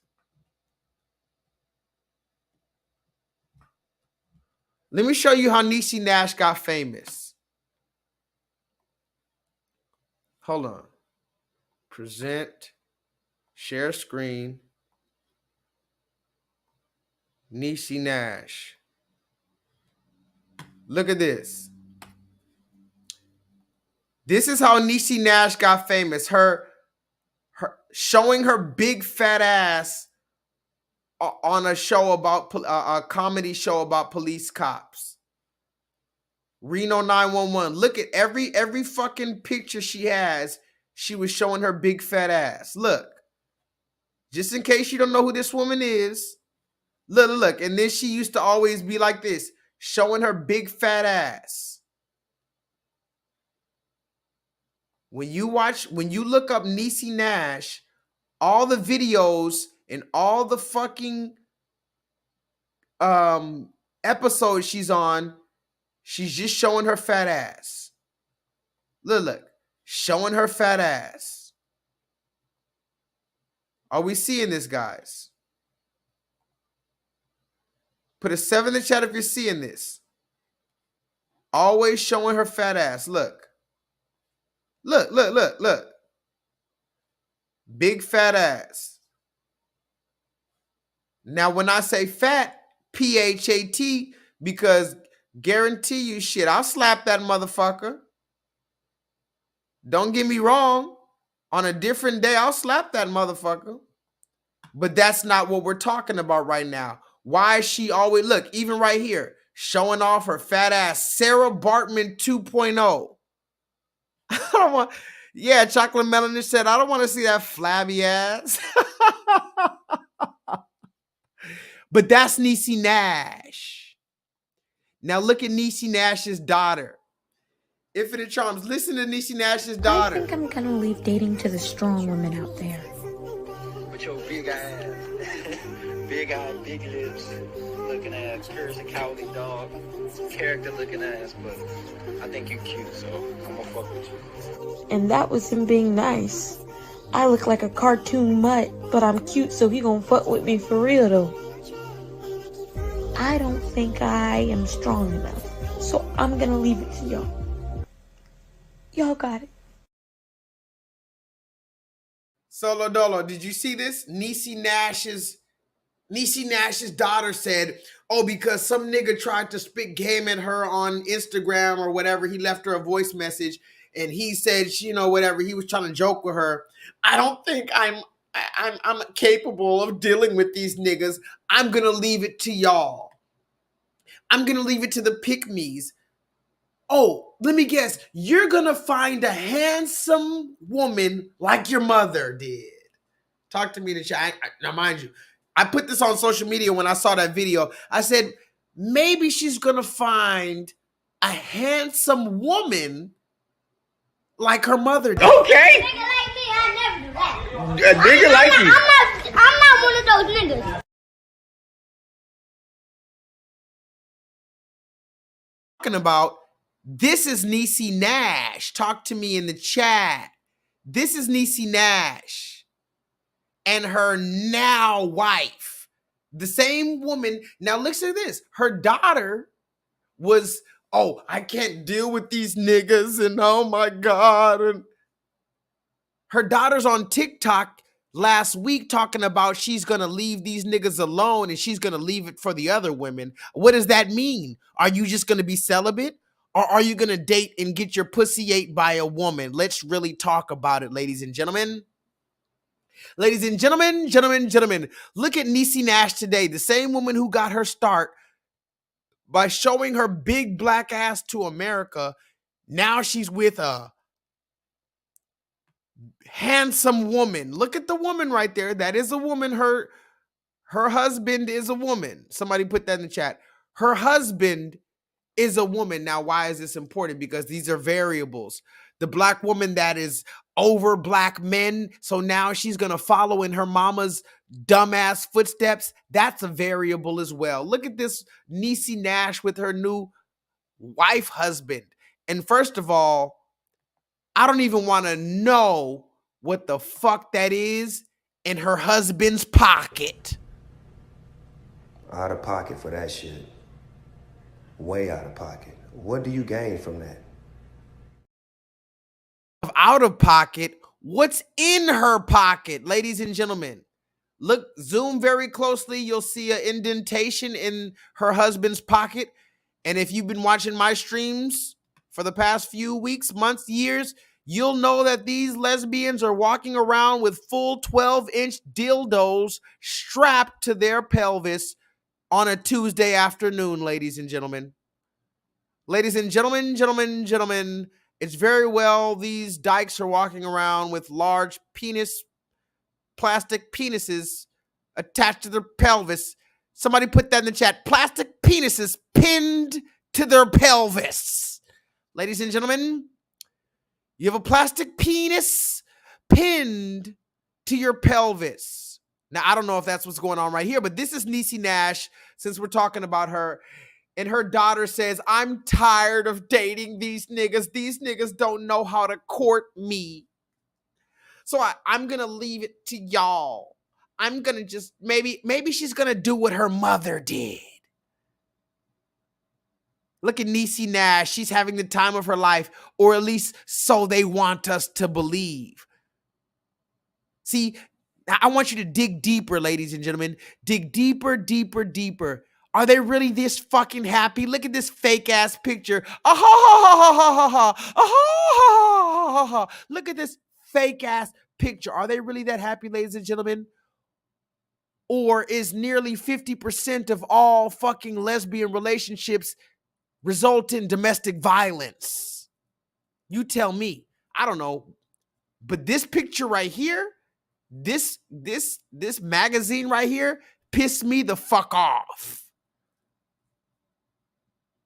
You can say whatever you want, but this picture right here was the first time I ever saw Niecy Nash's wife husband, and it pissed me clean off. Why did it piss me off? Well, for a number of reasons. We can go into the fake machismo. Somebody put that in the chat. Look at this fake ass. Oh my God. Can somebody roast this nigga in the chat for me so I don't get fucking suspended? Are you kidding me, sir? Ma'am. Ma'am, show your titties too. Both of y'all show y'all titties. Talk to me in the chat. You can join Melly Monaco. All of y'all show y'all titties. Everybody want to show their titties, but they want to cover their titties. You see that? It's like Kim Kardashian. She came out with this bra to cover the titties, but the bra has nipples on them. So when you wear a shirt, it's going to look like your nipples are hard. So the men have to decide, do I look at the titties? Do I not look at the titties? Because biology is telling me to look at the titties, but society's telling me not to look at the titties. Talk to me in the chat. Can somebody put, mind you, at this point, I'm just possessed. At this point, I'm not even, this isn't even Joshua no more. I'm just possessed spitting right now.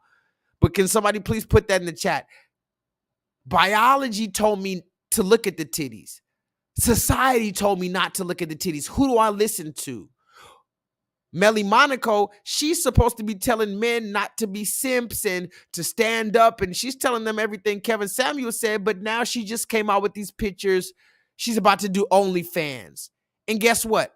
This same woman who got famous for talking like Kevin Samuels, the men who made her famous, they said, why are you doing this? You're disappointing me. She said, shut up, nigga, and subscribe to my OnlyFans.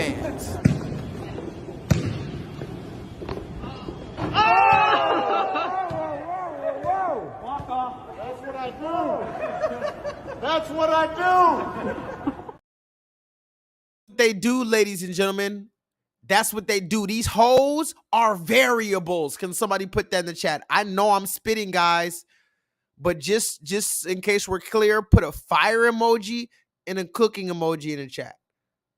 These hoes are variables. They belong to the streets.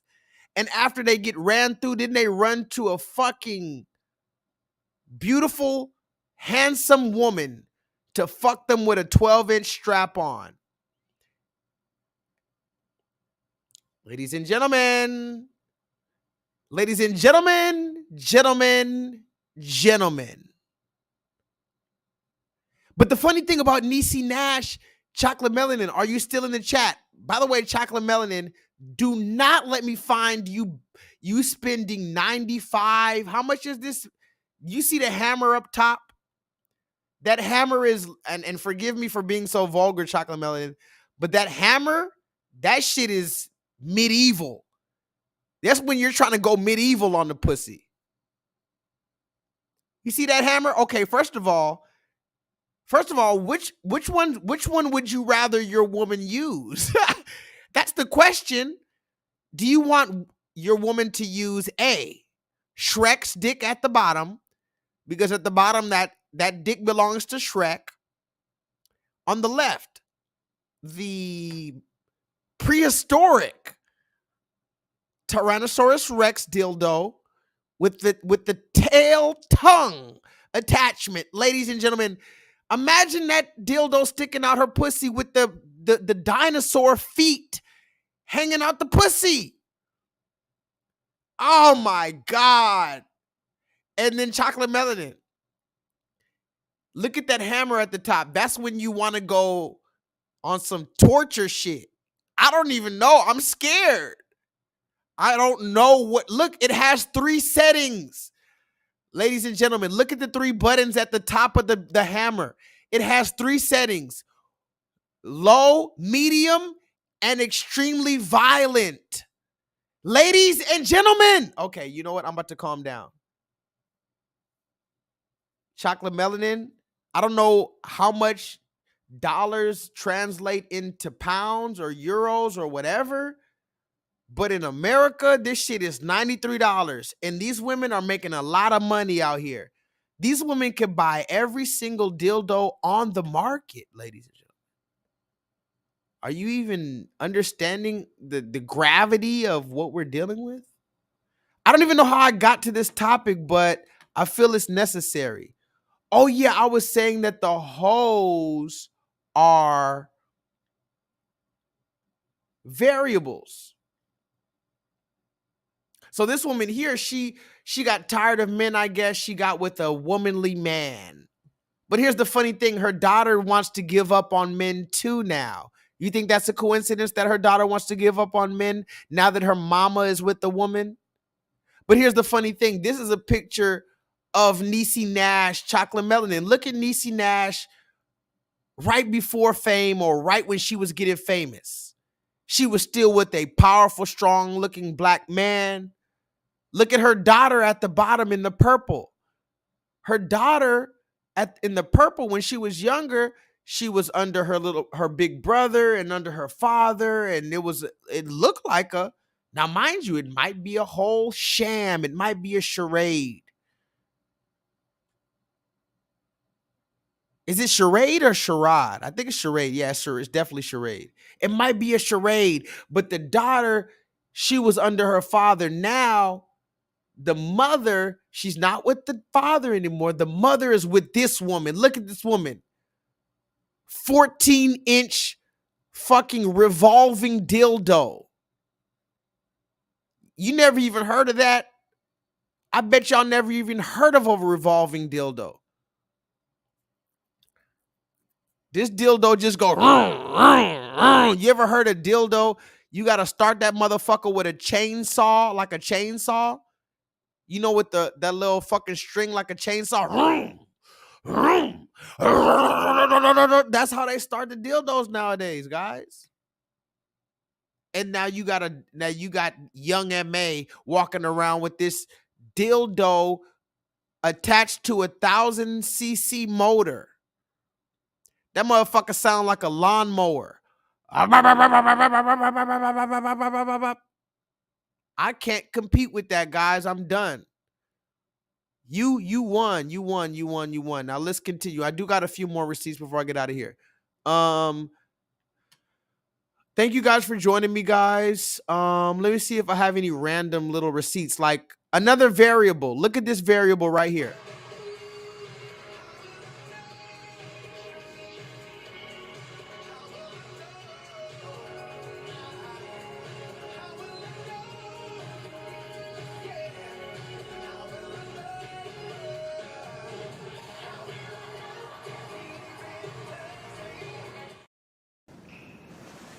Gotcha. Gotcha. So I would like to thank everyone that was involved with this negotiation. Billy Porter. Somebody put that in the chat. Billy Porter, another variable. Now, this one's hard for even me to dissect. Yeah, that's Billy. Who else is it, Jay? No, that's fucking Shaquille O'Neal. Jay, who the fuck else is it? Look, I mean, you can close your eyes and know that's Billy Porter.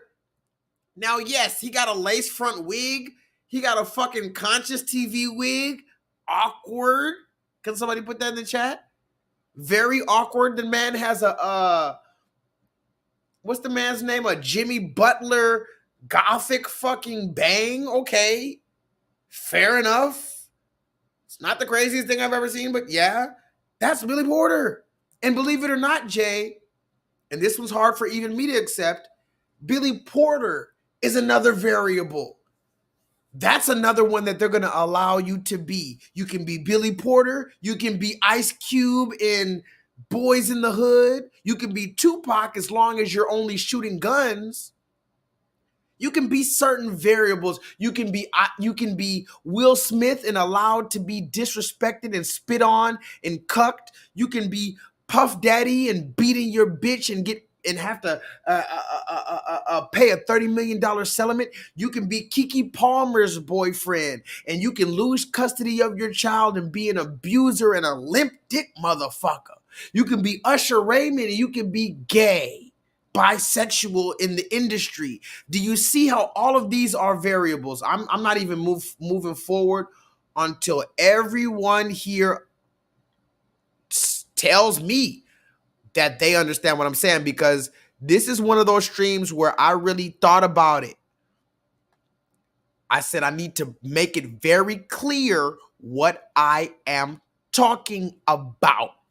Ta. Is that Billy Porter? Jay, who else would it be? Jay, look at this video and tell me who the fuck else would do this goofy shit with a conscious TV. If this wasn't conscious TV, okay, how about this, Jay? It's either Billy Porter or conscious TV with the fucking Aaliyah wig covering his face.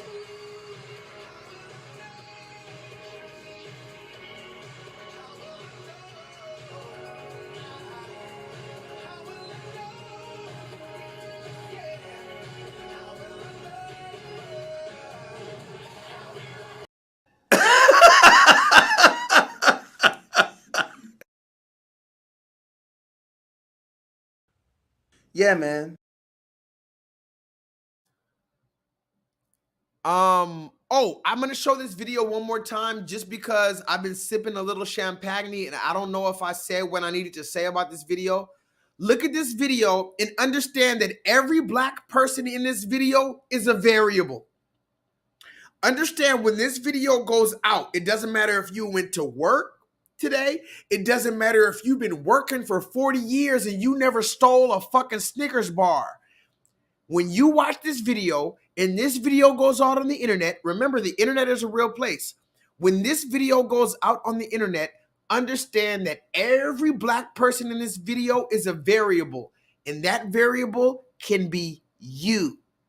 So when the rest of the world who's not black, they see this video, they see you. It doesn't matter that you're educated. It doesn't matter that you're vegetarian. Doesn't matter that you're holistic. Doesn't matter that you take care of your house. It doesn't matter that you fucking take care of your kids, that you feed the goldfish. These black people are variables for you. Now put the number 1 in the chat if you disagree.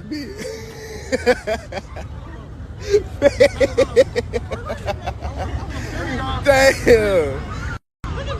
Oh, yeah, he trying to move. My ass a low back though. He trying to look. Them folk going stupid, bro. Damn. In traffic though, folk. I'm talking about they own that bitch. Oh, yeah, he trying.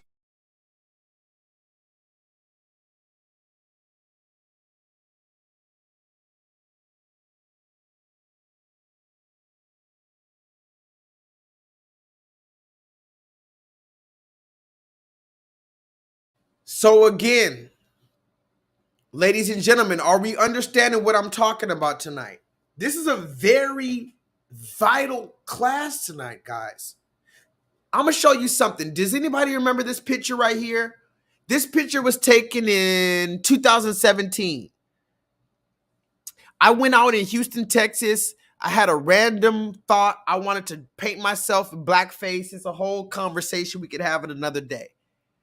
One of the things I was trying to get people to understand, and I didn't know how to fully articulate it at the time. I'm just now getting to the point where I could really articulate it. I was trying to get, amongst other things, I was trying to show how disrespectful, I was trying to show the history of blackface. I was trying to show how disrespectful these other nations have been painting us. I was trying to show these other nations that I'm not scared of your bitch ass cartoons. Blackface is a motherfucking cartoon, guys. I'm not scared of this, the red man's cartoon. I was doing this for a number of reasons, but one of the main reasons I was doing this, guys, is to show black people, no matter who you are, this is who they see. This right here, this monster, whatever the crazy clown, anything that you get from this is who they, quote unquote, they see.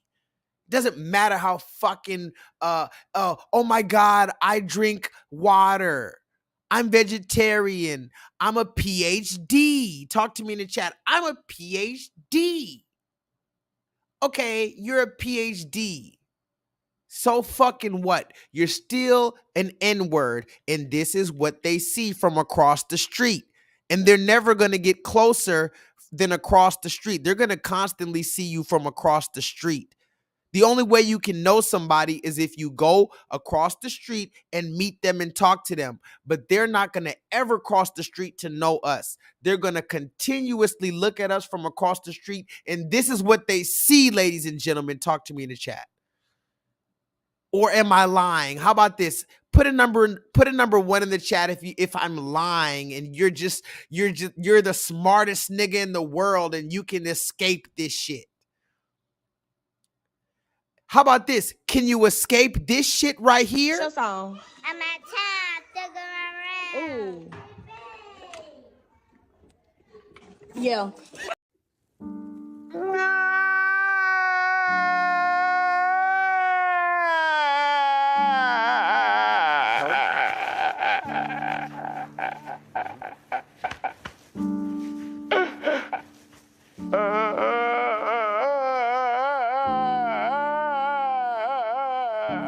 Show song. I'm at time.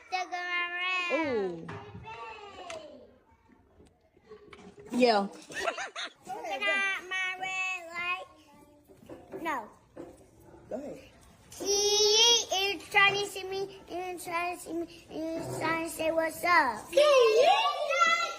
Let's go. Downtown, going downtown. It's Ooh, ooh. All right. Just say it, girl. Ooh.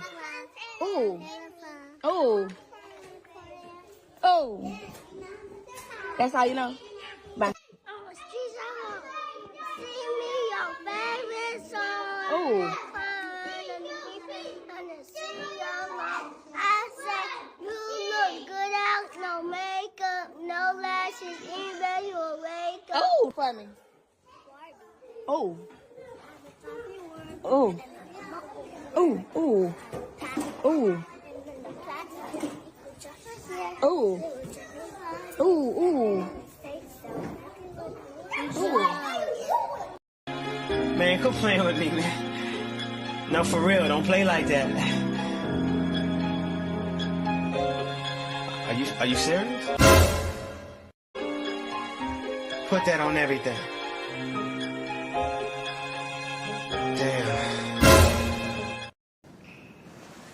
Gotcha. Gotcha. So I would like to thank everyone that was involved with this negotiation. Wow, ladies and gentlemen, wow. That might be, that's literally one of the most flabbergasting videos I've ever seen in my life.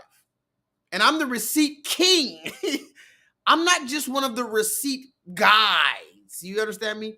I'm literally even though I don't have the subscribers to represent it, I'm literally the receipt king. I'm talking about receipts out of nowhere. Actual receipts. I'm the receipt king. And that's one of the most craziest videos I've ever seen in my life. And do you notice the little girl? Look at the little girl at the end. She was already possessed by the Jezebel spirit. Wow. 4 years old, already possessed by the Jezebel spirit. Did you see it? No. We're going to do that one again. I'm willing to risk my channel for that one. We're going to do that one again. Show song. I'm at time. Ooh. Yeah. Looking at my red light. No. Go ahead. He is trying to see me. He's trying to see me. He's trying to say what's up. Let's go. Downtown, going downtown. It's Ooh, ooh. All right. Just say it, girl. Oh. Oh. Oh. Oh. That's all you know? Bye. Oh. I said, you look good out, no makeup, no lashes, even your wake up. Oh, for me. Oh. Oh. Oh. Oh. Oh. Oh. Oh. You're right. What did the teacher say the whole time? Can somebody put, what did the teacher say the whole time? Hurry up, we got to move forward. What did the teacher say the whole time? The black woman teacher, the educated teacher. What did she say when she saw these 4-year-olds talking about, oh, my pussy pink and my booty hole's brown? And think about it, the little girls, they even knew it was wrong to say, but they knew what it was. She said, I'm out of town, thugging with my rounds. And then she purposely was quiet. Look at the little girl. She was purposely quiet. They knew that the answer was, if it was a test, she would have wrote it down. My pussy's pink, my booty hole's brown. The little girl knows it. Isn't it a beautiful time to be alive? Go watch my stream called Pound Town. Go watch my stream called Pound Town. I broke this shit down and the lyrics when it was just coming out. You guys were shocked at the lyrics. I have 30, 40, 50-year-olds shocked at the shit that I'm bringing out. And 2-3 months later, now the kids, 4 or 5 years old. So if a 50-year-old is watching my stream and is shocked by the things that they're seeing, imagine a 5-year-old. They don't even know to be shocked. The only reason why you're shocked is because you know better. Imagine the children that don't know better. Look at the little girl. She said, I'm out of town, thugging with my rounds. She knows the rest of the song.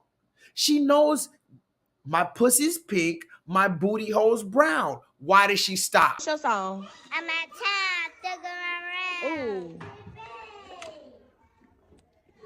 Ooh. Yeah.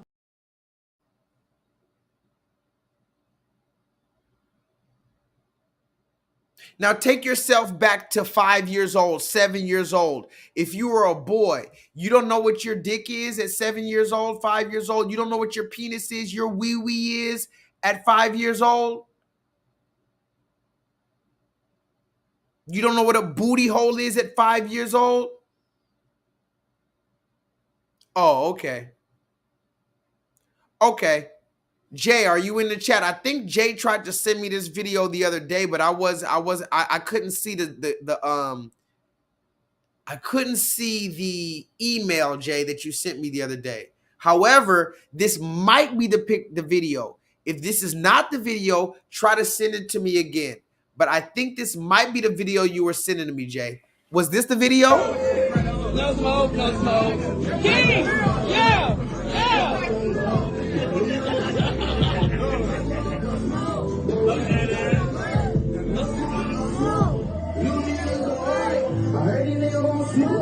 Yeah!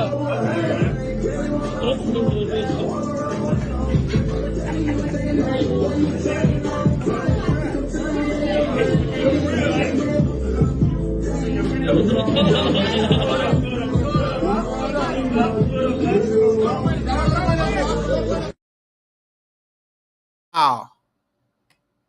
Talk to me in the chat, ladies and gentlemen. Wow.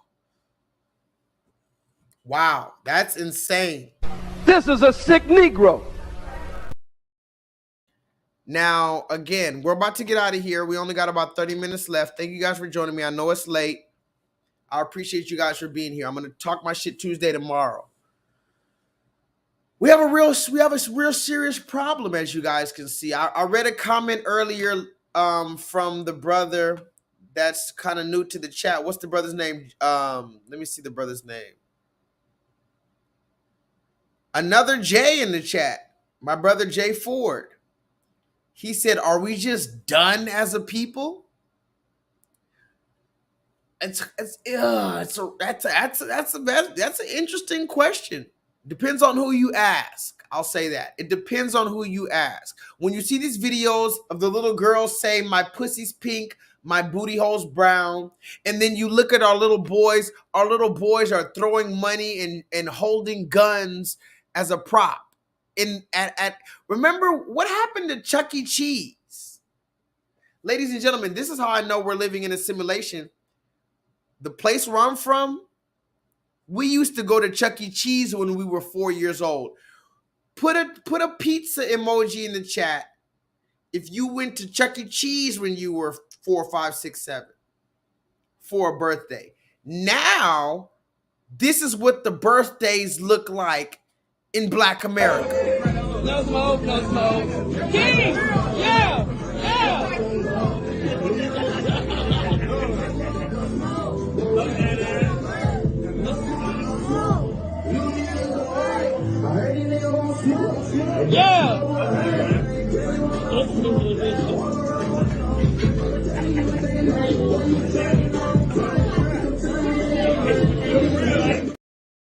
Again, I'm going to talk about this tomorrow, but maybe, you know what? I'm going to talk about it right now. Fuck that. Because I talk a lot of shit about black women, but let's talk about the black man for 15 minutes straight. Let's talk about the black man for 15 minutes straight. You want to talk about these little boys? And yes, now, first of all, before we even talk about this, watch this video one more time. Look at the little boys holding guns and money at their 5-year-old birthday party, but then look at the dad standing there, or the stepdaddies. Can somebody tell me, is that the real fathers or the stepfathers? Either way, it doesn't matter. They're the ones in charge. How come these are the type of niggas that get custody over the kids? These are the type of black men that are allowed to be in the household. Don't you see a problem? Real revolutionary black fathers, real God-fearing black fathers, real militant black fathers are not allowed in the household, but these are the niggas that are allowed to be in the household. Listen to the baby mama in the background. No smoke, no smoke. King! Yeah! Yeah! You hear the baby mother in the background, no smoke, no smoke. And then she tells her son, King, look at me, King. All these black women name their son King, but they don't know how to be a queen. How the fuck you gonna teach your child to be a king and you don't know what it means to be a queen? Go look at all these Section 8 hood rat mamas, all their sons named King. That shows the delusion and the fucking entitlement to name your son King, and you have no royal tendencies. No smoke, no smoke. King! Yeah! Yeah!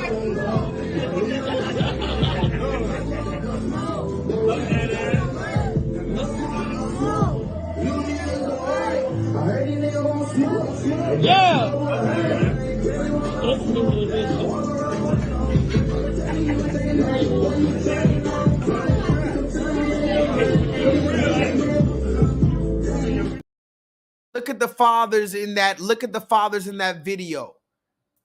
They could have been doing anything in the world, but that's what they chose to allow their little boys to do. Shoot guns at the camera and throw money, to do nothing to defeat the systematic enforcement of the ideologies of white supremacy. Jay Ford, look at this. I was going to talk about this tomorrow for Talk My Shit Tuesday, but you know what? I'm going to use my last 15 minutes to talk about this. This is a page I ran across recently on my Instagram. Now, they have a few pages like this, but this just happens to be the one of them. This dude right here, and shout out to him, his Instagram is LA County Line 7. And basically, his whole entire Instagram, you can go look it up on Instagram. His whole I encourage you to look this up on Instagram. This dude's entire Instagram, he's showing gangbangers from the 80s all the way up until today in Los Angeles. In jail, in prison, on the streets, Bloods, Crips. He's showing all the real Polaroid, actual pictures before social media, when niggas used to take pictures on a Polaroid picture. He's showing the actual pictures from these gangsters. And I want to show you some of these pictures. I was going to show you this tomorrow, but this is a perfect time to show you now. Because these black men are variables. Can somebody put that in chat? Every black man you see in this picture is a goddamn variable.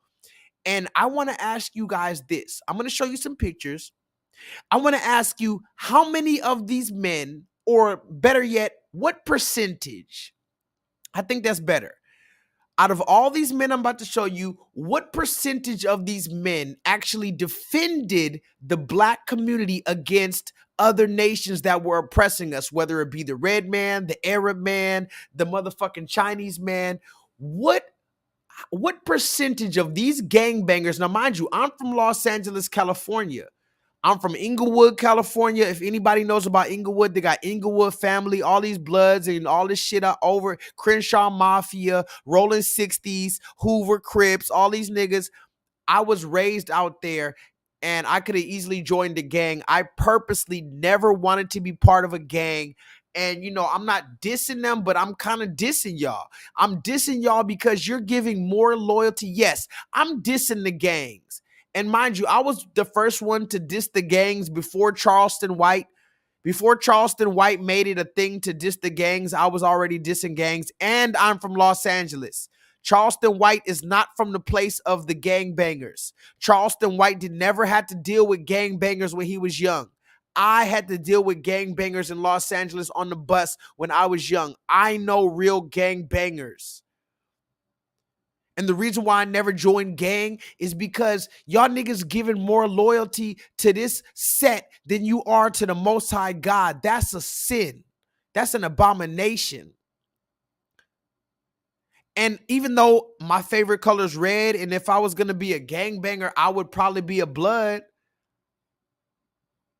And I understand it looks cool. Somebody put that in the chat. It looks cool to throw these gang signs up and all this other goofy shit, but it's goofy when you realize it, when you scratch past the surface. Somebody put that in the chat. Hashtag dig deeper.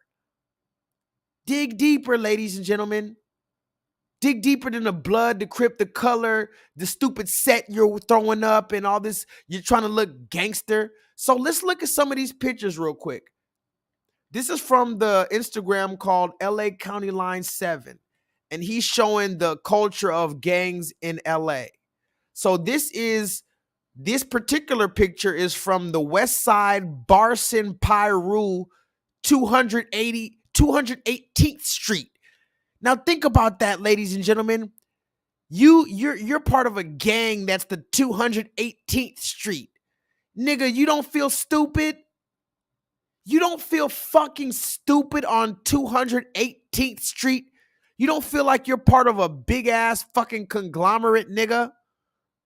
But look at the niggas right here. They're so fucking happy to do this shit. Look at them throwing up look how they throw the gang signs up. Look how they stand all straight up. Look how they're sipping Old English and throwing the blood straight up. Now let's watch it. We got more. We got more. Infinite. I want Infinite Charms to see this too because I love Infinite Charms. I'm going to show this tomorrow to Infinite Charms when she comes in there. This one is from the East Side Low Bottom 52 Blood Street Bloodstone Villains. This is all LA gangs. This is all 80s, 90s, 2000s. I want you to notice how these black men, all of them are variables. They're all standing upright like soldiers. And I want you to also think about, Bryce, think about looking at these pictures 100 years from now, 200 years from now, the same way we look at the ancestors' pictures or we look at Native American pictures or something. You would think these people are real soldiers. But then when you find out they're only soldiers to fight other black people, it becomes a problem.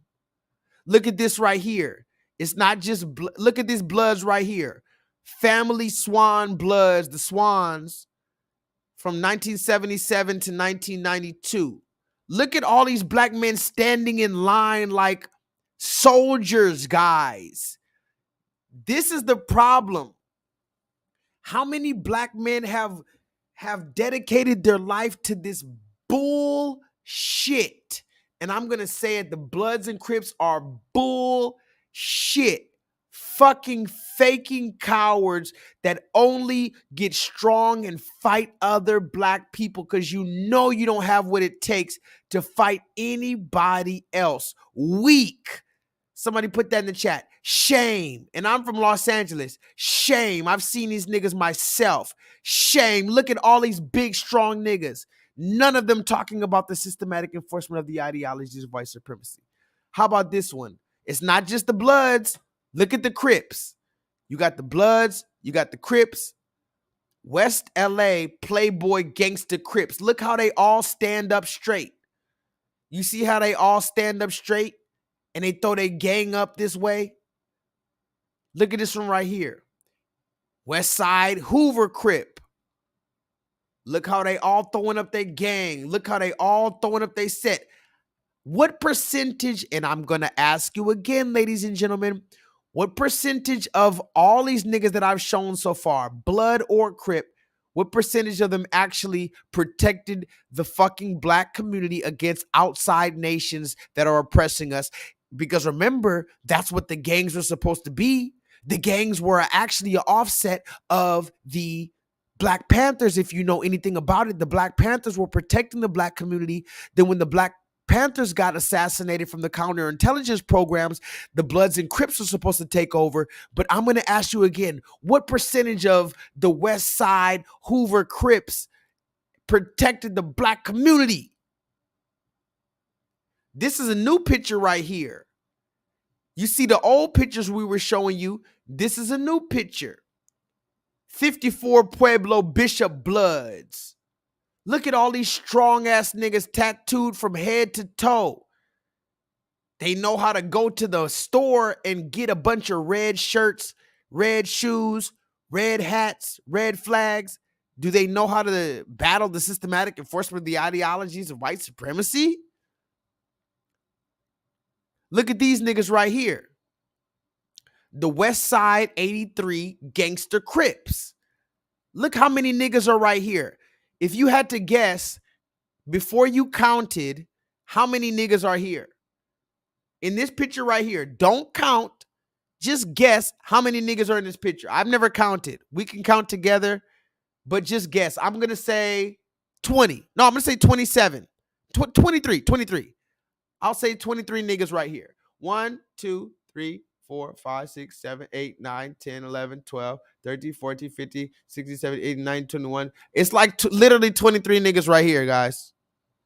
Out of all 23 of these niggas throwing up gang signs, which ones of them protected the community? Because remember, CRIP is supposed to stand for Community Revolution and Progress. Let's watch some more. Look at these niggas. This looks like some shit. This looks like some angels. These look like angels. These look like literal angels of the Most High God, like completely devoted to the Most High God, right? Like this is what you would expect, the dedication of a angel that literally lives in heaven. Nobody has this dedication. Look at these strong ass niggas. What the fuck? All these niggas from the 1980s, 1990s, what are we dedicating to? Bloods and Pyrus. You're throwing up the blood. Wow. No respect for the Most High God. Look at this. It's men and women. Talk to me in the chat. If you think it's just men, it's mostly men. And believe me, men are the one controlling this. But look at the women right there. Look at the women right here. West Coast Rolling 30s Crip. I think that's from, no, Snoop Dogg is from Rolling 20s, if I'm not mistaken. They say Snoop Dogg is from the Rolling 20s Crip. And Nipsey Hussle is from the Rolling 60s Crip. But these women are from the Rolling 30s Crip. Don't you feel stupid?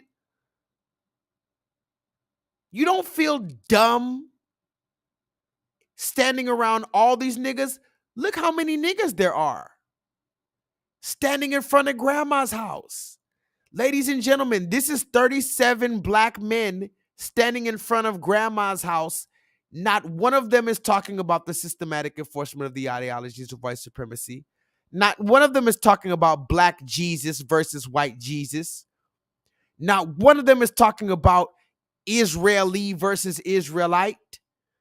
Not one of them is talking about Shanae and the fucking plot to emasculate black men. All you niggas are talking about is killing somebody that's wearing a different color. Disgusting. Look at this right here.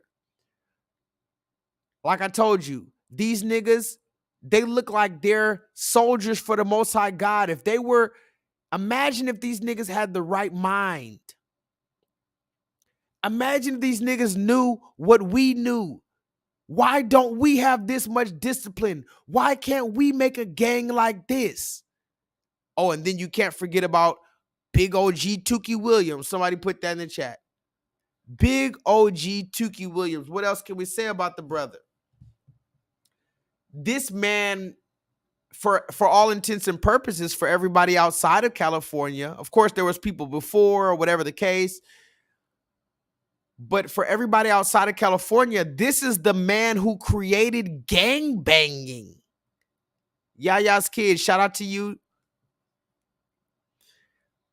Raheem, shout out to you. Raheem, for everybody living outside of California, this man right here literally created everything you know about gangbanging. That means Snoop Dogg. That means Lil Wayne. Anything Jim Jones, anything gangbanging came from this dude.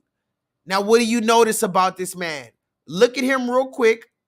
It doesn't matter what you know about him already. Just look at this picture. What's the first thing you notice about him? Raheem, when you look at this picture, what's the first thing that goes through your mind? Can somebody talk to me? We're about to get out of here. And by the way, it's been a beautiful time to be alive. You could have been anywhere in the world, but you're here with me tonight. Yaya's kid said the first thing she sees when she sees this black man is that nigga strong as a motherfucker.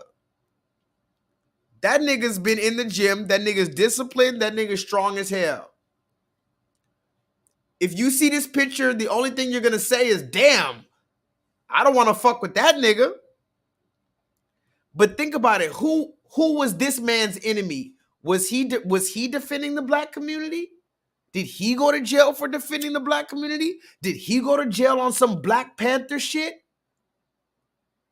Bryce, remember, these were supposed to be, can somebody put that in the chat? Community revolution in progress. CRIP, people forget, CRIP is supposed to stand for community revolution in progress. We're supposed to be literally we're supposed to be literally the Black Panthers 2.0. So, of course, this big, black, strong-ass militant man, of course you're going to tell me he was protecting black people, right? Jay, the dude who created the gang, this strong-ass black man, the black afro, of course he was protecting black people, right? If we're going to look at this story in 100 years, when we look back on it, of course this man and all these, look at these men right here. Of course they were protecting the black community, right? Imagine you're looking back on this and you don't know the answer. And you just see these black people that were living in oppressed neighborhoods, and supposedly the gangs were supposed to protect the black community. Of course these black people protected the black community. Look at all these strong soldiers. Look at Tukey Williams. And here's the funny thing. Look at these niggas. All these gangsters, especially in Los Angeles in the 80s and 90s, the gangbangers, the real gangbangers, they were all strong as fuck for no reason. Somebody put that in the chat. It's the most pathetic thing when you see somebody who is strong like the Incredible Hulk for no fucking reason other than to be violent to other black people. That's literally the most saddest thing in the world, guys. Look how strong these gentlemen were in the 1990s, late 80s or whatever. These gentlemen were literally Mr. Olympia, literally Arnold Schwarzenegger, literally the Hulk. And did they use any muscle? Did they use even their pinky toe muscle to fight white supremacy, guys? Tell me in the chat if you think that either one of these gentlemen used even a pinky toe in their entire life to try to fight white supremacy. How about this guy right here? Because these guys are from, look at this, Speedy Back, Street Watts Crip, and Big Nate from Palmer Block, Compton Crip. Stupid fucking names. And I bet you these black men would kill me for making fun of their gang name, but they wouldn't even raise their voice at the white man. Dig deeper, guys. Look at this big, strong, 10-foot nigga. This is a 10-foot nigga right here, guys. His name is Brains 1E11, 111, Neighborhood Crip, rolling 100s. So far, we know Snoop Dogg is from rolling 20 Crip. They have these women right here are from rolling 30s Crip. Where's the woman from rolling 30s Crip? Hold on. Let me see. Oh, here she is. Rolling 30s Crip. And this big 10-foot nigga, he's from rolling 100s Crip. You got all these Crips, and instead of fighting the white man, the goddamn Crips are fighting each other. Don't you know in LA now? I don't even know what's going on in LA anymore. But some years ago, I found out the Crips, they stopped fighting Crips. They're fighting other Crips. They stopped fighting Bloods, forgive me. It used to be the Bloods versus the Crips. Then they started doing Crips versus Crips and Bloods versus Bloods. And then the Bloods start wearing blue and the Crips start wearing red. This is how I know we're in a simulation, guys. But Tukey Williams, can anybody tell me what Tukey Williams is? Whether you like it, accept it, believe it, understand it or not, whether you agree with him or not, whether you resonate with him or not, whether you have anything to do with him or not, whether you weren't even alive when this nigga was doing it big. But what is Tukey Williams, guys?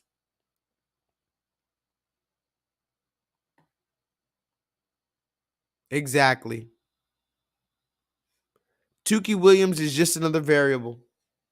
And what he does right will probably be hidden from history. And what he does wrong will be put on a big screen, and all black men are going to have to wear what they do wrong. You're talking about R. Kelly, Bill Cosby, Michael Jackson, Kobe Bryant, Will Smith. Remember, I was talking about these guys here. You got Will Smith. You got Darius Jackson, who is Keke Palmer's baby daddy. You got P. Diddy, who is now the newest R. Kelly. Oh, by the way, P. Diddy is the new R. Kelly. Can somebody put that in the chat? P. Diddy is definitely the new R. Kelly. Or whether you have Usher Raymond. Remember, Usher, he didn't even really do anything. First of all, Will Smith didn't do anything. And I need you guys to tell me again, what did Will Smith do wrong? Go ahead and put that in the comments. Tell me what Will Smith did wrong and I'll read it. But also, Usher Raymond didn't do anything wrong, but Keke Palmer's mother said Usher Raymond is gay. Wow. So Keke Palmer couldn't fuck Usher Raymond because Usher Raymond is gay. But here's the funny thing. Even Usher Raymond, believe it or not, he's another variable. Did you see the footage of Usher Raymond crying in court? Usher Raymond has kids. I don't know if he's really sucking nether region, but he has kids, and he was looking like Tyrese in court when they tried to take his kids away. He's another variable, ladies and gentlemen.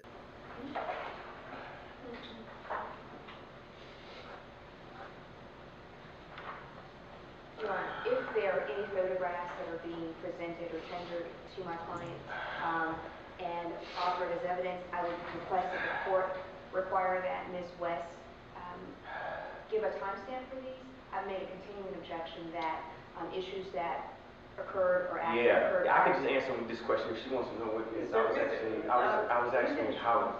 Mr. Raymond. I was in Holland when this picture was taken. You're paying your lawyers to talk for you, so you don't want to talk over. 1 second. I'd like a timestamp for each of the photographs. You've made a continuing objection that, in fact, issues or acts that occurred prior to the date of the divorce. Yikes. No. So in 2018, when you were financially in shambles, do you know how much you made that year? I don't. Well, according to your tax return, you made $2.221 million. It's page 32. Do you want to check my math? Sir, I'm asking you because I don't do the CFO thing. Here's a question to you, smart person. No, hey, that's enough. You go sit down. We're taking a break. Lawyers back now. If you do it again, I'm going to hold you in contempt. You don't ask any questions. That's not how this works.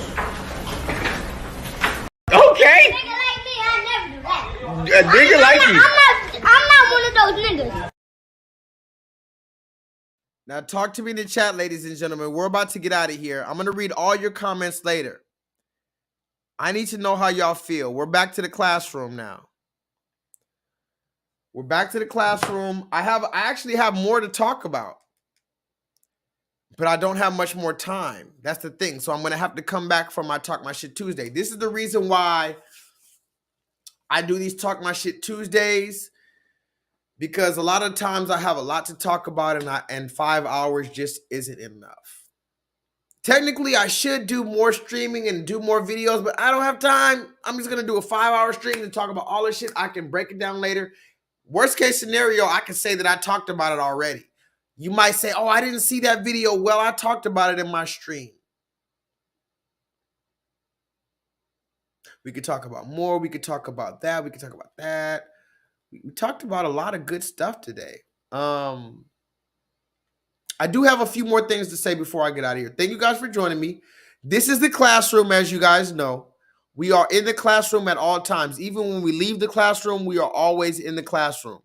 We're talking about P. Diddy. Look, they said P. Diddy was whooping Cassie's ass. This is a picture from allegedly P. Diddy was whooping her ass and getting her to suck a dick afterwards. Forgive me. Whooping her ass, and then he bought another region for her to suck on. And then look at this picture right here. Remember we talked about these pictures where they're covering their one eye? Look at Diddy and Cassie right there, covering the one eye. Is it true that all of these people in the industry are part of some secret weird shit where they're all sucking each other's nether regions? Talk to me in the chat. What's the possibility that P. Diddy and all these people in the industry, they're all sucking each other's nether regions? Oh my God, wait a minute, hold on.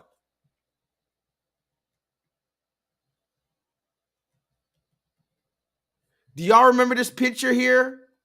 Hold on. Damn it, they're not gonna show it. Oh my gosh. Dang, y'all. Y'all remember this picture right here? Hold on. This just literally came to my head. Solo, are you in the chat? Only a few people are going to remember this picture right here before I go. Share screen. Now, I had to cover the picture, but a lot of y'all going to remember this. Share screen, share this tab. A lot of y'all are going to remember this picture. This is a picture Kanye West put out a long time ago. These people were all butt naked. Go look at the picture. Hold on. What the fuck?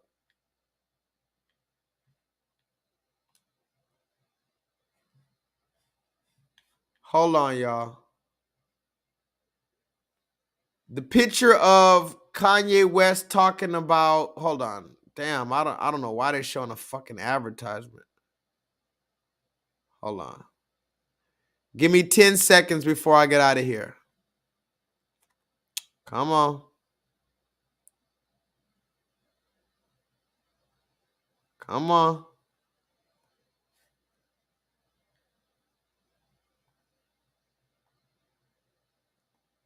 Oh, shit. Fuck.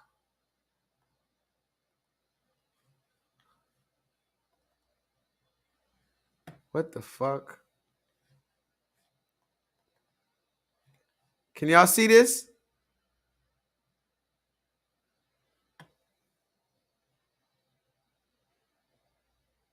Can y'all see this? Hold on.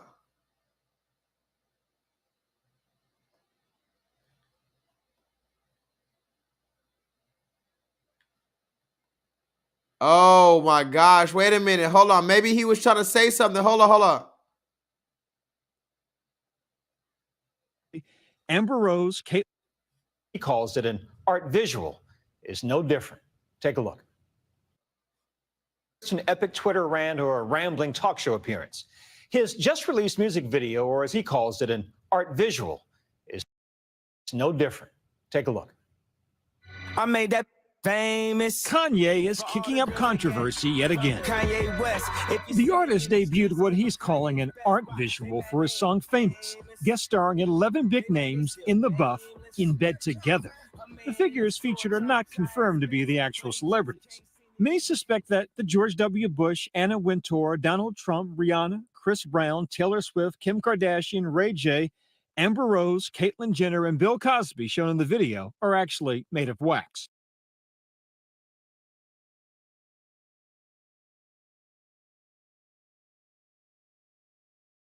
That's suspicious. That's weird. And you want to know what else is funny? But they were no random selections. Take Taylor Swift. West calls her out by name in the lyrics of the song. The infamous interruption. A shaker. Well, you want Pass road tonight by Vincent Desiderio. Dunham commenting on the video and telling Vanity Fair it's a comment video and telling. So I guess Kanye had put this video out some years ago and was saying all of them are in the bed together.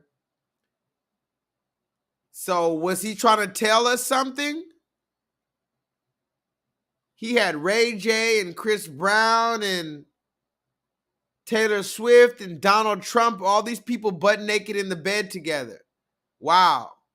What was he trying to say, y'all? Anyway, are all these people variables?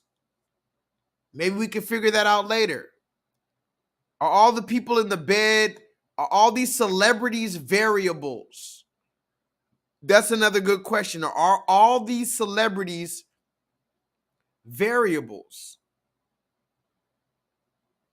I think the rest of this shit I'm going to come and talk to you tomorrow. Let me see. Go ahead and put a song that you would like to hear for the outro if you would like to hear anything for the outro. I think I have a few ideas, but sometimes I just want to let y'all go. If y'all want to hear any song to get out of here, it doesn't matter if it's an old song or whatever, let us know.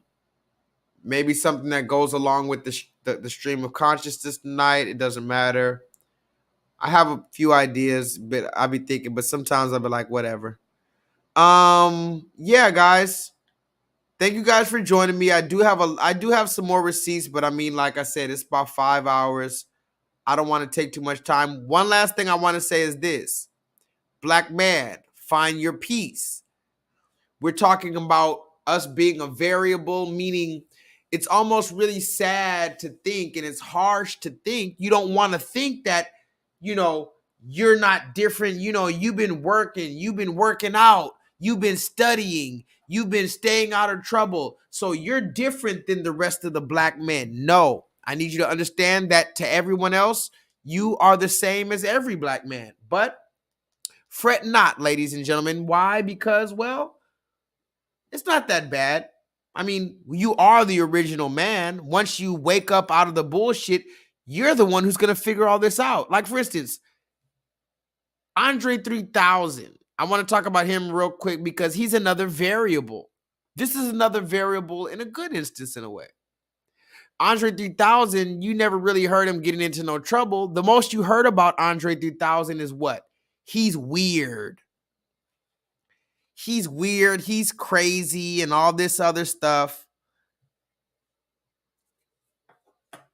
And so I'm like, okay, Andre 3000, he's a little weird. That's the most you've ever heard from him in his entire life. You haven't heard no problems with him doing this, that, the third. He is weird. That's it. So I'm like, okay. Andre recently came out, and by the way, Andre 3000 has one of the best fucking albums of all time, in my opinion, with The Love Below. This album came out. Can somebody tell me what year this album came out? I was like in middle school when this album came out. His last album came out, The Love Below. But anyway, he is one of these crazy artists, one of the best rappers alive. Let's first of all talk about that. This black man right here is one of literally the best rappers alive. And that's just on a side note. But the fact of the matter is, he came out with an album called The Love Below. Now, I love that album. That album came out, I want to say, I don't even know what year that album came out. Maybe you guys could tell me in the chat. 03, god damn, 2 decades ago. I'm literally one of these old ass men. I'm literally one of these old ass men talking about some old ass album from 20 years ago. Wow. That's insane to me, guys. Anyway, he made a good album with that Love Below. A lot of bangers on that shit. My favorite song. Does anybody want to guess? I don't know if it's my favorite song because I have a lot of good songs. I'm gonna listen to that later. My favorite song is probably "She Lives in My Lap." He said, "Forever and Beyonce, she lives in my lap." Oh, that was a good song. "She Lives in My Lap" was a really good fucking song. I almost want to play it as my final song, but I'm gonna listen to the chat and play a different song for my final song. But that Andre 3000, "She Lives in My Lap" was crazy. Crazy. He had some crazy hits on that The Love Below. But that was 2 decades ago. Now he just came out with another recent album. I guess that was his in 20 years. This nigga hasn't made an album in 20 years and he comes out playing the flute. Talk to me in the chat. Nigga didn't do 20 fucking years. Imagine you didn't come out with an album for 20 years. First of all, when he came out with that album, people were like, "Oh, what is this?" This because he's a rapper and he was singing like he sounded like Jimi Hendrix or something. So people were like, "What is this?" You know what I'm saying?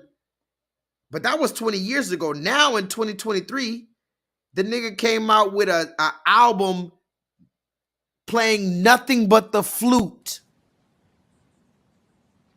What? And yes, maybe later I can do my review of the album. I haven't heard the whole album. I'm not going to lie. I got too much going on to listen to the album right now. Andre 3000, I don't know if you guys, have y'all heard the album? Have you heard any songs from the album? The album, I'm not going to lie. I tried to listen to it and it was a little crazy. It was a little, it didn't sound bad. But just hearing this as one of the best rappers alive doing an album with nothing playing the flute, this shit sounds like you're getting abducted by aliens, ladies and gentlemen. Talk to me in the chat. If you go listen to, I think it's called, what is it called? New Blue Sun. Can somebody tell me if I'm right or wrong?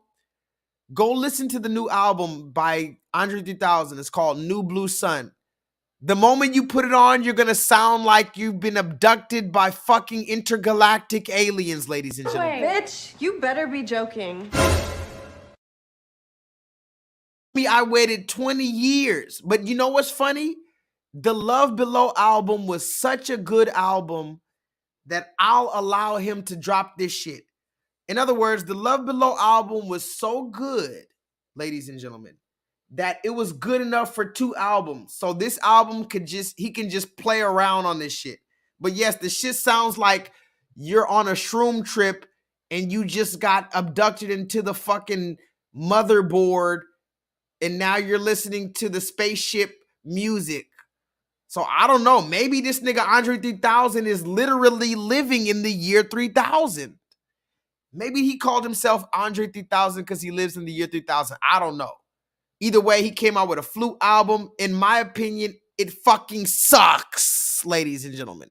But then again, I'm not high on shrooms, and I didn't get abducted by aliens, and I also don't have millions of dollars. So shout out to Andre because he did what he wants. He didn't just shut up and dribble. Somebody put that in the chat. You remember they told LeBron James, does anybody know what LeBron James is? Oh, yeah, he's a variable. They told LeBron James when he started talking too much, nigga, shut up and dribble that fucking ball, nigger. So shout out to Andre 3000 because he didn't just shut up and dribble. He came out with a flute album. And guess what one of the songs on Andre 3000's album is? Vibrate Higher. And on that, I'm out of here. Go listen to the song Vibrate Higher by Andre 3000 on his Love Below album. Vibrate, vibrate higher. Every boy and girl want nothing to man, nothing to man. When you feel you're done about the best you can, the best you can. Yeah, motherfuck the wagon, come join the band, join the band. Vibrate. Thank you, ladies and gentlemen. You could have been anywhere in the world, but you're here with me tonight. Please vibrate on higher.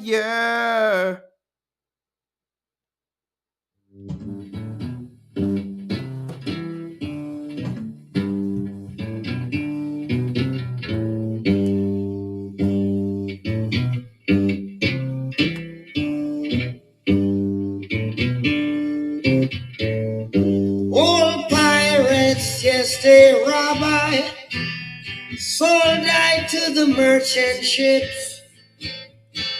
Minutes after they took I from the bottomless pit, but my hand was made strong by the hand of the Almighty.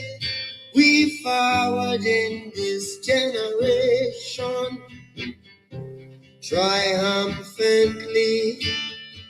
Won't you help to sing these songs of freedom? 'Cause all I ever have, redemption songs, redemption songs. Emancipate yourselves from mental slavery. None but ourselves can free our minds. Have no fear for atomic energy, 'cause none of them can stop the time. How long shall they kill our prophets while we stand aside? Look, some say it's just a part of it.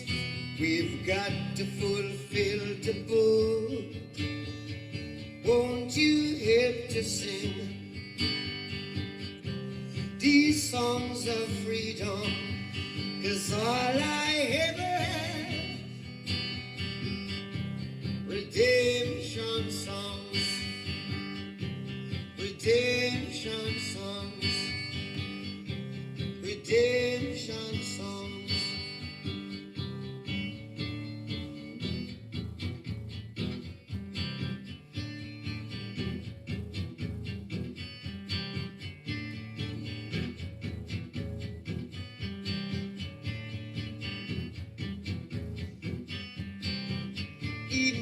emancipate yourselves from mental slavery. None but ourselves can free our mind. Oh, have no fear for atomic energy, 'cause none of them can stop at the time. How long shall they kill our prophets? Always stand aside and look. Yes, some say it's just a part of it. We've got to fulfill the book. Won't you help to sing these songs of freedom? 'Cause all I ever had, redemption songs. All I ever had, redemption songs. These songs of freedom, songs of freedom.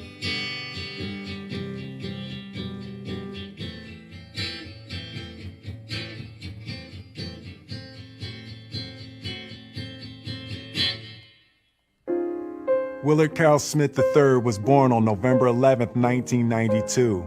From birth, we called him Trey because he was the third Willard Smith. From the first time the doctor placed you in my arms, I knew I'd meet death before I let you meet harm. Although questions arose in my mind, would I be man enough against wrong, choose right, and be standing up? From the hospital that first night, took an hour just to get the car seat in right. People driving off fast got me kinda upset. Got you home safe, placed you in your bassinet. That night, I don't think one wink I slept. As I slipped out my bed to your crib, I crept, touched your head gently. Felt my heart melt, 'cause I knew I loved you more than life itself. Into my knees, and I begged the Lord, please let me be a good daddy. All he needs, love, knowledge, discipline too. I pledge my life to you.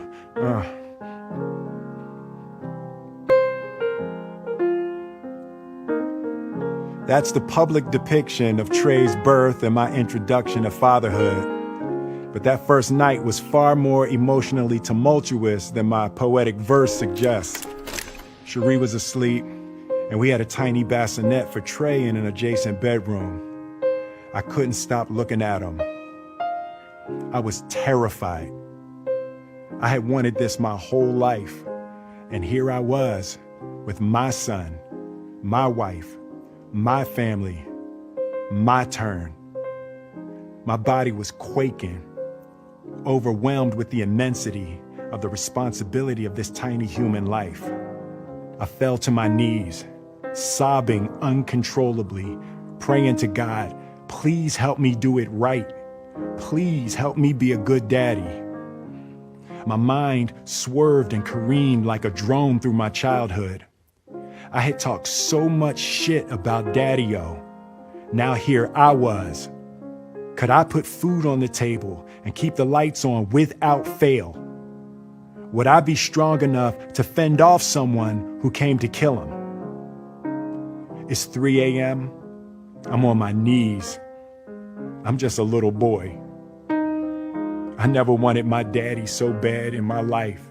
And then something clicked, deep in a place where nothing had ever clicked before. A decision, an ironclad conviction. I wiped my tears. I stood up, I gently touched Trey's head, and I knew there were only two possibilities.